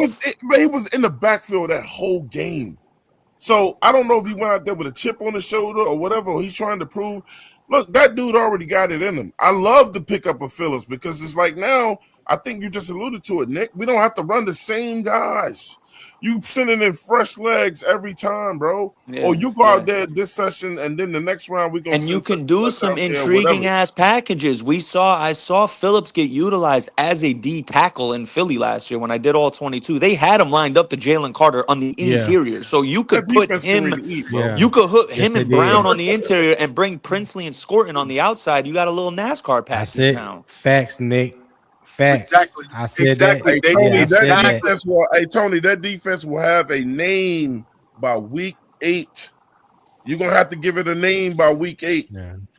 Yeah, you could do some interesting things. It's And then gonna if be even if you nasty, want to bro. come out in like a 3-3-5, right? Where you could come we don't run 3-3-5. I'd love to see us run some more 3-3-5 where you have Phillips, Hunter, and Brown with their hands in the dirt, and then your 3 linebackers, Lloyd in the middle. You get Trevin to play one side to be like that. We like to play zone, so he could be the coverage guy, and then you have Scorton rushing on the other side. I love our depth, man. I love the depth. Yeah. So somebody had mentioned in the chat that the offense, I think it was Carolina Boy 87, said the offense got to take a major step up from 26 like the defense did last year. I agree with you. Why can't I they? agree with you. I'm not saying that they can't. I'm just saying I'm that asking them. Yeah. that they need to, because the past 2 or 3 years we offensively we have been in that 25 on down range, so it would be nice to see us make a jump like the defense made a jump. I don't know if it would be as big, but at least get us out that, at least into the top 20, above Right. 20 or something He like comes that. up to you, So Tony. Yes, Right. sir. huh? Yeah, y'all think it's too Think low. about it is this too. A lot It's of not people gotta thinking too low. understand this, I'm just for me. I'm just thinking from a reality standpoint, No, I because understand where you're coming when from, Tony. when I'm when just when saying when I look at our team, we'll be and top there 10. hasn't been that big of a mass overhaul when it comes to talent, and the play calling is the same pretty much. The offense is the same. I mean, it is what it is. We are really hoping that Brad Izzy brings a little bit more aggressive play calling than we've gotten the past 2 years out of Dave Canales. That's what I'm hoping for. I'm really And yeah. that the offense can reciprocate his play calling, and make us let me better. say this, Ward. Let me say this, My Ward. trust Let me is say in this. Bezel when it comes to that. Anybody, hold on. Let me Hey, say this. hold on right quick before we I drive it. A shot. was, Hold on. Give me 1 second. A shout out to everybody, man. We've been live for almost 5 hours, man.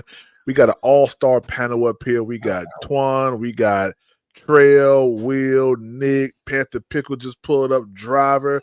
We got Edge on here, Tony, man. Listen, we got an all-star panel, guys, giving you good content on this beautiful Memorial Day. Help us reach that goal of 150 and subscribe and chat love to the Cash App. If you are enjoying this show, do not miss an opportunity to donate today. All right. The Cash App and the Venmo is in the ticker. Go ahead, fellas. And I just want to welcome Panther Pickle to the stage. What's up, Pickle? I have a just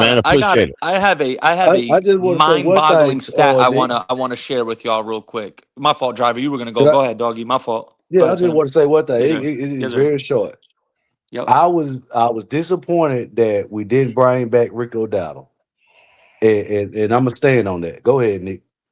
I'm just gonna say this is a mind-boggling stat I came across when Tua led the league in passing. That was Darrell Bevel's first year in Miami, and he had a big incorporation on the offense. For every Right. pass Tua completed, 6.8 yards of well, let me read this quote properly.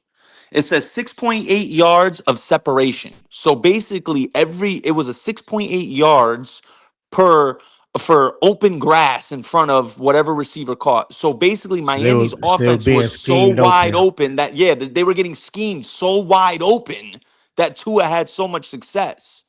They were so wide open. And then you're getting it to these guys like Waddle and Hill, and they're killing it in the yak. Granted, we don't got yak guys like that, but if we could duplicate that where guys are getting that open, I mean, come on now. You know what I mean? Like, if we could just bring I feel that, you. yeah, And that would be huge for us. Pickle, you said something in the chat, and I've been trying to tell people this for the past 2 or 3 years what type of defense we running. Right. When you said we ran a 4-man front this we year, did that most. We has did been most last year. yes. And what I mean by that, on your base downs, which is Right. first and second down, Right. we were running primarily a 4-2-5. You're right. That's You're been right. that's been the base defense since Evero has been there. This year, Right. I believe, because I've heard Dave Canales mention it like 2 or 3 times. Mhm. I'm hoping we're going to see more of a true 3-4 defense.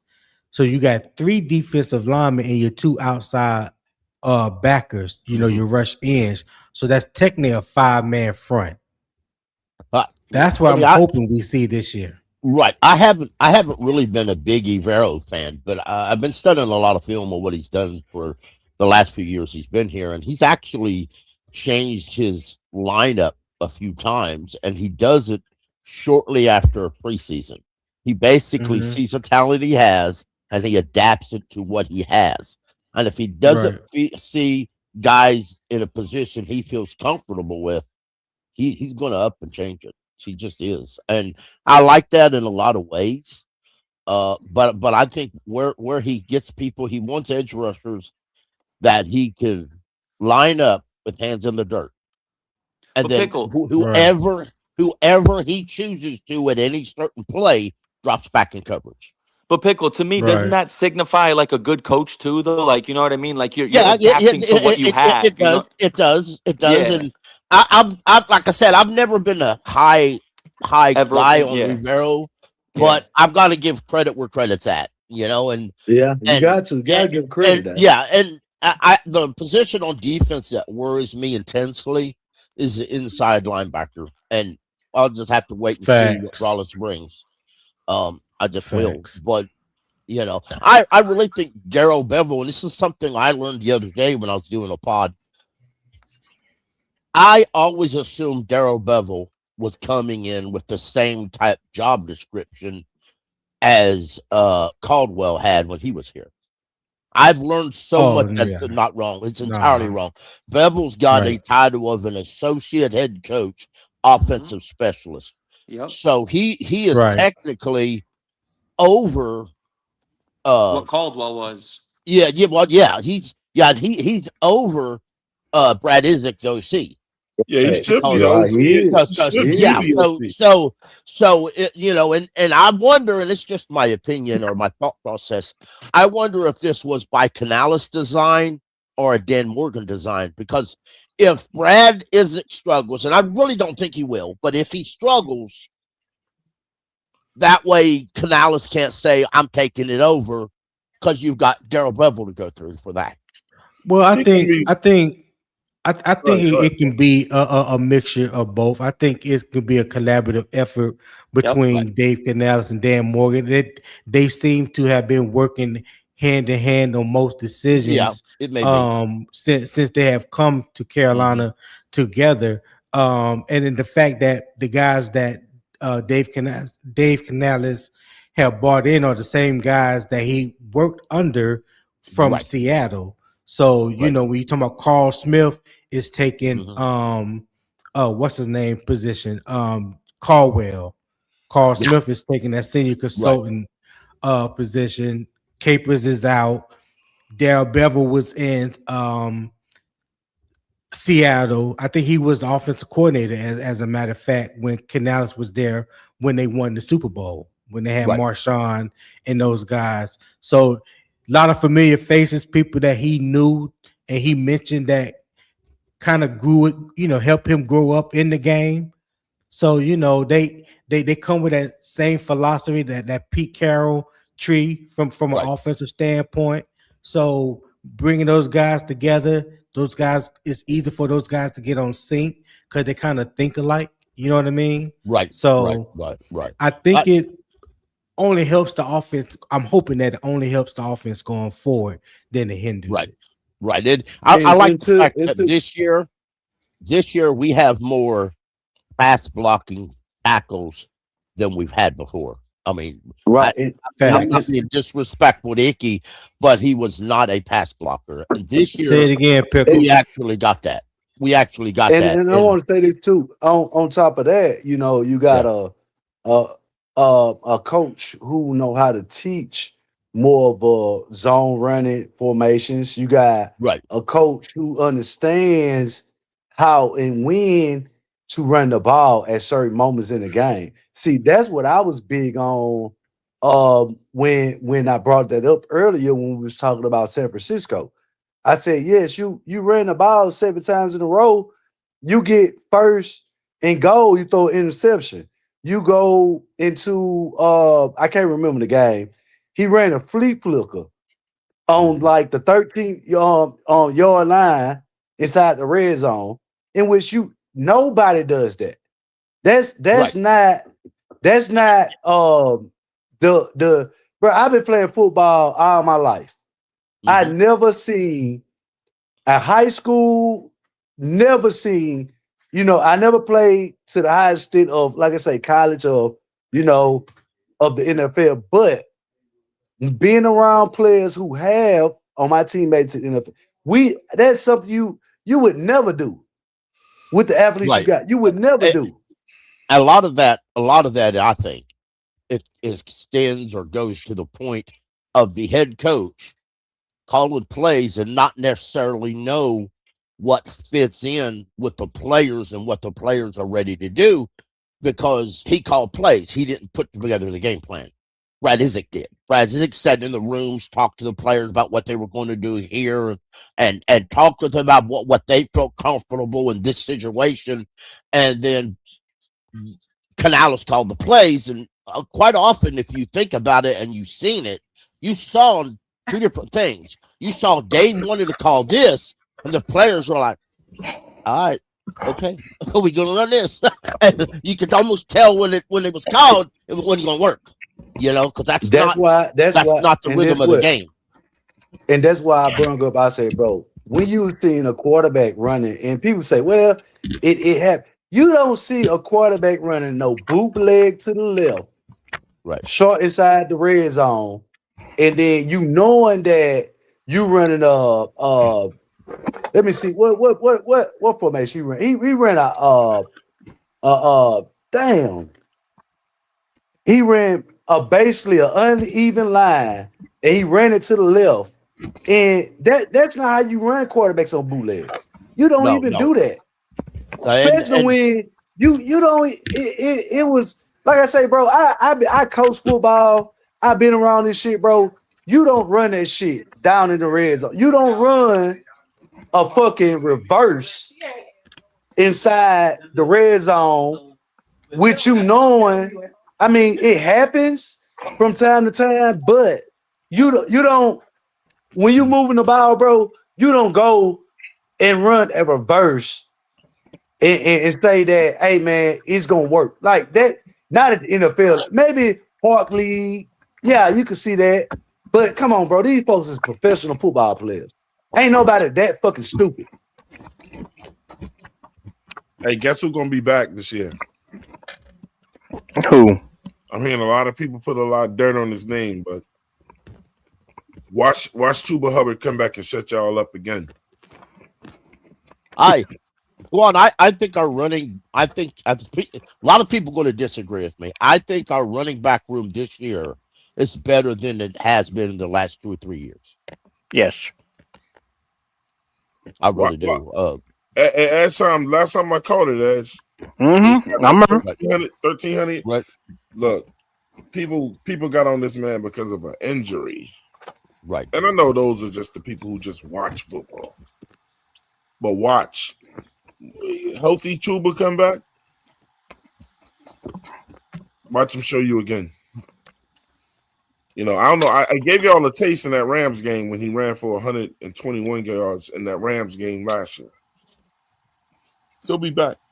Who ran for 121 yards in the Rams game? Chuba. When? In that first one. The hell he did. No, in the second one. The hell he did. Never. He ain't never run for 120. So you said run? I must have misread that. Twan, you know I fuck with you. I love you, homie. But Chuba peaked, bro. I think he peaked, dog. How are you gonna peak in 4 years? Plenty of guys have peaked. A lot of people peak after their rookie year. I just look at it like this, man. I'm gonna keep relaying this stat. Okay. So check this out. Chuba played 15 games last year. His longest rush was I was 14 looking at yards. that There's stat, no bro. situation where the amount of games you played should exceed your longest rush on the season. Bro, listen. That's all I'm saying. The dude, look, I'm not gonna say. We've said this many times before. He's the one dude outside of the injury where his stats got better every year. He got hurt. I'm not holding him getting hurt against him. He got hurt, man. You saw what he looked like when he got back, and it's about to be his team again. One thing I will give credit: the last 2 games of the season, hold on. Chuba ran better than Rico hold the on, last 4 hold games on, of the Nick. season. But this is the thing about it. Hold on. Now you talking about a man? Like I say, hold on. Like I say, I know football to the extent when they played against the Saints, bro. He ran it was like 4th and 1, right? He called a dive play, and I think Chuba was at fullback, if I'm not mistaken. But the hole was wide open. I think the 3 hole or whatever you want to call it, one hole, however he could have took it. The hole wide open. He still ran to the right side of the field. He still didn't see the hole for 1 yard, and the hole wide open. Man, what are you talking about? One play? See, bro, I'm not saying I'm not using that one play to define him. See, this is the other driver. I'm just right you're going on and on about how you know football and whatever, and then I'm not using that to define him. But the difference is they just told you his longest yard was 14 yards. Well, you gotta see the hole. And that was week 2, driver. That was week 2 against Arizona. Yes, but if you listened afterward, the man was hurt. He played injured, just like later in the year. Chuba did run better because Rico was hurt, and so the defining issue is also that when you have a conversation about running back, that people don't want to include is your offensive line was a clusterfuck all year long. Right. Excuse my language, but it was with Icky being out, and he was supposed to be your top run block. Hunt being out, he was supposed to be your run block, and you had Corbett lined up at guard a lot. And what he'd do, he'd step back and step all over top of each other. And I mean, he might as well not have been out on the floor, out there. Period. Now I'm not even going to talk about Zavala, them games he lined up as starter. So I don't necessarily blame any of the lack of high running yards for them to. It's just so easy for people and I'm not getting on Tri-State. It's so much easier for people to say Chuba peaked than describing all the shit that you just said. Like you're right. The line you're that right. was in you're front right. of him. The starters that were supposed to be out there were not out there in front of him or whatever. Right. He was hurt. All that goes into play. And we're going to say this man peaked after an injury year. And the year before that, he had 1,300 all-purpose yards. Right. And he peaked. Okay. But Twan, okay, he got hurt, okay? He got hurt after the New England game. He comes back against the Jets, 2.2 yards per carry. Against the Bills, 2.8 yards per carry. Well, just because he came back don't mean he was healthy. Man, Rico Dowdle was the main. Last year, Chuba was a backup. But it's true. I'm sorry, but it is. I feel you. I feel you. I'm not too. And I'm not too convinced on Chuba this year. That's right. That's and I understand. Like, I've said my man. If Colby Jonathan Brooks doesn't snatch the starting running back chain by mid-October, that's a problem to me. That should be a problem. And let me ask Swan this. Hold on. Swan, who you think? Right, but barring injury, right? Because both dealing with injuries. But Chuba's only. Who you think the better running back? Who you think the better running back? Brooks or Chuba? I don't get into those conversations because it seems like it causes the most ridiculous arguments and not productive arguments. For me, I go on what's actually happened. So yeah, Chuba is because Chuba has already proven it in the NFL. I'm not going to compare Chuba's pro career to Jonathan Brooks's college career. So that's what you're really asking me to do. Right. I agree to that one. I don't think that's what Driver's asking. Driver's just asking the quality of running back. One of them has no pro career. I specifically said barring injuries, and this is why I said that. If you look at Rico, hold on. If you look at Rico Dowdle, he came in, bro, running way. You could go and say, well, Chuba Hubbard's career, but guess what? Rico Dowdle been better than Chuba Hubbard his whole career, and that's a fact. No, he hasn't. Oh, sir. Rico Dowdle had 2,000 yard back-to-back seasons, sir. And that's a fact. Two different teams under two different teams, and neither one of them that were loaded with injuries. That and was us there's a reason, and the Cowboys, not right? And there is a reason why both those seasons, after he finished that 1,000-yard rushing, he hit free agency. There's a reason. And Chuba, I understand that. We talking about Rico. Well, Rico doesn't want to share the ball, period. Now, if you're having a conversation on who's the best running back currently on this team, I agree with Twan. But I'll say Brooks probably has better talent. But that's what I was saying. But are you asking him to run it up the middle? Because I don't think he'll be all that good running Brooks straight up the middle. No, if you're going to talk about running straight up the middle, let's be aware, in 2021, A.J. Dillon had 803 yards. Brooks. So, I like the combination, but I love it when you have two backs that feed off each other. When you get to a situation that you have one back who wants all the carries, you're just asking for trouble. And no one wants to give Chuba credit. When Chuba came in last year, Chuba said, I don't care if I'm the 1 or the 2. I just want us to win. That's exactly what he said. And Chuba embraced Rico Dowdle when he got there and said, bro, look, as long as we both get it done, it's all that matters. Right. Then when Chuba gets hurt, then obviously who do you think they're gonna go to the majority of the time? Yeah, they're gonna go to him. They're gonna go to Rico. Yeah, when we had Jonathan Stewart and D'Angelo Williams, when one would go down, the other got the majority of the carries. That's just how it worked. And I look at last year was no different. And then they figured out how to stop him. I'm not disagreeing with you on what you're saying, Twan. What I'm saying is we're talking about specifics of, even if that's why I brought up like the New Orleans game when he was at fullback, he ran that 4th and 1. And he had a wide open hole, but he still ran to the other side of the line. My thing is this. You could say, well, he was injured. He went, come on, bro. After 5 weeks of starting, being on the team, coming back for injury. So driver, you can't give me 1 yard. But the issue with the player you're talking about, driver, is Chuba is not a fullback. We all know that. He's not a fullback. And he lines up, they say, and if the offensive line coach says run to your right, he's gonna run to his right. He ain't gonna look up to see where the hole is. He's just gonna run to his right, whichever. I understand it, but if you're looking at the way football is being played now, the running back is kind of limited, right? Everybody could agree with that. It's kind of a limited position, however you want to say it. So what I'm saying is this: by design of the you gotta take the most of your opportunities, right? And my thing is, when you playing and the coach believe in you to run, okay, the play might be to go 24 dive or however the case may be. Nigga, but if I could go left and get 3 yards, I'm gonna go left. You a professional. See, driver, you gonna think I'm joking? Hold on, let me get this pic. Driver gonna think I'm joking when I say this, but I'm not. So, driver, we can't be so break a player down so badly. You know what I'm saying? That we're not leaving any room open for natural play. My thing is driver. So you telling me all the football you say you know and you played or whatever, you never fucked up once?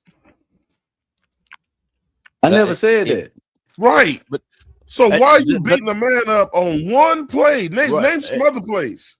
I started with and said that we should have never got rid of Rico. I said that. Rico was a rental. We always knew he was going to be here. Hold on. But at the end of the day, if you ask anybody, bro, Rico is a better back than fucking Chuba. Yeah, but how much are you going to play Rico? Don't. How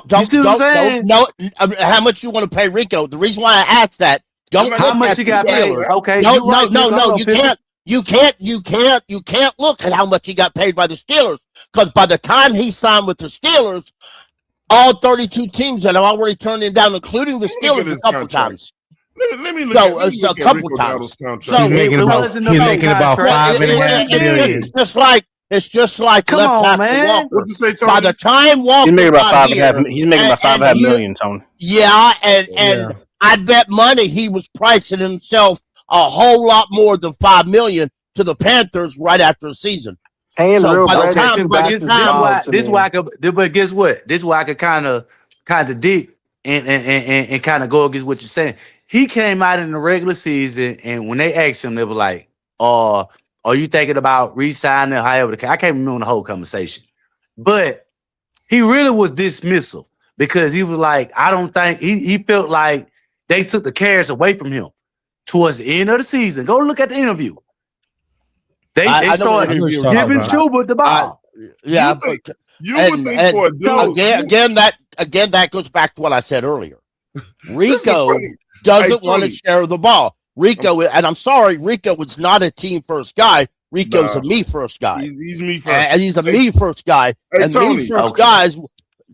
What's up, Twan? I want to ask Tony something. Hey, Tony, you would think for a dude like Driver who don't want somebody saying one bad thing about fucking Bryce Young that he would be more lenient on these players.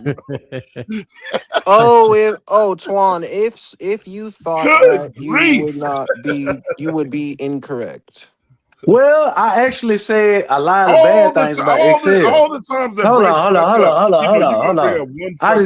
I didn't say things about other players.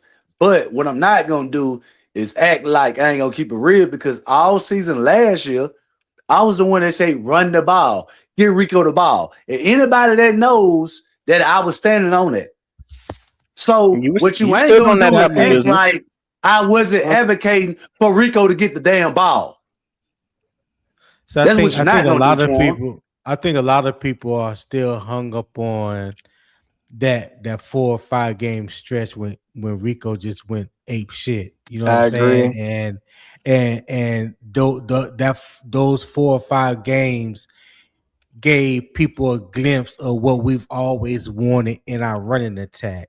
You know what I'm saying? And we were hoping that it was going to be consistent and carry on throughout the year, and that wasn't the case, because even remember, Rico didn't win the starting job at the beginning of the season. He got in the game because Chuba got hurt. So let's remember who was the bell. Can we have the context? Hold on. That's the a one fact. thing I ain't gonna do, I ain't gonna let niggas shit on Rico. When Chuba got on Rico, came back, hold But he's on, speaking let me facts finish. up there. Hold on, sir. Nobody. Let me speak. Let Hell me speak. no. Let me speak. Hold on, Twan. Rico, Hold on. I gotta say one you thing. don't like to listen to fucking simple shit. Rico hold on, got sir. more touches Can I say because this? Chuba got hurt. Hold on. Listen Rico's to what I'm still gonna the say. backup of the Steelers. Let me say this. It's that simple. When Chuba came back from injury, they started him over Rico. After Rico was hurt. had sir, no, he wasn't. That's a lie. Rico was Rico was gimpy, bro. Stop it, Driver. Rico was gimpy as hell, bro. Nah, see, now you niggas, hold on, bro. You ain't gonna sit up here and lie, bro. No, you're not gonna do that. Oh, he was. Yeah, Rico was hurt. Hold on. Damn sure hurt, nigga. He'll never admit he was hurt. That's a lie. He didn't admit that in the game at all. Man. Y'all, hold on, bro. Y'all lying like that? No, he was hurt. Driver, he was hurt. He was Driver. legitimately hurt. Man, let me finish. Let me finish. He was having issues. Hold on. Driver, this was exactly what happened. Having issues with his quad. As we used to talk about a former quarterback. Sometimes you gotta pull him I told you, for his own Tony, good. sometimes Driver don't want to hear the truth, bro. Y'all don't want to hear the truth. No. Go ahead, Driver. Go ahead. Let me you finish. said all 9 of us lying except you. All right, now I'm gonna make what I'm gonna say. Make the point I'm when saying. Rico got hurt. After when Rico first came, when Chuba came back, they put Chuba in the starting lineup versus the Chuba Jets. 100%, and he No, wasn't 100% nigga, when he let me came back. finish. No, he wasn't hurt. They started Chuba, and that's a fact. That's not true, bro. Against They New did. Orleans. Driver, No, I said stop, against the Jets. driver. All right, man. Listen, Who in the hell is no, gonna take a driver, starter out? listen, driver. on. You know, I'm gonna keep it 100 with you, Hey, bro, man. at all times. Help him out. After that Miami game, you can go back. You can look. That the Dave Canales went up to Rico and was asking him was he hurt because he was favoring something. He was favoring like either his shoulder or his knee. Then the very next game against Dallas, you feel what I'm saying? He tweaked that shit again. Even though he was running hard, he tweaked that shit again. So Now the he was week cramping after up. that, it was his quad or his hamstring, one of them. Yeah, Right. yeah, But it he was. kept pushing though. You feel what I'm saying? And towards the end of the year, that's why you start. Towards the middle of the year when Chuba came back, that's why you started seeing Chuba. But you still seen the difference between the two when Chuba came back and Rico was still running because Rico was averaging more yards per carry than Chuba. And towards the end of the year, that's what. Shout out to Baltimore. So to your point, right? You said after the Cowboys game, he was hurt, right? That what you said? Right. Okay, after the hold on, let me finish. Driver just won't take it. How many yards did Chuba run against Green Bay? What's that got to do? Nigga, that ain't got nothing to do with nothing. They ain't got to do with nothing, bro. Driver, did you not just hear what I just said, bro? I said No, even though he did not. You weren't listening. Okay, You weren't listening to shit. No, I actually heard what I heard what Trey said. He said after the Cowboys game, he re-injured his quad or hamstring. I heard everything. And he was day to day on shit, but he knew, bro, that he needed a contract and shit, bro. So he kept that shit pushing. You feel what I'm saying? If you're not hurt, you're going to continue to play. Exactly. Because you also got to remember the reason why we got it from Dallas because Dallas didn't give him a contract after he ran for damn near 1,200 yards. Exactly. He was hurt against Green Bay. And Driver, Dallas. He actually tweaked his fucking groin in Green Bay. Yes. So man ran for 100. No, the nigga he ran was for hurt, 140 yards. Nigga, the nigga was Man, hurt. bro, Nigga. let me finish, bro. I mean, maybe you can't hear. Pittsburgh because that line that's in front of him, he ain't going nowhere. No, it's old. He ran for 140 plus against Green Bay. No, the fuck he didn't. He ran for 130, nigga. Yeah, it was 130. Stop. It was 130 driver. Okay. Stop, nigga. 130. Well, he got a hold of Kyle. They got a hold of Kyle about that. He could have ran for 180. Bro, come on. But yeah, he could have ran for 180. Yeah. He could have, but he didn't. He could have, but he didn't. Man, he broke for 40. No. So it happened. Driver. Let me ask you something.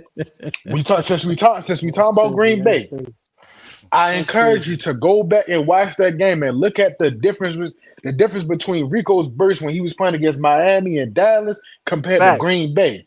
Facts. You can, bro. When you hurt, you're going to play, especially when you're on a 1-year deal. But if you're injured, you're going to be like Chuba. You're going to require to miss games, bro. Exactly. That's a difference. Yes. And when in that Chuba next came back, game, next game against New Orleans, you know what? Rico had Rico had 18 carries for 53 yards. And when Chuba came back, Chuba still wasn't 100%. Hey, listen. Here's so crazy too. Rico had 530 something carries through 3 games. He had 530 something carries for the rest of the season combined. Hey man, you gotta break shit down to me. I know exactly what happened. Rico nigga, no the fuck you don't. You nigga. did it. No the fuck you don't. Okay, he is still now. He's still. So after the Cowboys game, who started the next game Against the Jets? Against the Yes, Jets, Rico. Yeah, no, he did. That's a fucking lie. It was Chuba. It was Chuba. Was Chuba? Okay. Yes, it was Chuba. Hold on. See what y'all niggas do is try to come up with a narrative, which when he played against the Jets. Hold on. You was right. You was right, driver. They benched Chuba for Chuba. They benched Rico for Chuba because Chuba was supposed to be healthy. And they would try to go back to the starting line. Rico wasn't hurt. Then Hold on. when he couldn't run the Hold on. ball, Oh Let they me my let me went let me back. God. push let me Hold push on, let me back on you, finish. Chuba. Go ahead. When he couldn't Go run ahead. the ball, and it didn't work out, they went back to Rico and he ran for which I said 130 against Green Bay.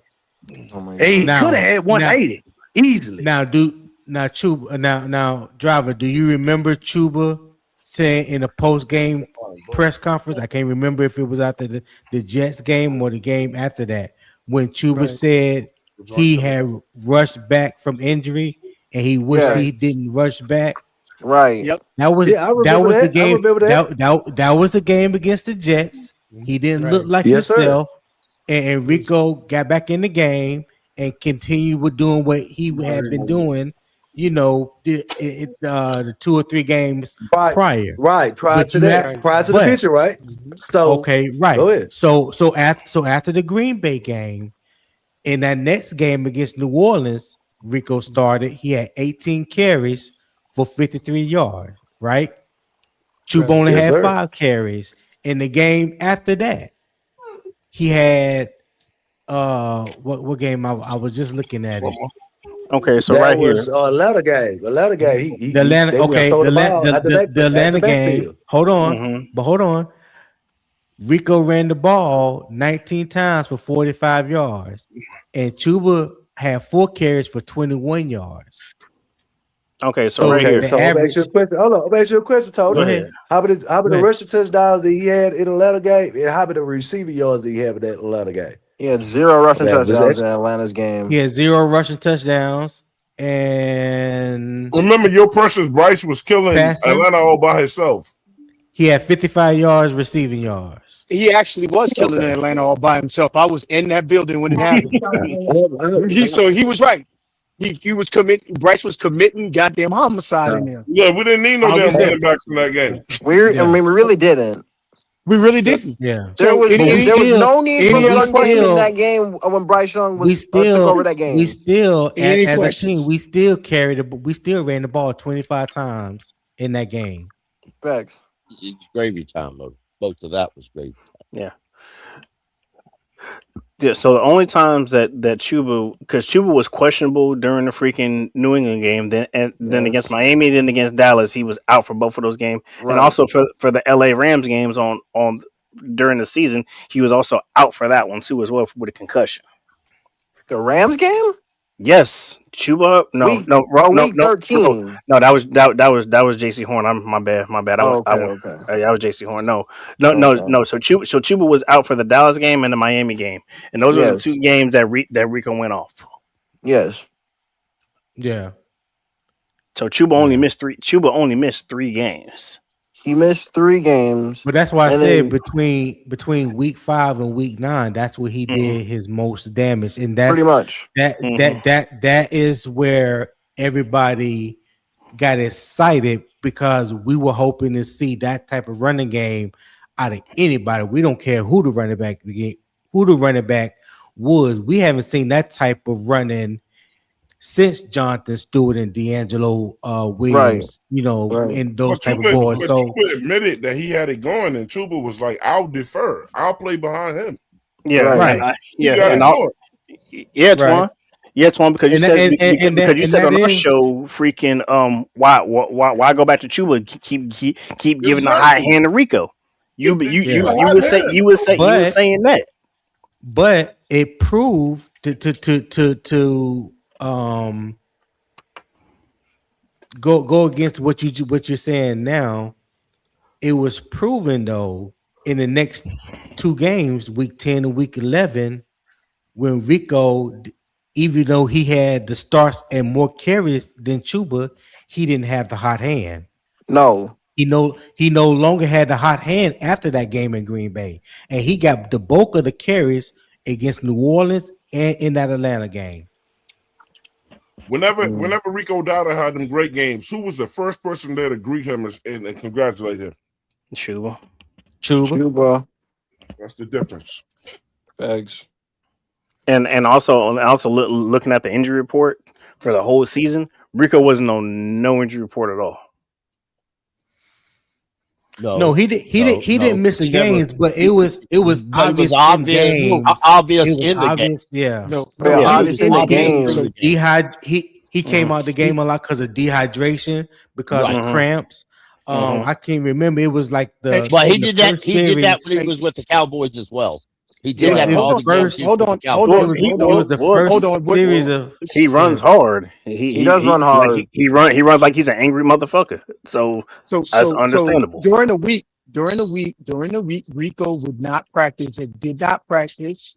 Sore hamstring, a quad or whatever it was, and Right. they would say limited in practice, game time decision, Hmm. questionable, And and then he then he'd be played. full, Right. and then he'll be full go for game day. So yeah, he Yep. was available every single game, but don't make it seem like Mm, he was not injured because Right. he right. was He was definitely limited on hurt. some of those games. He was limited. That doesn't mean that he wasn't good. And I'm glad he still ran the field for us. But on some of those games, he was limited. Yeah, for sure. Yeah. Yeah. But you also, but I also think that has something to do with the amount of carries as well, because I mean, his body was taking supreme damage. I mean, think about it But back to back. We're talking 25, we're talking 30, and then he did another 25 and then 17. So you add those but carries up, that's damn near half his carries he had the whole season in 4 games. you're right. You're right. But let's also remember when he left here and signed with the Steelers, he did openly complain to the media that he was frustrated with his lack of carries at the end of the season and that he wanted to sign somewhere where he could get the bulk of the carries because he truly don't want to share the workload with anyone. And that's Well, He wanted to be the understandable. bank. well, He it ain't wanted to gonna be a be in bellhop. Pittsburgh. But what I agree to that. But at the same time, he is like an old school back, but this ain't the old school NFL. No, You know, No, it's not. no, that's not how you this know, works. and I liked him while he was here, but he's kind of gone. So Yeah, he's gone. So, and again, now and now again, it's like Chuba's solid, but we're truly missing that home run ability. That's In true. comes That's Jonathan true. Brooks. He don't have that home run. That he does not have that home run ability. You He know, does so not. and that's the Dan one thing Morgan that we've been Dan missing. Morgan, like Tony said, I think Dan Morgan still has that desire for that to be Brooks, I think and, so. and we're waiting to Shit, see what we Brooks all can do. do. We We exactly all You that's do. what know, we want. Yeah. right, That's right, what we want because right, we damn sure need it. right, right. Yeah. Because again, I'm gonna give you guys a stat here. So even though Rico ran that hard, right, we still ranked 28th in explosive run rate. And I'm gonna give you something else too, Edge. I'm gonna give you something else to think about. Travis Etienne had more explosive plays than Rico and Chuba combined, even though Rico ran that many times with that many yards through 4 games.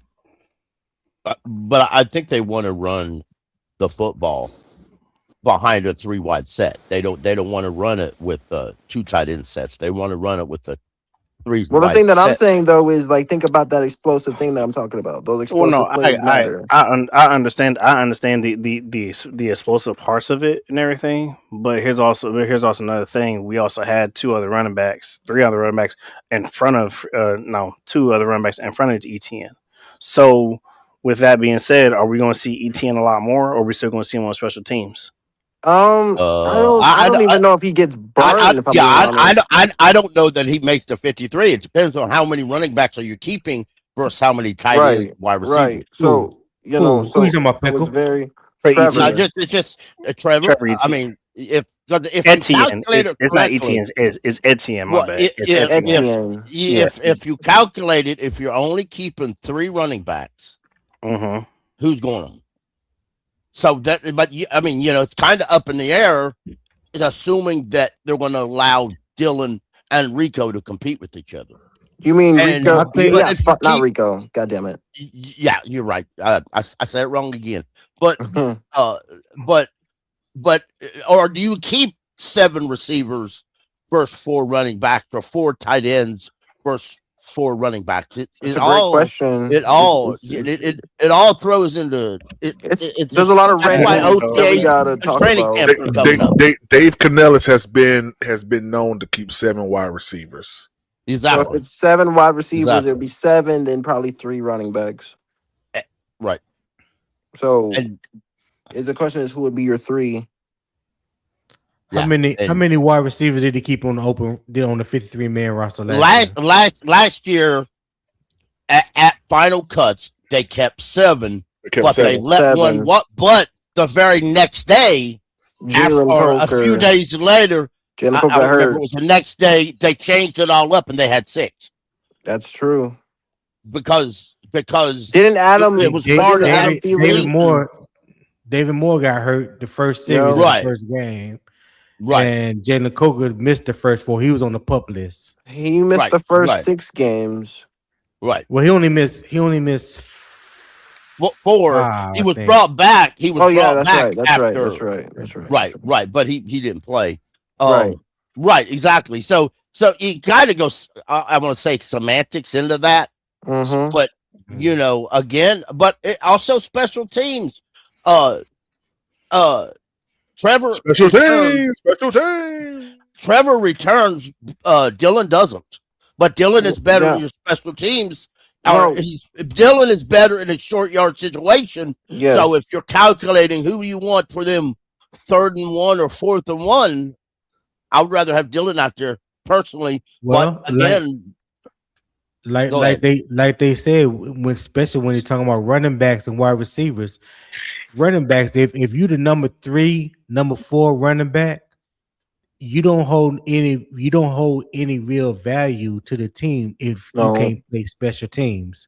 Right. If you wide receiver 5 or 6, you don't hold any real value to the wide receivers core. I mean to the team unless you can do something on special teams.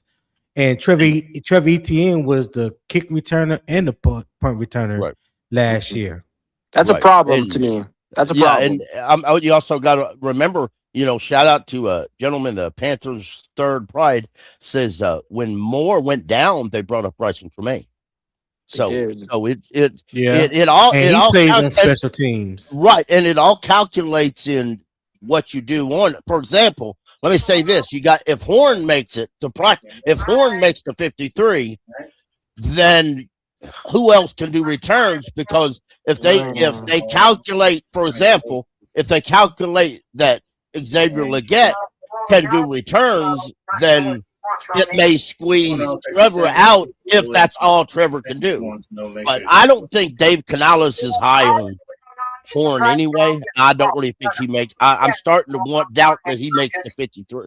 The 53. It would be very. Can I add something here? Go ahead, Will. Can I Edge, we hear your background, Edge. She want me to call you and let you see. Yeah, your background, bro. Edge, mute your mic, Edge. Yeah, so when we talk about the 53-man roster, the final decision on all things on the 53-man roster is not Dave Canales. It is Dan Morgan, the GM. Right. Now, Dave Canales has input on the ingredients, so we got to make sure that we think through what would Dan Morgan do, not necessarily always what Canales would prefer. So it's what Canales prefers and what Dan Morgan will execute. That's kind of how that's going to work when we start talking about the 53-man roster. Right. Let's talk about something, or no, let me mention it. And I got a little pushback this week when I was talking.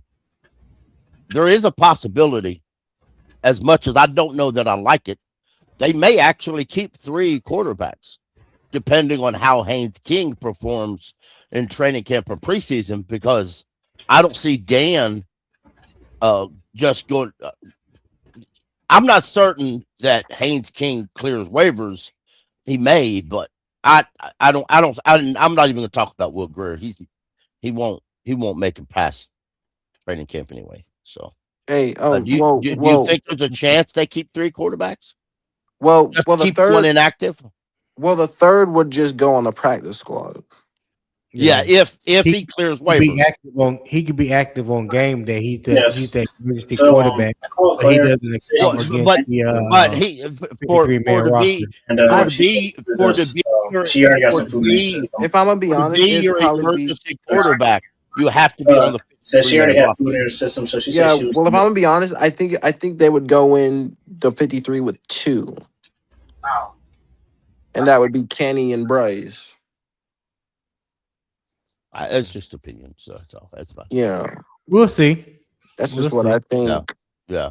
But that's what they kind Right. of have done the last few years, though. Is Yeah, but they've gone in with and 2. they never really.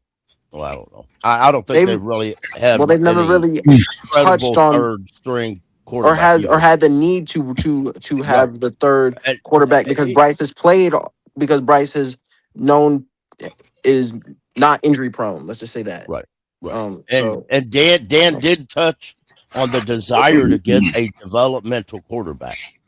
But yeah, again, it depends on how King plays during preseason and training camp. So it this may does. all be mute But it's conversation like if you don't I play. mean it could be, but like again, I'm saying like we all just want to win. I don't give a fuck. Right. I don't have no ties, but again, I ride with QB1. QB1's here, Right. so I ride with the QB1. So I just want to win. Fuck the dumb shit. I don't give a fuck. I really don't have no type of things to it. But we've had some interesting conversations over the last few days. Well, Freddie, well, yeah, PPP. Freddie. Yeah, Freddie. Your name is Treason Freddie. Yeah. All because I don't call him elite is blasphemy. So I don't. To be honest, PPP, I wear that nickname. I really don't give a fuck. Yeah. If I'm being honest, like I Well, really it's too don't late. give a fuck. It's already been given. Yeah. So what? So what? So what, PPP? So what? So what? Why y'all call him Treasonous Freddie? Because I don't believe Bryce Young is Here elite. we go. Yeah. I don't believe Bryce Young is elite. He's not elite. Exactly. Thank you. This is what he said. Okay. He said, "Y'all want to crown that mother effort." Freddie, is Bryce Young a mother effort? I'm not answering that question, PPP. I mean, you said it though. Because you made me angry, PPP. That's why. Because you pissed me off, PPP. So do you disrespect people you love when you get angry? What are you talking about, PPP? Don't you love Bryce? Of course I do. He's my quarterback 1. So you disrespect people you love when you get angry? You made me angry, PPP. That's why I said that. Well, why didn't you say you mother effers? Why you said you want to crown that mother effer as elite? Why didn't you just say his name, Bryce? Well, number 1, PPP, is you knew exactly who I was talking to, and know who I was talking about. And number 2, PPP, you were making me very, very angry. So to be honest, PPP, I really don't care how the context on how you took it. I said what I said, and again, as I said, and then Twan, he came out his mouth and addressed us as you people. I address you and Driver because both of you were Bryce pissing me hater. off. He's a Bryce hater on the low. I'm a Bryce Oh, hater okay. because I don't call him elite. The fuck out of here. Twan, he said, you people. I was taken aback. I said, you people? I said, what you mean by that, Freddie? Like he's not a Panthers fan? Yeah. He said, you people. What that mean, Freddie? Well, I'm a Panthers fan and I don't like them. So, Freddie, what that mean when you say you people? What that I was mean? talking about you and Driver is what I was talking about. Yeah. Right now we're watching Freddie. Freddie's on about a 60-day probationary period right now.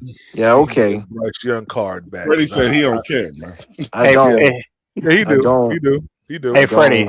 Hey, Freddie, it's all right, man. I got your back, man. I'm with you, though. He's not elite, bro. And I don't. And to be honest, I don't. 24-hour lockdown. We watching this motherfucker. We watching. Yeah. 24 hours. And you know what? I wear that crown. You know Only what? bread, milk, and water, Driver. That's all he get. Bread, milk, and water. I wear that crown. I don't care Cause I stand on what I said. He ain't elite because first off, if you can't compare him to the elite quarterbacks in this league, he don't Well, deserve the crown Freddie, at all. Freddie, I did. No, you didn't. What And you I did proved was it cherry that pick a bunch of bullshit. That's exactly what you did. no. And then you change the meaning of elite, and then you want people to stand on that bullshit. Hey, That's the shit that kills me. What does the term upper echelon mean? It don't mean elite, but it means better than the average. Okay, so when I say upper echelon, the thing that I'm quoting is it said Bryce Young is in the upper echelon of quarterbacks when it comes down to second play wizardry, meaning that when plays break down, he is among the top greats that can get out of plays or get out of situations and make plays downfield. And they said there was only Driver. about 7 Okay. players Who is that that? can do that. Driver. Oh, okay. And Bryce He's Young good was at that. one of them. I give him that. He's good at that. Yeah. Freddie, would you believe that upper echelon does include those top players in which you said Bryce Young is not equivalent to? What I said was PvP is like you No. can't. No. I'm asking you a specific question. It requires a yes or a no. When I say that Bryce Young is in the upper echelon, does that mean he is in the top category of players who you said he's not equivalent to? It don't mean he's elite, PvP. No, He said of a category. He said a category. That's not my question, Freddie. No, he's not. He's not. No, Freddie, the answer is Freddie. no. The Well, he's answer is not elite. no. The answer is no, PvP.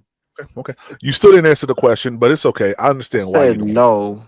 Yeah. I understand why you don't want to answer. It's okay. Freddie, the Green 80 series will be going on all off season. All right. You will be targeted in the Green 80 series. Cool. That's fine. That's fine. I don't care. Again, as I said, he ain't elite, and there's no amount of fucking cherry pick bullshit. Well, hold on, Freddie. Call him elite. Listen to this right here. Listen, watch this. Huddle. Certainly, you have time to get it back, but man, this is get a first down here. Green 80! Great time! Shotgun snap. Young And we in don't the see pocket anything. throws. Let's go. Oh, what that's supposed to do? What is that supposed to change my mind on calling him elite? Hold on, Freddie. What is that supposed to do? Freddie, just embrace it. Here's the snap. Fake to ETN. Throws. Caught by Evans into the end zone for a touchdown. And he gives Carolina the lead with 1:59 to go. Let's go. Yeah, man. My head. Freddie, when I play that, doesn't it take you to a place of happiness in your mind? Doesn't it do that? It's my quarterback. Let me play one more time for you, Freddie. It's my quarterback. That's what it is. Good job. That's what I'm talking about. Great job. Great call, It's my Coach. quarterback. That I support. Hey, I don't understand. Got your back. Finish us off. Bring you the ball. For sure. Great job. Hey, so wait and win when we need it. 3rd down and 10. Hey, huddle. Certainly, you have time to get it back, but man, this is get a first down here. Green 80! Great time! Shotgun snap. Freddie, do you hear the confidence in that Green 80? All right. Hey, listen. It's my quarterback. I don't got time to. Hey, listen. Are you calling me a Bryce hater because I don't call him elite? Did he say Explain that that to you me. had the confidence? No, in that you're not a Bryce hater. I've met and talked to Bryce haters. You're not a Bryce hater. Thank you. This man said, "Did you hear the confidence Thank in you. that Green 80?" In that Green? That's what I thought. Cause honestly, this shit is ridiculous. Again, I can't wait to see my quarterback for the first time. He ain't elite. He ain't there yet. Stop giving him the crown he don't deserve. Hey, PvP. I think he's done for it. But Freddie, if I may ask you a question, Bloody. Yes, go ahead. Do you think it's possible that he can get there? Oh, anybody can fucking get there with hard work. Okay, that's all I need to know. Bloody Knuckles. The link is in the chat, sir. Yeah. Like, I'm gonna shut it down in about 15 minutes. because I want to make sure I save this live and can chop it up with my AI software and StreamYard. You know, allow me to break down certain things. And Freddie, you know what, Freddie? I just posted a short about you, Freddie. Did you see it? I saw it. Cool. Saw it? I saw it. Yeah, let me play it real quick. Yeah. Please do. Yeah, let me play it real quick. Yeah. Go ahead. Yeah. Let me play it real quick. Hey, Freddie is not allowing y'all to get in his sphere today, bro. I'm really not. Hey, I'm proud of you, Freddie. You got that force field up, bro. Y'all, you can throw all the rocks. Well, Freddie says that until you call him a bag of what? A bag of what? A bag of what, driver? Shit. Yeah. He a bag of shit. Yeah. We'll make sure he understand every word that comes out my mouth. Yeah. Freddie. Lying as informant. Yeah. We know what you Y'all is, hear something? Or I hear bullshit. Yeah, I hear bullshit. Price do y'all hear something? He's an undercover price hater. Yeah. Y'all hear anything? Yeah, we know it. We know it. Y'all hear anything? Here you go right here. Nothing. Check this out. Where do you think the hardest? Where do you think the hardest pass is on the field to complete? Inside the numbers or outside the numbers? Jesus. If I had to be honest, it would be outside the numbers. Freddie, you know you're a smart man. Do you have time for me to tell you what Bryce Young's,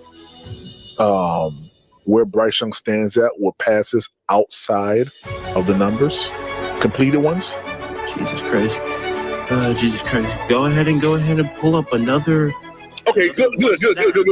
Bryce Young is the fifth highest in the NFL with passes outside of the numbers at a 42.4. Freddie, how do you feel when I play that? To be honest, PvP is another cherry pick stat that proves my fucking point that he ain't elite yet. That's my answer to that. Hey, Freddie, but tell him how you really feel, though. How do I really feel? I don't give a fuck. How about that? My answer. Man, y'all gonna piss Freddie off, man. One day y'all gonna piss Freddie off. Freddie's gonna go off on y'all ass. Hey, I can't wait for it. Bloody Knuckles and Will Robinson. What's up, this yo? Shit is wild. Hey, fellas, I tell you this, man. This has been good conversations today, man. I appreciate you allowing me to get through my Memorial Day weekend and run my errands and everything like that, man. I appreciate you, bro. We still here. It happens when I come around. By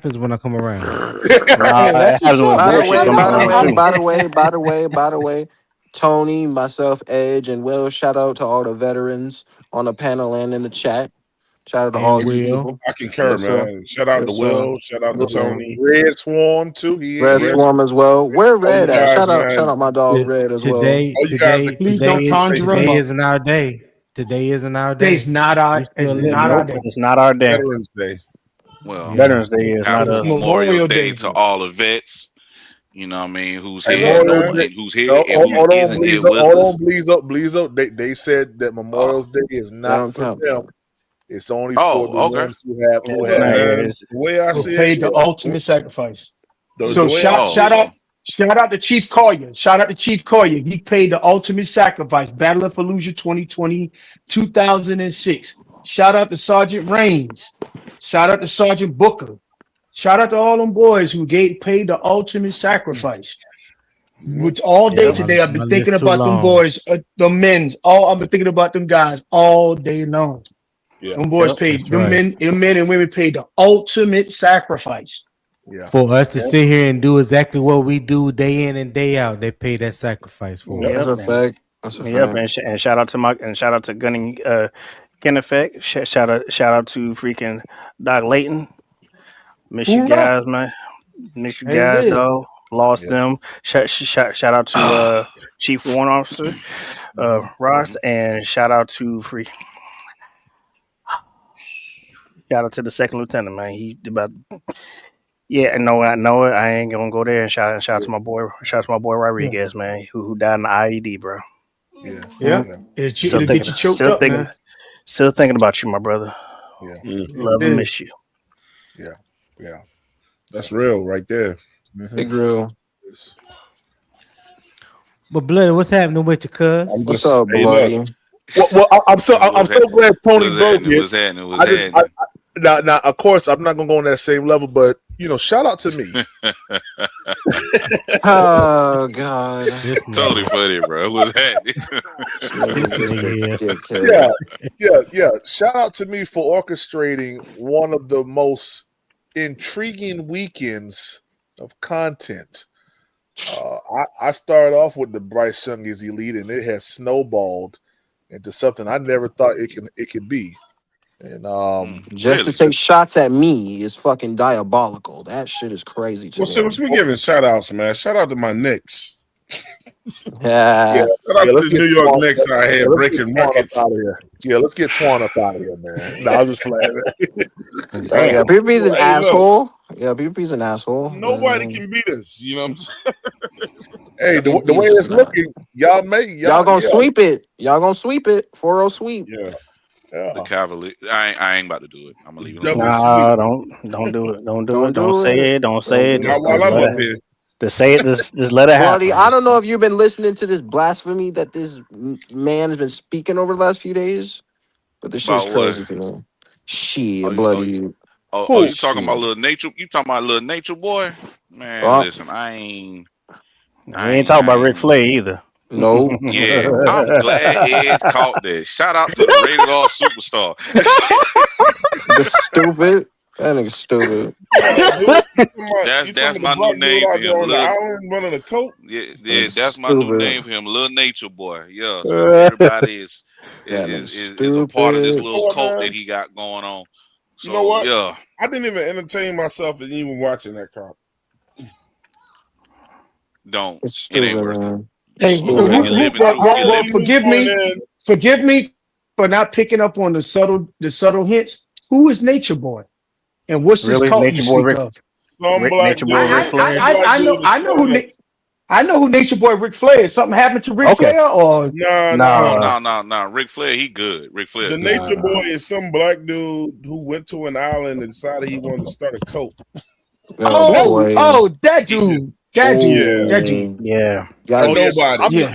I'm not even hip. What's going on? He went to an island and started a cult. Yeah. Oh yeah. Yeah. ooh, yikes. That was Well, look, some years man. ago. Do you always blame the people that do you really blame the people that start the cults, or do you blame the people that go there and believe in all that bullshit? You blame the person who started the cult, Oh well. because Oh I well. mean, everybody can be duped by someone. Yeah. I That mean, dude hey, has sinister that value. is him. He created the environment to subjugate women. Wait, I'm Yeah. lost. Can wild. y'all get me up to speed? What happened now? Okay, Basically, go What's ahead. his name? Tell them the What's his Nature Boy name? story. Basically, this shit old. It's a I can tell you dude the that funny part. basically What's that his name? basically What's his Oh, name? he's a stupid. Hey, well, bloody, that's his let name. me get the funny part out first, right? Go So ahead. he started this cult, right? It was nothing but black people joining it on some island. I think it was near Costa Rica. And, he was doing the typical cult stuff, like, you can eat off the earth. Everything comes from the earth, blah, blah, blah. In the meantime, Oh he boy. doing stuff that he's not following the same examples he's giving. So, prime. A YT girl flew in and wanted to join the cult. And her parents got tight about that and then and that's when it started going left. That's when he got famous. Because I'm trying to find it on YouTube right now. when I she don't see showed it. up, it's on Well, is if anybody got Hulu, I think it's it's a on whole Hulu. little Yeah. 4-plus Yeah. I documentary know about exactly it. what you're talking about. I've But been on heard about YouTube, this nigga some he got years about ago. 100 different It's videos episodes on YouTube. it's videos that he been recording, but it's Hey, a female that's basically what is been his name? What is his name? I Y'all don't know? know his real name, bro. some nigga from New York. I I don't just really know know his he ain't. actual Hey, name though, go but he ahead with all locked that, up in man. Atlanta though. Nah, he from Schenectady. That it don't count. He from what? You don't count one. Yeah, He Bryce. don't count. He from I know, Schenectady. Twan. He don't count. He from I know. If you ain't from them I 5 ain't saying boroughs, from the yeah, city. you ain't from New York. I feel you. He from Schenectady, man. He around the Cornell area and all that, man. He's like from when they up do north. crazy He's shit. from up north. Well, he's locked up in DeKalb County. How about that? Outside of White Plains. Damn. Oh he yeah, locked White up right Plains. now. That's coming off the 278, ain't that? Yeah. Yeah, the Oh, 278. here we go. Matt Pace Creek Up there. PPP about to warm Oh up my his jet. God! Here we go. You The gotta walking Google sustain, though, Maps. man. You got. Here we go. The You got to walking take. Google Maps. You got to take the Major Deegan up that way. 87 up that way. Yeah. The Major. He ain't Deegan. from the city, is what I'm basically saying. You know. Yeah. Well, he from New York. He ain't from the borough. No, but he man. from All New York ain't built different. Ain't they built the same, bro? But Hey, he's from the state of New shout out York. to Quantum, man, for that super chat. He said, "Shout out to the panel Good and guy, Chad Quantum. and all of my fellow vets: Eric, Red Swan, Will Robinson, Edge, Tony Risby, Freddie J, and Nick Gaskins, and Shout out more." to them, bro. Salute. Absolutely. Wait. Riz, Yeah, hold on, if I PvP. might Riz say, is a veteran. Yes, yeah, sir. if I he may is. say, Oh shout man, out bloody, to D you Money. got. Shout out to D Money, who was a vet. Oh Yeah, yeah. shout out to Oh D yeah. Money. Shout out to D-Money. Nah, because I ain't seen Riz since Quantum, last year. Quantum, hit the Riz link. was in the Quantum, chat earlier. Hey, Quantum, hit the I link. ain't Quantum, seen I ain't Riz talked to since you in a last minute. year. I Man. still got a I bone to pick with didn't catch Riz. D Money show on Friday. Oh, I didn't catch it on It was Friday. real good. Oh my I gosh. told him I was really gonna good. be there too. My bad, bro. It was really good. Yeah. It was good. It's really good. I was in my Knicks was playing. It was. Yeah, I didn't honestly. I didn't think it would be as good as couldn't it pull was, away. but it was really good, and I was really impressed. All right, good. I got to catch the next one. God, dog it. It's a good thing. Damn it. Shout out to D Money, man. Started his podcast, man. Shout out to him. Hey, Freddie. Money started his podcast. What's up? Good shit, bro. I look, man. I invited you to my show a couple times. You ain't been over there. You trying to tell me something? Oh, I didn't know that. I didn't know Yeah, that. you I'm did. sorry. No, Hey, I did get him not. again. Prime, get him again, Prime. Get him What again. you mean? Yeah. Now you lying. Now What you you mean lying. I'm lying? Now you lying. I'm not. Freddie I'm allowed not. to you. Freddie I'm allowed to not. you. I'm not lying, Twan. Now you lying, Freddie. I'm not lying, Twan. I Last just time I was. talked to you, Freddie, you say I'll be over there on the next show. God, I suck. That was a long time ago, man. I've been doing It a was lot a of long shit, time. man. All right, he lied. When the last time that I I seen you, now bro? they say you lying. I believe it. Okay, man. It's been That what, was 2 a months since bold I've face. seen you? It's been what, 2 months since I've seen you? Real quick. I'm gonna drop you down. I'm gonna drop you down, Caleb, just for a second, man. Let me get my boy Quantum in real quick, man. All right. Quantum. Yo, What's up, Quantum? Quantum? What's up, gents? How y'all guys doing, man? Quantum physics. Good What's God, happening? Quantum. You What's didn't kick happening? nobody in the face today, did you? Not yet. Not yet. This is funny. You know what? Hey, Not Quantum, What's Quantum, up, you haven't been here since I started the Bryce Young Elite Green 80 podcast series. Oh, I've man. been watching it, man. I haven't had a chance to Oh, pull up since you man. did it, but yes, sir. This is what I'm talking about, bloody. I'm gonna put you front and center. I just got a Freddie, couple I'm proud of you, questions. sir. Quantum, do you believe Yes, Bryce sir. Young is elite? Okay, I've been listening to this for the last few days. Come on, Quantum, don't do it. Come on, Quantum. Don't do this. No, do it, Quantum. Pause. Don't influence the witness, Go ahead. Freddie. You stop it. We already know. No, go ahead, you Quantum. already. I know how the twins do. Go ahead, Quantum. Hey, now PvP, I kind of had already rehearsed an answer for this because I knew at some point the question would be posed to me. Yes, So here's where I'm at, man. All right. The word elite, right? I've kind of went back and If he forth. says over yes, my I'm logging mind. off. I'm telling y'all right Where I'm logging off. I'm with you, Twan. I'm with you, Twan. Hey, I'm Tony, with you, 'cause I'm Twan. telling you, listen. I'm with you, Twan. The way he's setting this up, he could really hit us with a bunch of fluff. And then a bunch of fluff. A bunch of fluff. This the first time I feel like Quan about to hit us with some With a bullshit. bunch of cotton, and about to hit us with a bunch of fluff and fleece, and then he's about to hit us with a bunch of fleece and a bunch of fluff. So, Quantum, you Y'all know give me you Y'all better respect his motherfucking shit. Quantum knows Respect that his shit. anytime you start off with a definition, it's about to be some bullshit. Let's first define. Messed up, Twan. Messed up, Twan. Quantum, take your time, sir. Take your time, my good brother. Go ahead with your thesis, man. Go ahead with your thesis. Stupid. Absolutely, gentlemen. Absolutely. See, I would love to anger some of the guys on here that, like Twan wants to throw it at me too early, but it's fine. It's fine. It's fine. Shit. All right. So here's what I come up with, guys. Considering everybody's perspectives, Freddie, I've heard them on you, man, for the past couple of days. I felt bad for you, but PPP was on you, man. Oh man. All right, here's where I'm at. Taking into full consideration what both of you guys are saying and how this has started a forest fire over the past few days. All right, so the word elite to me means you have amassed a level of ability and a little bit behind you to stand on what that means, right? But here's what I'm gonna take a sharp turn. I personally believe elite characteristics are the breeding ground for being an elite player. So you cannot be an elite player without elite characteristics, meaning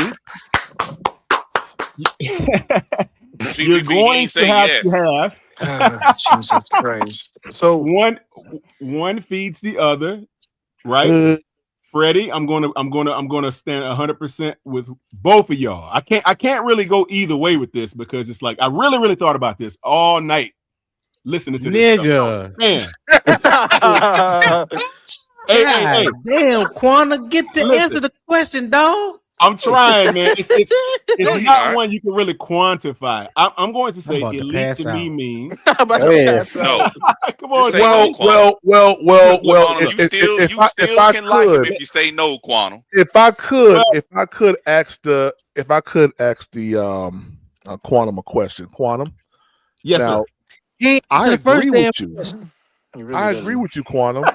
One cannot have qualities unless they actually possess the things that they have qualities of.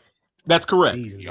So, and I've said this plenty of times, that if you have the qualities of it, you yourself do possess that same thing. Quantum, just by that statement alone, do you agree that signifies that Bryce Young is in fact elite? I think it's in his blood, man. All right, that's all we need to know. Thank you so much, Quantum. I appreciate you. Quantum, why did you fall for that? Wait a minute. Why did you fall for that, Quantum? Hold on. Quantum, come on, bro. Hey, y'all hear what he did, right? Y'all hear what he did, right? I went in the kitchen and got the wrong drink. What does that even mean? Serious? It's in his blood. Okay, so that means that fucking Jimmy Clausen had a chance to do it because it was in his blood. Now, wait a minute. Hey, Ash, go get those medical charts for me, Ash, so I can see if it's elite. Okay, let me go ahead and get this real quick. Matrix bullshit. Hey, Will, talk to Quantum, Will. Talk to Quantum, Will. Hey, Twan, so I got the medical records right here. Would you like to read them all for me, please, about Mr. Quantum himself? Serious right now.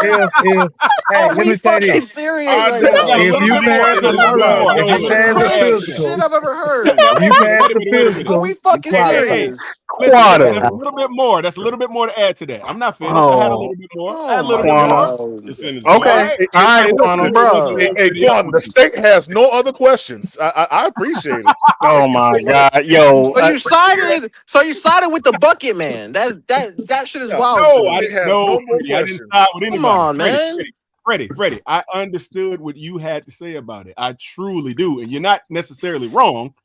But the thing about it is, brother, a player that can exercise innate abilities that other players seemingly don't, like certain things that Bryce does, are very, very much so elite, in my opinion. Now, Like what? Okay, his ability to he could put the ball exactly where it needs to be when it needs to be there. You know, you haven't noticed defender's hands. Lamar Jackson can do that. Hands, right? No. Lamar Jackson can do that. You mean in the first? You mean in the third Bloody row? stupid, bro. Bloody is dumb. You talking about the dirt ball? It's so dumb. How about the overthrows? Bloody when he throw the Rico Dowdle in the flats when a guy's open down, streaking in the boundary. You talking about that, right, Quantum? Yeah, that's what he's talking about. Ask Mitchell Evans and Tommy Tremble how elite those passes are. Hey, go ahead. Hey, So Quantum, what you're saying is so to surmise what you're saying, my good friend Quantum. Yes, What sir. you're saying is Superman had super ability before he became Superman. He had the There we go. tools. He didn't know how to use them. Is that what you're saying? Jesus. That's a good. Hey, Will. That's a good way of putting it. I But think. that doesn't mean. Bryce Young is a And then filter, hold Mike. on. That's what you're Let me trying to pull say, the string. Quantum? Let me pull the string a little bit more. But Yeah. that doesn't necessarily mean because Superman had the tools that he would ultimately become Superman. He potentially could. Is that what you're saying? That is a very good way of saying Shazam ain't Superman. Hey, Will. Bryce is actually he's beginning to believe in what he can be in the NFL. Can be. And you Okay. saw it Dion's last trying to year. make his guys believe. I can agree with that. I can agree with that. I think what happened was in the beginning he was flustered so much about what was going on around him, the environment around him, all of these expectations, the pressure of being perform. Oh, being an NFL quarterback is what you're saying. No, Bloody's stupid as hell. Bloody's an asshole. No. Not being Welcome an to this NFL conversation. quarterback. We shouldn't have Bloody up here. This is funny. Bloody is crazy. So look. So I wanted to find out what you meant. Crazy. Wow. Oh yeah, Bloody's crazy. Bryce's inability to be effective as he could be early on. If you go back and look, he made some throws even in his first year, but they just weren't, they were periodical. They were not consecutive. Yeah. So they weren't consistently. Were they consistent? It wasn't as consistent. No, not in the beginning. Hell no. So but guys guess were what? dropping the passes. Got you. But guess what though? As the seasons began to progress, he started to show more and more and more. And now I think the Bryce Young of yesteryear is gone, guys. This is what we're gonna have going forward. Yes, it is. I can agree with that too. Can I say something, please? Can I say something? I agree with that. You got it, Bloody. Okay. All of us have watched football for a long time. All of us has watched this boy for 3 years. And I have said the same thing week 18 in Atlanta when I thought this boy has actually figured it out. And what did he show me week 1 against Jacksonville? The same shit that he showed week 1 the year before that. The same shit that he showed week 1 the year before that. So we know that Bryce starts slow. It was a nigga named that Bryce get going in the middle of the season and in the tail end of the season. Now, Bryce isn't the only one that starts slow. The entire team starts slow. Chuba starts slow. The offensive line is trash week 1. The defense is trash week 1 because the head coach should not have been a real head coach. The head coach was hired too early. He was not properly trained to be a head coach. He only had 1 year as offensive coordinator experience for the entire history of his NFL career. He only called plays 1 year, and then you're going to say he's a head coach. Well, he's an offensive coordinator. So this is what you got. Hey, can I ask something about week 1 about Bryce? Hey, So now we got the wrong head coach. Now we got the wrong head coach. Not only that, Pickle. That's changing the narrative. That because for real. Now we got the wrong. Now we got the wrong head coach in the building. So why is Dave Canales here? It's the coach, and he was the offensive coordinator at the same time. So he was trying to coach and be the coordinator at the same time. Yeah, because when he got here, he really didn't know how to do neither one. Imagine you. Okay, so since I don't know what you've done. Imagine he's holding him back. Why is he still here? Why haven't we fired him? I didn't say that is part of. I got in trouble last time I mentioned this. That is part of the narrative. Say it. That is part of the narrative people are trying to push. I'm not saying that Canales is the only problem. I'm saying what I said 2 years ago. Because they were all green, they all have to learn together. Bryce has to learn what he's doing. Canales has to learn what he's doing. Brad Isaac had to learn what he's doing because Brad Isaac had never been offensive coordinator before. He never even drew up a game plan in his life. starting because slow. It's holding him back. So now let me it's finish. Canales' fault. It's all Canales' fault now. No, can I add something? So Hey, now we listen, gotta go to can I? whole new head coach. No. Why Can the hell do they have preseason? Hold Why on. do they have preseason? Can I add Somebody something? tell me why they have preseason. They have preseason so folks can get ready for the regular season. That's why they call it preseason. But also preseason. But also preseason is used to evaluate what players you have. If your coaches won't put you in the situation to be ready, you can't be ready. If I told Twan he got to be president of the United States tomorrow, that don't mean he's gonna be ready to do it. Right. So can I add something? Can I? Let me. I've been trying to get in here for a minute. Hold on, You Twan. go ahead. So go ahead, Will. But like I know, like people always talked about that we started a slow start, which we do, right? All I will tell you is, all I will tell you is, if you look at week 1 last year against Jacksonville, look at that interception that first interception Bryce Young threw, and tell me that it was that the team was not ready. You could just tell by the execution of that play that the team wasn't ready.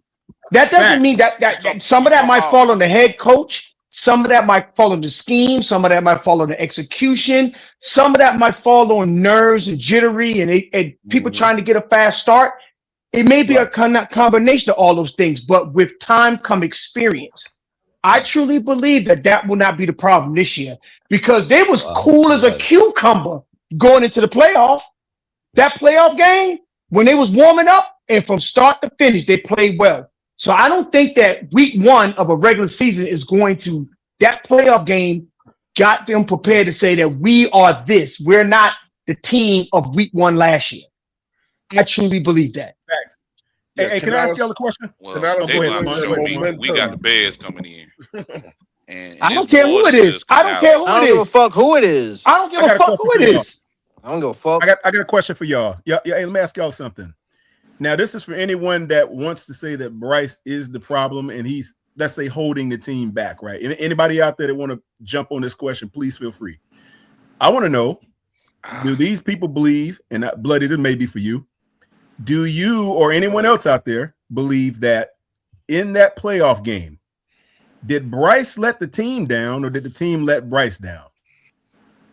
Nah, Evero let the defense down. Oh, I know, Twan. I knew you was gonna go there. I want to hear a Bryce Young. Bryce damn near played the perfect. Bryce damn near played the perfect game in that game. He did everything he was solely responsible for doing. He did it. I will give that credit. He did everything that he could possibly do to win that game. To no turnovers. Yes. You know what I'm saying? Only to have a defensive coordinator take all that shit away from him. Yes, sir. I've heard people like Howard say I don't want to say stuff. him from the whole team, but Bryce did everything he was supposed to do in that damn game. To that you say what, Bloody? That was an A+ performance.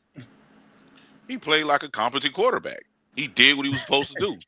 Jesus, no. That's not the question, Bloody. Yeah. Question is. So let me get this straight. So you want me to sit here and say, "Oh, he played tremendous. Oh my God, it was the greatest performance I've ever seen in my bro." He is a starting franchise quarterback. He's supposed to do that. That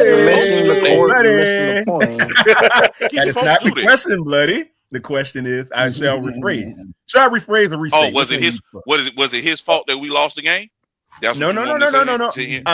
I think I'll repeat it for you, sir, just to be clear. Okay, listen. Go ahead. Was it the team that let Bryce down, or did Bryce let the team down in the playoff game against the Rams? You really want the true answer? You don't want the true answer? Yes, sir. Yes, sir. Please. We lost. We lost as a whole. So in other words, hey, can I say something? That Bloody Knuckles is refusing to answer. Can I say something? So when other people refuse to answer questions, it's cool. Tony, but if I sit and play that game, now it's a problem. I see. Yeah, it's a problem, Bloody. Hey, Tony. This is exactly what Derek Brown was talking about. Mm-hmm. This is exactly what Derek Brown was talking about. Yep. It's wild, Yep. man. It is, Will. And Bloody refuses to answer the question. Let the record reflect that. Oh yeah. All right, the record reflects to show that Bloody did not That we answer lost as a Quantum's unit? questions. Thank you. Bloody Yeah, refused to answer the question. Hey Freddie, Oh. But know this, I ain't the first person that don't answer questions. Down real quick, okay? Just know that. I just want to. God dang Howard. Oh, There you go. snap. I want to ask Howard that question. Hey, look. You rang. I would ask Quantum though. Hey, Quantum, I would just get you to change your question around. Did Bryce let the team down, or did the coaches let the team down? Oh, we know the answer to it. That's why. Yeah, I don't think. Yeah, the team didn't let Bryce down. They did what they were supposed to do on defense for the most part too. Well, think a little deeper about that question, Twan. The reason I framed it that way is because the team are the ones that are on the ground, right? They're the ones playing. So I don't want people out there, Howard, I'm sorry, bringing up CJ Stroud's playoff performance versus Bryce's playoff performance, and why Bryce didn't do enough, and why CJ Stroud is heralded as the better pick. That's why I framed it that way. Well, we got a Mike linebacker don't look like now, bro. Wait, PvP, can I ask Quantum the same question I asked you like 2 days ago? Hey, yeah. What's up, Alpha and Omega? Yeah, go ahead, man. All right, we're gonna continue that little train of thought. Yes, sir. Everybody want to ask loaded questions. Hey, Quantum. Let me tell you, Alpha and Omega, he up there with it. You gotta watch him. You gotta watch Alpha and Omega. Go ahead, Alpha and Omega. I'm gonna ask Howard too. Quantum, would you be willing to pay Bryce Young $57 million right now? $57 million. What's that, like his extension? Is that what you're talking about? No. Yep. Man, don't even answer that question. Why not? 57? He ain't gonna get that. He ain't never going to get offered that much money. Yeah, that's part of what I was saying. He's never going to get offered. He's never going to get offered $50 million. Hold up. Is that he's never going to get offered that? That's probably what his agent's screaming for. We already know they're going to Bryce Young conversation. So wait a minute. Never going to be about what's that about? Can the Panthers exceed conversation? That's about 240, right? 240-ish for 4 years, right? Yeah. It never fails, bloody. 228 for 4. Say. I don't know. I don't know yet, man. I'm being totally honest. Like as of today, I don't even know what the numbers should look like what an extension should look like right now. I don't even know what those numbers look like. So guess what you're forced to do, Quantum? You're forced to look at his past history and then go on that. Would you be willing to Right, I agree. Like a cable cord. That's I agree. You know damn well he ain't did nothing. Time out. There's other factors here. There's other factors. You look at his past history. You look at what's available in the market and what it would look like if you let that player go. There's multiple things that you would have to consider. Now, I don't think 57 is the number. I don't think 57 is the number. So I'm not over here caping for 57. Yeah. What I'm saying is when y'all think that Bryce Young gonna get $31,000 a season, nope. Y'all going to be wrong. Will, I want to ask you $31,000. If we had to lose, he meant in order to pay $31 Bryce in 2028, if we had to lose JC Horn, would you be willing to do it? $1,000 a year, shit. No. So let me clear this up for everybody on this pod. Let me clear this up for everybody on this pod. Before you talk about playing Bryce Young and what that means to the rest of the roster, go look at the players who are already signed and have a contract through 2028. Before you say that, look at the starting roster and listen. I did that homework. You'll be surprised. Instruction. I tell them hell no. That's what I'm saying. So you will be surprised. So that whole the narrative, because I'll tell you right now, this is the truth. This is a true statement. This is a true statement. There is money to pay a franchise quarterback and maintain most of your starting players on the homework. That homework has already been done. So that doesn't mean how you know that homework already been done? It has not been done. Howard, here's what How I you told you. know that homework already been done? That's bullshit. What you saying? Howard, don't overtalk me. If you want to ask the question, I'll respond. I'm telling you that's if you go look at bullshit. the Howard, What you're saying? No, I don't overtalk you. That's bullshit. No homework already been done. That's bullshit. If you look at the 2027 roster and look at the players that are signed in 2027 and the players that are signed in 2028, and then look at the salary cap, that's what I mean, that homework has already been done. That's the point. It's only like J.C. Horn and Jalen Phillips. It's not. Derek Brown is still on the roster. No, he ends in 2028. Nick Scotton, yes, he is. They freaking Nick Scotton still on the roster. Princely Umamiela is still on the roster. He ends he ain't no starter. The rookie might not never be a starter. I'm looking at it. They all end in 2028. Okay. Never mind. I don't know what I'm talking about. That's the last year they contract. If I may, that's what. Listen to me. That's what I'm getting at. So y'all remember? I don't know if y'all picked up on this subtlety that Brent Tillis put out when they asked about Bryce Young and the extension. From his perspective, he was saying that the analysis of the roster and all that stuff has been done. Having a conversation with Bryce Young is something that has to be had. What he was basically saying is, for example, let's say, for example, Bryce Young isn't the answer, and they say we're not going with a rookie quarterback. We want somebody that we can get in and drop in here. That money's still going to be available in 27. That's what I'm getting at. That money is available. It's I don't know why that's controversial. Yeah, it's allocated, Will. When it comes to it's allocated for football, it is allocated. No, it is allocated for the If he was the league, we wouldn't be having this discussion. It is allocated for everybody. Specifically, he's right. We said he's elite. The money is available. The money. Yeah, I know y'all saying delete. I get it. Yeah, elite. No, elite. Yeah, delete. Elite. Hey, gentlemen, you ain't right, boy. Gentlemen, can I explain something? So go ahead, Twan. Two quick things. Oh shoot! When it comes to the market, when it's time for guys to get paid, most teams, when it comes to the market, it's by your position, and they'll look to see who you played like, like what you're in. You're not, people think automatically when the market is being reset that when it's time for any quarterback to get renewed, he's going to get the money that the last quarterback got. That's not true in any position. It's going to be based on what the last quarterback did what you did and the numbers that you put up. And quarterbacks, it could be more, you know what I'm saying, or whatever. But look, for right now, Bryce would never get paid like the top quarterbacks in the league. And that's fine. Hell no. He hasn't played like that yet. So that is a fair assessment. Will's absolutely correct. The number two part to all of this is this. Bryce gets to control his own fate this year. If he want that type of money, Twan, then he can control how he gets paid and go out there and play his ass out. But what I'm going to keep saying is this.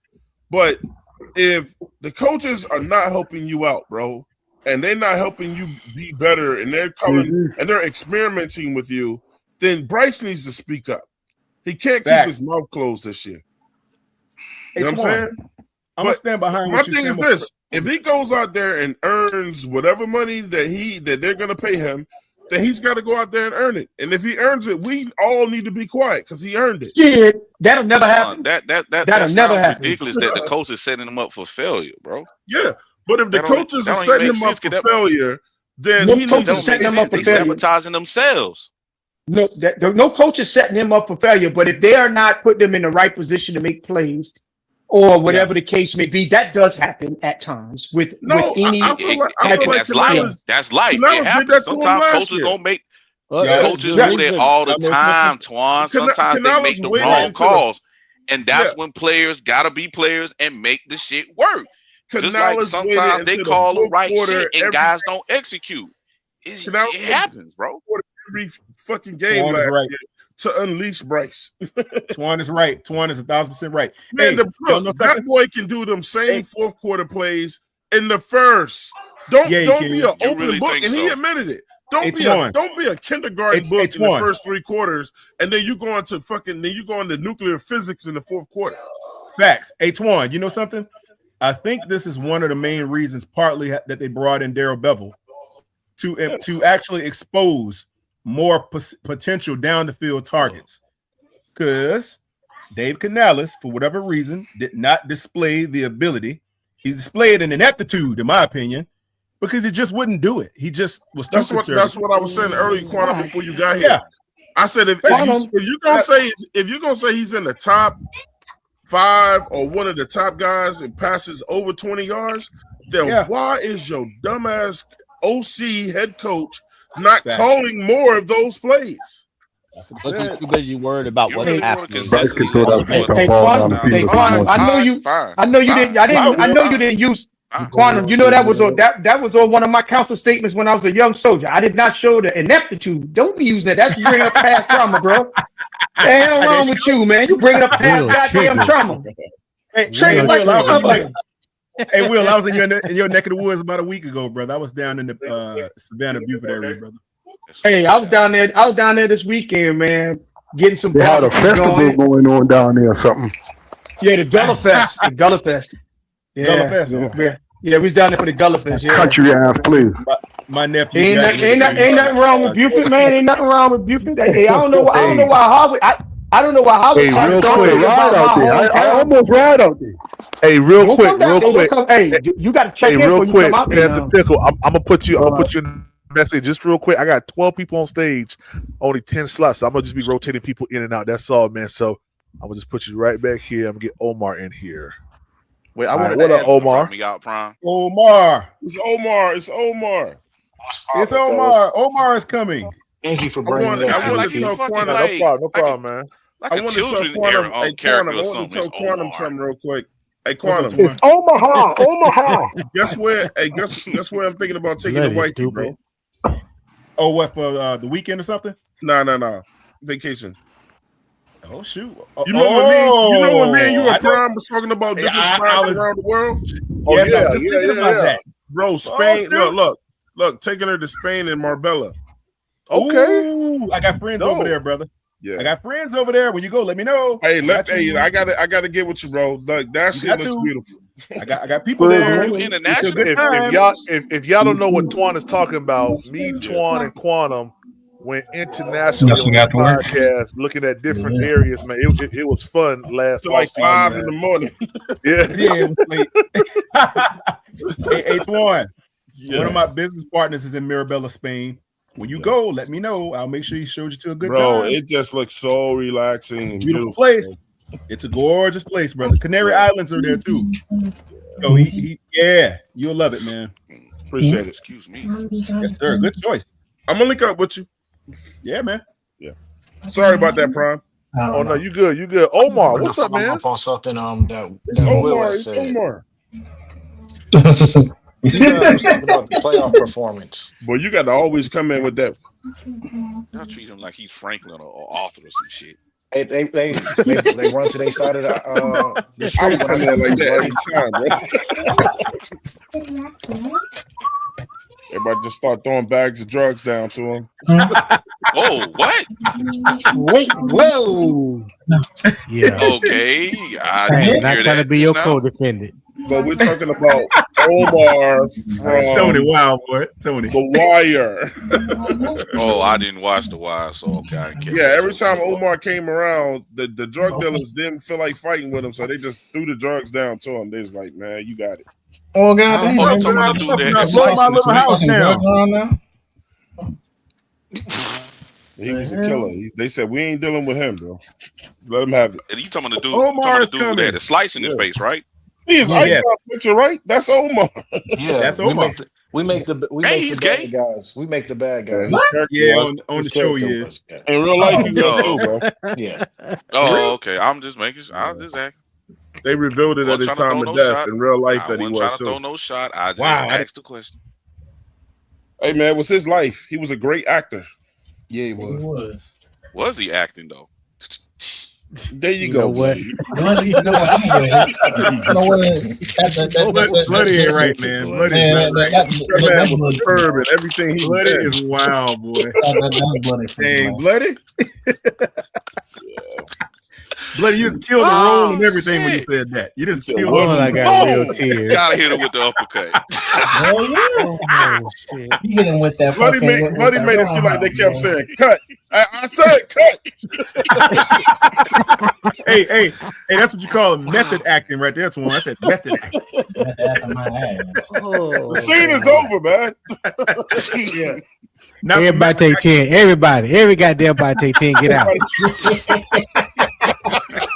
I gotta talk to Omar real quick. Omar, you can't be doing that, man. It's only for the show, not in real life. Come on, man. If you're gonna do that, go to the back of the room. Everybody take 10. Oh my God. You too.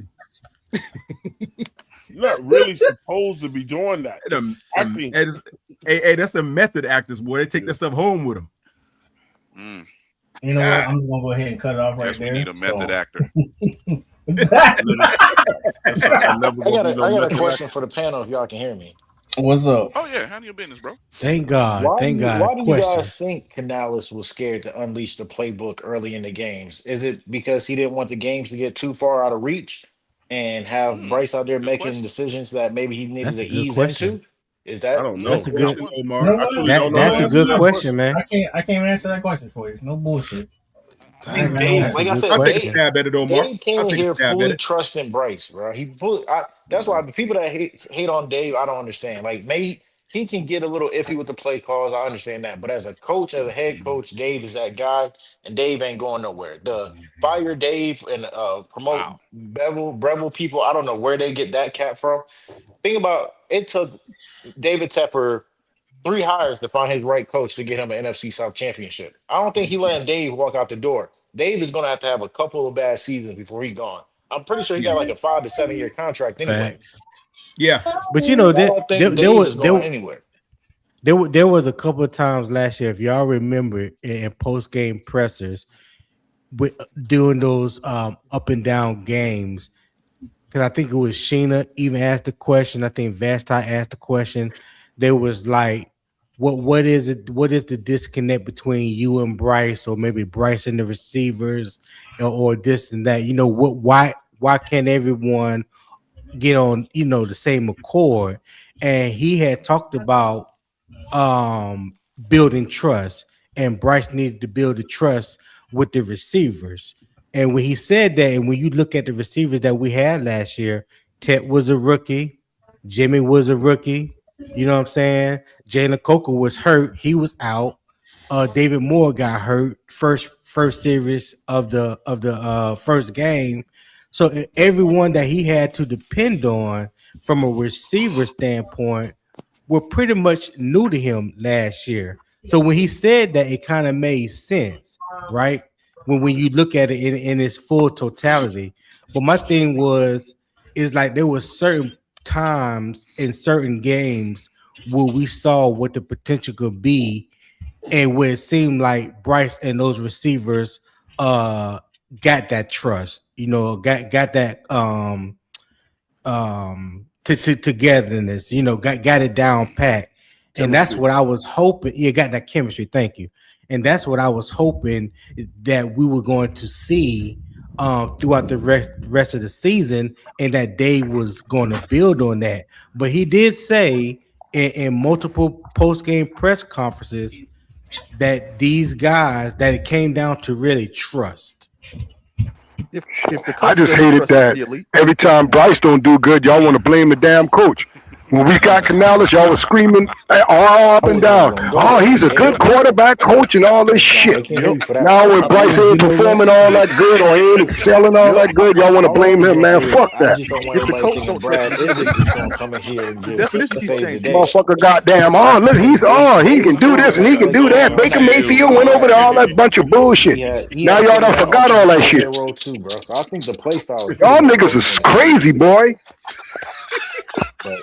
Oh, what you mad about, Howard? What you mad about, Howard? I ain't mad. I'm just sick of the shit y'all try to shield Bryce Young off. He just ain't that quarter. He just ain't that dude. You know what I'm saying? It don't matter what coach you get in here. Bryce Young will be Bryce Young. So as far as Canales is this. When people say, I don't understand why people are hating on Canales, right? Canales gave the job up. He didn't give it up because he thought he was good at it. He gave the job up. How you hating on a guy that said, I don't want to do it no more? Right. He admitted, he said to himself that he wasn't the best at it. Thank you. Yeah, but y'all was saying he was. Who said that, Howard? Who said that? Man, when we first hired Canales, man, y'all better go back at these and listen to these tapes and shit y'all used to be saying when you first got this dude. How many elements of coaching are there that consist within coaching, Howard? I don't know, and I don't give a damn. Okay, what I'm concerned about is do we have the right damn quarterback? Do we have the right quarterback? Hey, here's why you don't. It's because you don't know the answer to the question. Okay, well, do whatever. Y'all gonna always shield Bryce Young. It ain't never gonna be his fault any damn way. So it don't make no sense. That's true. Let's do this, Howard. Let's do this. True. Let's peel back a layer out of the coaching playbook, right? The coach has multiple hats to carry. When Dave Canales was first hired, we all liked Dave as a head coach. Nothing wrong with him. Like y'all was loving him. I like him. I kept saying the man is green. You know what I'm saying? Just because the man said he can come over here and he can fix Bryce Young. When he say fix, that lets you know right there that Bryce Young ain't been all that good. If he say he got to fix somebody, would you say his opportunity or opportunities at hand to wear multiple hats could become a detriment to him at one time? Say that one more time. Say that again. Yes. Do you believe that the fact that he has to wear multiple hats became a detriment to him? Who got to wear multiple hats? Canales. Basically, what he's saying. Why you say multiple hats? I mean, coach and quarterback. Why you saying multiple though? I mean, head coach, OC. Thank you. Really only the OC. So we didn't have an OC. No, we did, but he didn't do anything. Okay, Ben Yow, we had an OC. Okay, we had an OC. You're supposed to already get that together, man. Come on, man. Play caller. Come on, head coach and play caller. Head coach and play caller. Howard. Those are two different hats. Who made that choice to do that? Was it Canales? It doesn't. You know why Canales was doing that? Because he said he could fix Bryce Young. It doesn't matter who made the choice. The fact is, he had two hats. He brought in He wore two hats. It's just too much. Y'all shitting Bryce Young a little too much, man. Y'all got to stop with this shit. I'm sick that y'all don't even see that y'all doing that. Y'all don't even recognize y'all doing that. Y'all don't even realize that y'all are doing that, man. They really put three hats on them. They wanted to be the head coach, the OC, and the quarterback and whisperer. the play caller. That's what I'm trying to say. Twan, thank you, Twan. And Tony, I was just about to say. Yeah, but when does Bryce Young kick in? So now, when does he kick in and do the shit he's supposed to do? Well, coaching does. When does that kick in? It's not going to happen, Howard. It's Canales' fault. Tony, he wore at least. Yeah, they're gonna blame Canales for everything. I mean, like, come on, man. Bryce Young is just not that dude, Bryce man. Young quit his job. Canales quit his job. He said, "I can't do it." Bryce didn't say, "I can't do it." Thank you, Twan. It had nothing to do with Bryce. He quit their job. Yeah, it's hard. Okay, just like Wright. And he said, they let Wright go because Wright was saying, "Man, I can't. No, nigga, I can't. What the fuck I'm gonna show him?" This is the plight of the detractor. They'll try to blame it all on Wright. They're the plight of the detractor. Y'all blaming it on the coaches. That's what y'all doing. Well, there's many factors. Well, it's two sides of the same coin, Howard. You can't all blame Bryce Young for the deficiencies of the offense. You can't do that. But y'all said you can't blame Canales. He was elite. You can't blame Canales. I didn't say he was elite. I'll vote. Freddie, you didn't, Freddie. Quantum did. Quantum said he was elite. Wait, no. We should be able to. If he is elite, your coach job should be very easy. The coach shouldn't have to do much if your quarterback is elite. That's not how this shit works. Sense. Okay, Howard. Coaching, okay, you got the coaching thing messed up, Howard, because that's not how this shit works. No, that does work like that. You ain't gonna tell me about I got the coaching thing messed up. Bullshit. Bullshit. No, the fuck you don't. No, that's bullshit. If you got an elite quarterback like y'all claim, you don't have to do as much. That's common sense. You don't have to do as That much. is not accurate. The fuck? These quarterbacks go out here and change plays and shit all the time when shit ain't correct. Bryce ain't That's allowed not the to change point, nigga. That ain't the point, though. That is the fucking point, dog. It's not. Y'all blaming the coach for the plays, right? So if the play ain't right, and if Bryce is smart as y'all say he is, he can go out there and say, you know what, this ain't right. Let me change this play. Well, Canales didn't allow him to do that, though, Howard. That's Canales' fault. Fuck, man. Come on, man. Stop that bullshit y'all on, man. Interview Canales and see what he really say. Stop that bullshit Get y'all to the on. bottom of this. Quantum, since you know everybody, go ahead and get an interview with Canales. I'm not gonna lie. Sean McVay might get to play calling with Bryce. Fuck. The man is a first round overall draft pick. He is all this in a can of what the fuck ever. And you mean to tell me he still needs somebody to coach his ass up like that?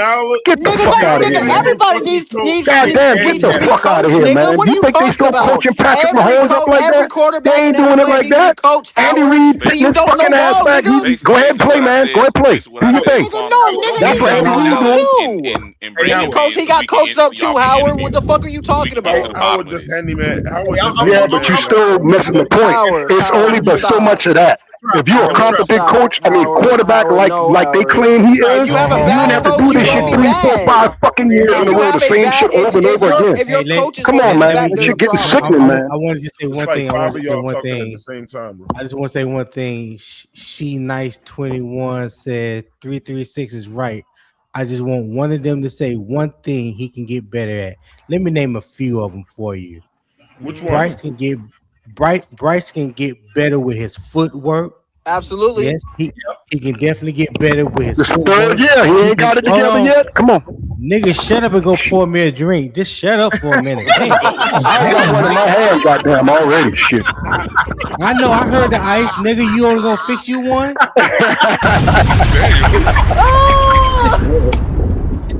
Drop the bomb like that one.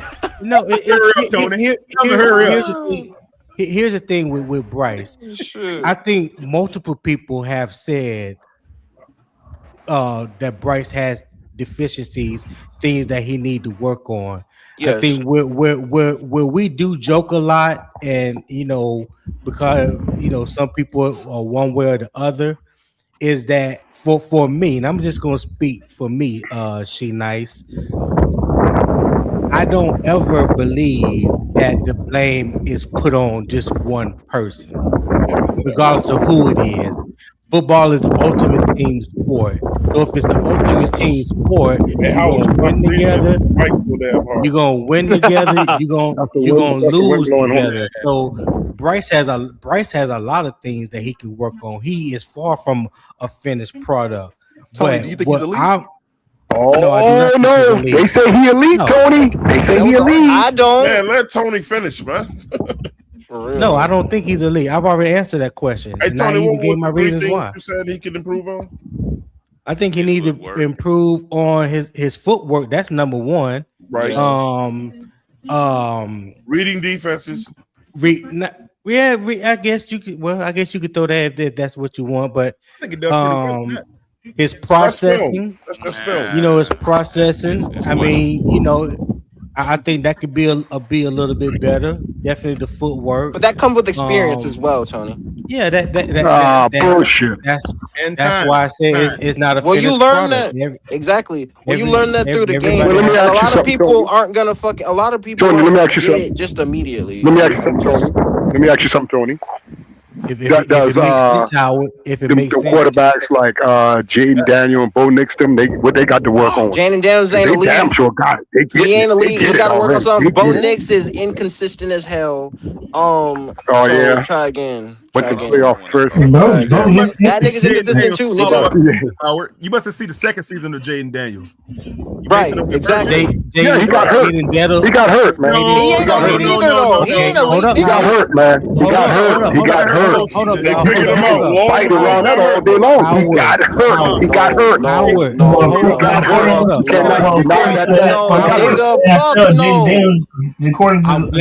I'm glad you say that, Howard. Why did Jaden Daniels get hurt?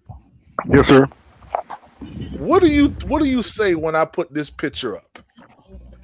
Oh Jesus. You PPP bet just not trolling this nigga. you bet not use Steve Smith Hey, quotes he with got that a nice face. You smile. bet not. That's for sure. He got a nice smile. Man, that's like a psych ward Look like one smile. of them Stop niggas it. they used to slap him in the back of his head all the time in school, man. Well, the caption That's is disrespectful. the caption is No, the man. caption is if you see this face, that means I You score. bet not. You bet no. Yeah, he That's got that from sacrilegious. Steve Smith, man. His biting ass. That's sacrilegious, PPP. Only thing they share in common is that they both 5'9". Stop it. He's not 5'9", bloody. Stop with that Hey, narrative, bro. Kill that hey, shit. Hey, Prime, I just said it, What? bro. Kill that 5'9" and shit. 3/8. He's not 5'9", nigga. hey, You know what Hey, it is? Freddie, what? Damn, Freddie, what is his shoe size? You know his shoe size? What size you wear shoes? He ain't 5'9", Fuck, you know nigga. every Shout out damn thing about Twan, this man. dude, head to toe. Hey, chat, shout out Twan, man, for the cash chat, man. I appreciate it, Twan. Don't let Twan be the only contributor to the channel today, man. I know you guys have been enjoying the channel. Help us reach that goal. We are 145 away from that goal of 150, man. Show love, subscribe to the channel, man. Be a blessing today on this wonderful Memorial Day holiday. Sir. Hey, Howard, where you talking from? A speedboat or jet skis? No, I'm kind of outside because the wind blowing like that, homie. My bad. Oh, okay. Wind is blowing a little bit. You on the grill, Howard? I I'm went just on fucking them with paddle you, but you board. on the grill, Howard? No, I ain't on the grill, man. Okay. What you say, Tony? Up under the tree at 7-Eleven. Wow. Right there. Hey, Howard, right there on Rivers Avenue. You ain't Right right, on Rivers Tony. Avenue. I'm actually in Tony, you K&B ain't right now, homie. No, he on Remount. look, He on Remount Road. He out there on Remount Road. You on Remount? Hey, them niggas over there washed up. Ain't nothing happening on Remount Road no more, man. Hey, fellas, let me say this. If y'all long as ever you get ain't a no chance to screws. go back, if y'all ever get a chance to go back and listen to Prime Show, when Howard was on the show, Yeah, Howard was oiled up in a car eating a fish sandwich. Yeah, he was. Y'all help me get home, boy. Y'all help me get home. Hey, Twan. No, he was eating a fish sandwich. That's what he said. Bro, look, that was pure comedy. No. It's Fosh. It's Fosh. Fosh. No. We'll know that better than everybody. That fish sandwich, man. Hold on. Hey, Howard, me and Howard don't agree on a lot of things, but me and Howard both Gullah Geechee. Don't do that. Don't do that. Yeah, Hey, that's how we do, man. You know right I now. bet you every one of y'all will love one of them goddamn fish sandwich too, for real. Hey, shit. I'm a believer. How you know I'm a believer. Quantum, I said he gonna throw up in the car, bro. I remember. No. Hey, Howard said PPP. I love it, PPP. I love it. No, I didn't say the word love. You couldn't find it yet. You ain't find that love yet. You ain't couldn't find that word, though. He couldn't find the words love at all. He rewind and rewind and couldn't find it. Hey, Hold Howard, on. you did say that. Hey, yo, hold on. PvP. Oh, yo, hold on, PvP. Yeah. I was on that live. Speaking of clips, where your clip at where I called the goofy, where I called my quarterback elite, please? Go find the clip, as I said. Here we go. Where is it? Freddie, what you doing, Freddie? Freddie, I'll have that next week. Don't you? You ain't gonna find it. Freddie. You ain't gonna find it. Freddie, let me tell you.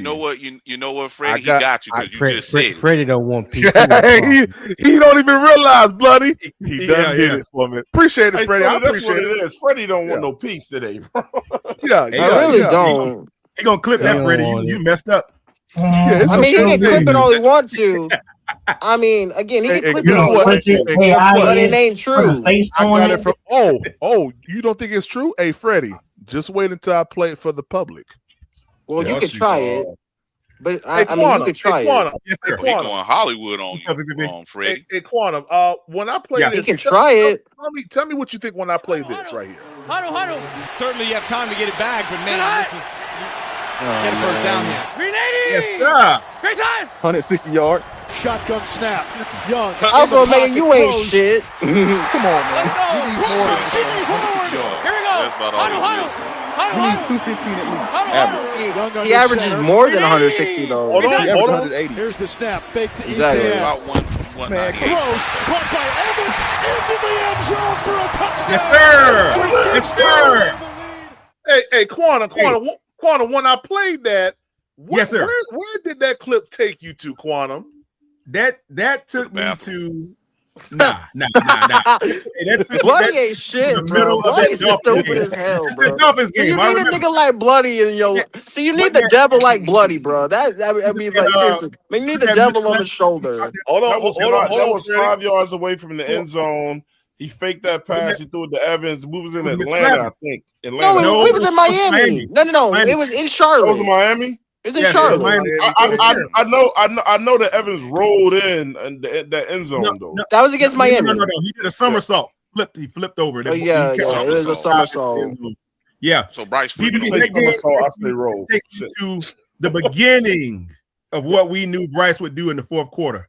Yeah. Right there. That's where it started. Yes, sir. Quantum. That's the game winner. Quantum, when you hear the cadence, here, let me play it real quick. Huddle. Man, Certainly have time to get it back, but man, this is get a first down here. 380! Big time! Yes, sir. Shotgun snap. So when I play the cadence, do you hear a sense of confidence and control? If you say something about that green leadership. He gotta stop. He gotta stop. You He hear reaching. in that He's green reaching. there's levels of confidence in there, right? You can hear you can hear the decibels peaking when he said 380. Yeah, y'all are reaching. Hey, watch this one. Watch this one, Quantum. Shotgun snap. Hear it. Young in the pocket throws. Let's go! Caught by Jimmy Horn. Here we go! Huddle! Young under center. 380! Big time! Here's the snap. Fake to You're in the ETN. control. Huddle. Lord. Here we go. Green 80. Hey, we scored on that, Alpha. Stop it. It will. If nothing, Yeah, we won that you got it. game. Field goal. Yeah, what's It up, will. man? What's up? Yes, sir. No, we scored them in that. What are you Hold on a talking second. You glazing how the I feel man it. sound. Hold on. A win is a win, though. Go ahead, Quantum. Go ahead, Hold on, Quantum. Freddie. Hey, Will, does that not remind you of one of those drill sergeants that knew what he was doing when he lead his platoon? Tell me that didn't sound like a confident drill sergeant. Oh, yes, my No. Seriously. This is the one thing that people are not going to admit. The guy is competent. Okay. Thank you. You could say that you can. We're not going to deny he's not confident. Listen. I The didn't say argument's about eliteness. Hey, I did not say confident. I said competent. Competent. Well, yeah, obviously. What I am saying is this: when you hear him, when you know what, it ain't even about a drill sergeant. Have you ever been on a convoy mission and the guy on the radio, cool as a cucumber, laying down suppressive fire and telling y'all to herringbone and peer out? Everybody's scared shitless, but the guy that's controlling that's the convoy commander. That's what I'm talking Did about. you say herringbone and peel out? What does that mean? You take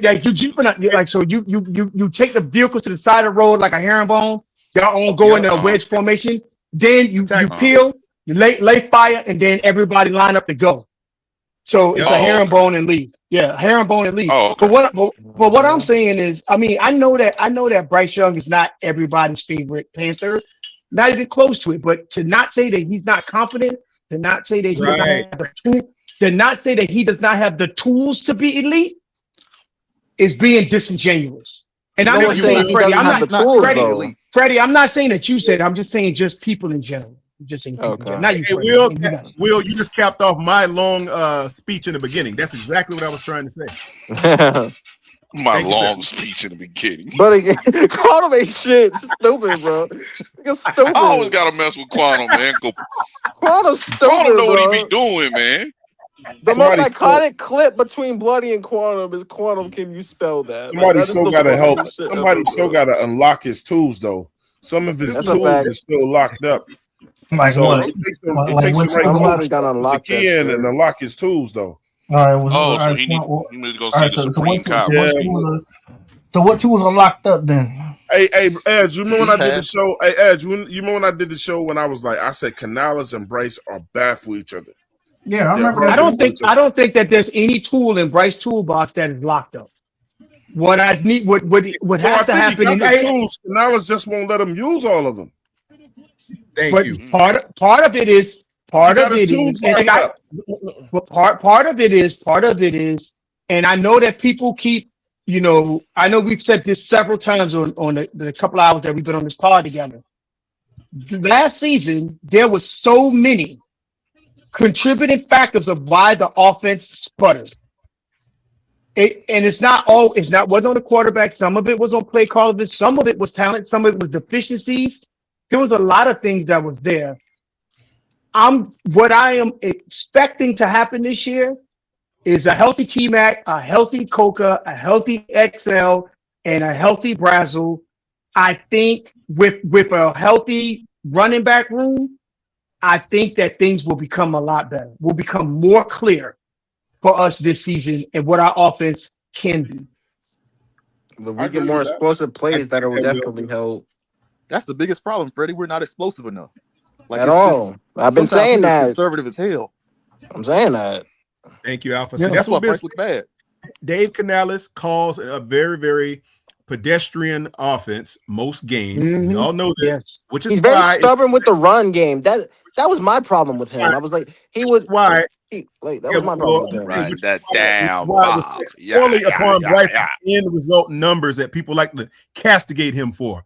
It's ridiculous. We got to look at the facts, man. The dude didn't have the use of his tools, like Twan said. He didn't even have 500 passing attempts a season ago. Give him the key to the toolbox. That's what happened.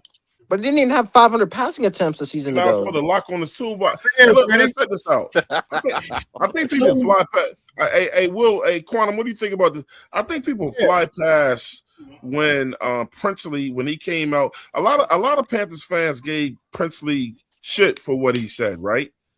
But it says a lot. It says a lot that a rookie says, "I'm probably gonna get in trouble for this." He didn't say that. He said, "But it's not us. It's not us." We've already had that conversation, Twan. I know. I brought it up. Hold on. If it's not, I'm sorry.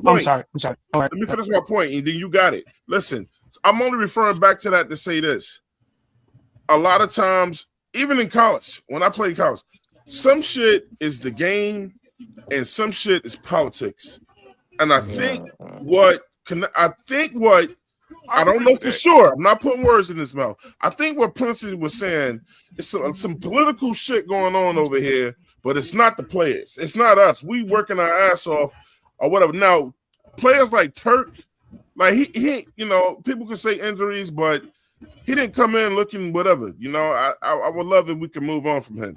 But this is what all football teams do to an extent, except when you got outspoken players like the wide receiver with Philadelphia, and you got a few other guys who will say what's really going on and speak out, like Parsons, you know what I'm saying, when he was at Dallas. Some of these guys don't want to play the political game when 95% of them going to do that because they're afraid of losing their money.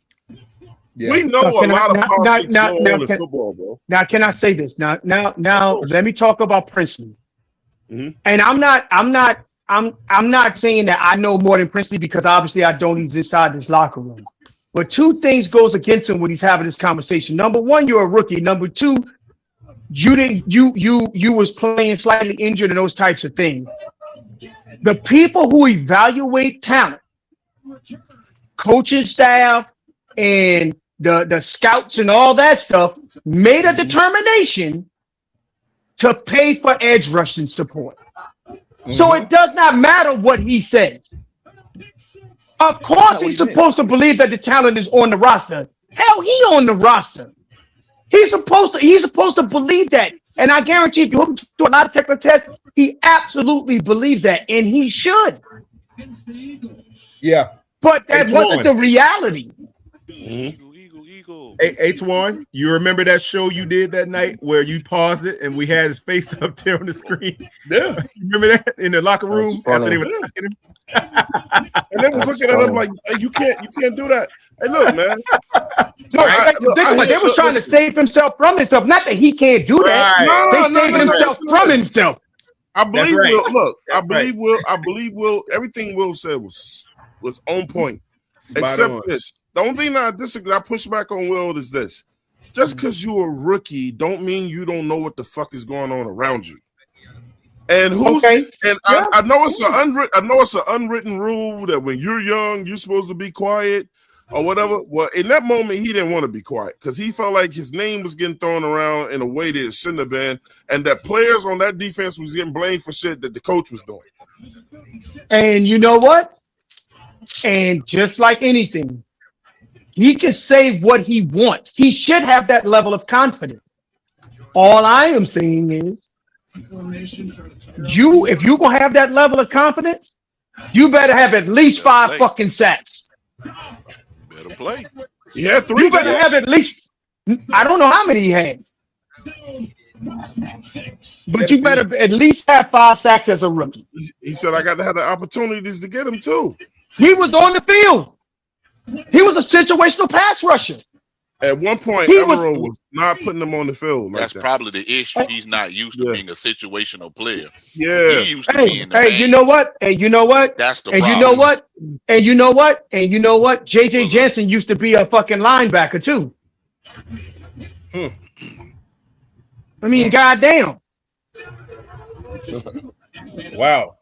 I didn't even know that. That's a fact. So I mean, like, for example, I thought if you would have asked me, you would have think that when I was a young soldier, you'd have thought I was the best motherfucking, I'm dating myself, the best node center operator in human existence. But my goddamn platoon sergeant didn't think so. And he was the one calling the shots. Yeah. Will out here giving up ancient Chinese secrets and shit. No, I'm just saying. It happens. It happens in almost everything. Even when you got guys in the job that I work in right now. Swear to God, they're the best sellers in the world. But they statistics when it comes to closing deals does not match that. Although they're supremely confident. Right. Yeah, I hear you loud. That's just like every football. That's just like every football player swear they're a dog. Facts. Yeah, But Will you gotta prove it. was just. But, hey, Will but you was- gotta Will was- prove it. Poodles. Yeah, That's Will exactly was saying. exactly where the elite conversation comes from. It separates the good, the great, and then it separates, elite. Those tiers matter. But for That's why- anybody that's listening, you could be in the chat or on the show. Will just said something about a powerful lesson. It's one way about how you think about yourself. Facts. And you supposed and by all means be your greatest fan, bro. You know what I'm saying? But when you're dealing with things that require competition and up against other people with things, it's about how other people evaluate you who do it better than you too. Right. Can I ask a question about that? You can think you're the greatest until somebody shows you something and you like, damn man, look, I thought I was good, but look, after just saying person's just better than you. like I know shit.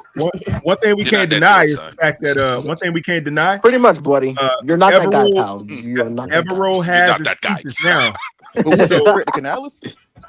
Evero has his pieces, guys. Hey fellas, I gotta stop it right here. Only because I got to get my babies back down to South Carolina, man. But okay. Wow. Yeah, I'm gonna come back live again tonight, man. So we can we go talk about some other stuff. I got some other stuff up my sleeves tonight. Thank God. So I don't have to. You mean? I'm tired of the Bryce and game Elite tonight, talk too, right? bloody. After That shit irked me. Yeah, I'm just tired of talking about the boy. Period. Hold on. Green 80. Hold on. Hey, listen, PPP. Stop trying to spit a narrative that ain't accurate. How about that? Hey, Freddie, it's too late. It's already done spun, and guess what, nigga?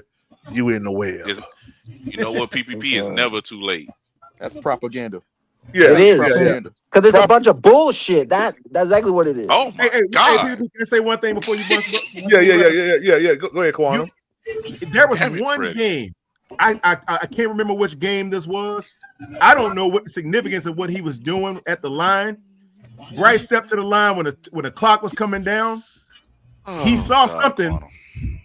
Hey man, I don't know what he was saying, bloody. But he said rock. Yeah, y'all don't remember that? Yes, sir. That means sir. run. No, he said It rock. means run. He say no. That's like rabbit means run. Bird means to pass. Well, now, why would he say that? Was he trying to, audible or something like that? He was trying to fake audible. Okay. No, he did fake audible. He tried to. He did. He There you did go. fake Yeah, that's audible. true. See, Yeah, that's what I'm he did saying. take You got to have audible. command of the offense to do that. Hey, Competence. that's just That's just another. called football IQ. That's just another That's what I just indictment on Freddie. Treason Freddie. Freddie starting to see the Treason Freddie. Yeah.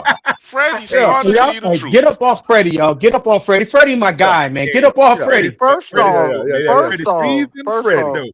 first off, you could have elite traits that don't make you. That don't make. He's not an elite player yet. He's not there yet. Quantum. What's wrong with you? Yes, You sir. said earlier, in order for one to have elite traits, one must be elite in himself. Is that correct? Oh Quantum? my God! Correct. It is correct. Okay. So that means everybody in their right Absolutely mind correct. feels as Exactly, though they're buddy. elite, By but if that they don't logic, show it. and by that logic, we everybody in have their right 50 mind show it, different what elite difference does it make? by Have that we seen logic, it? we have Have we 50 seen different it? elite quarterbacks. Have How we the Oh, so that fuck? means Austin Rivers was elite. Have we Oh, I okay, guess I get so. it. Like, come on, Have we man. seen it? Have we That seen it? logic doesn't. That logic doesn't add up. The It logic adds doesn't. up Oh my God, I well love if you think this. about it because It we have seen it. can't. Well, real quick, if you guys have enjoyed the show, you can also double tap the screen, hit the like button. That's how you like the show. You can also leave a super thanks. That's after the show. If you want to go ahead and leave a super chat or something like that, you can leave a super thanks. All right. Hey, we'll be back, man. Trust me. Freddie will be exposed tonight. Oh shit. Yeah. Try me. All right, try me.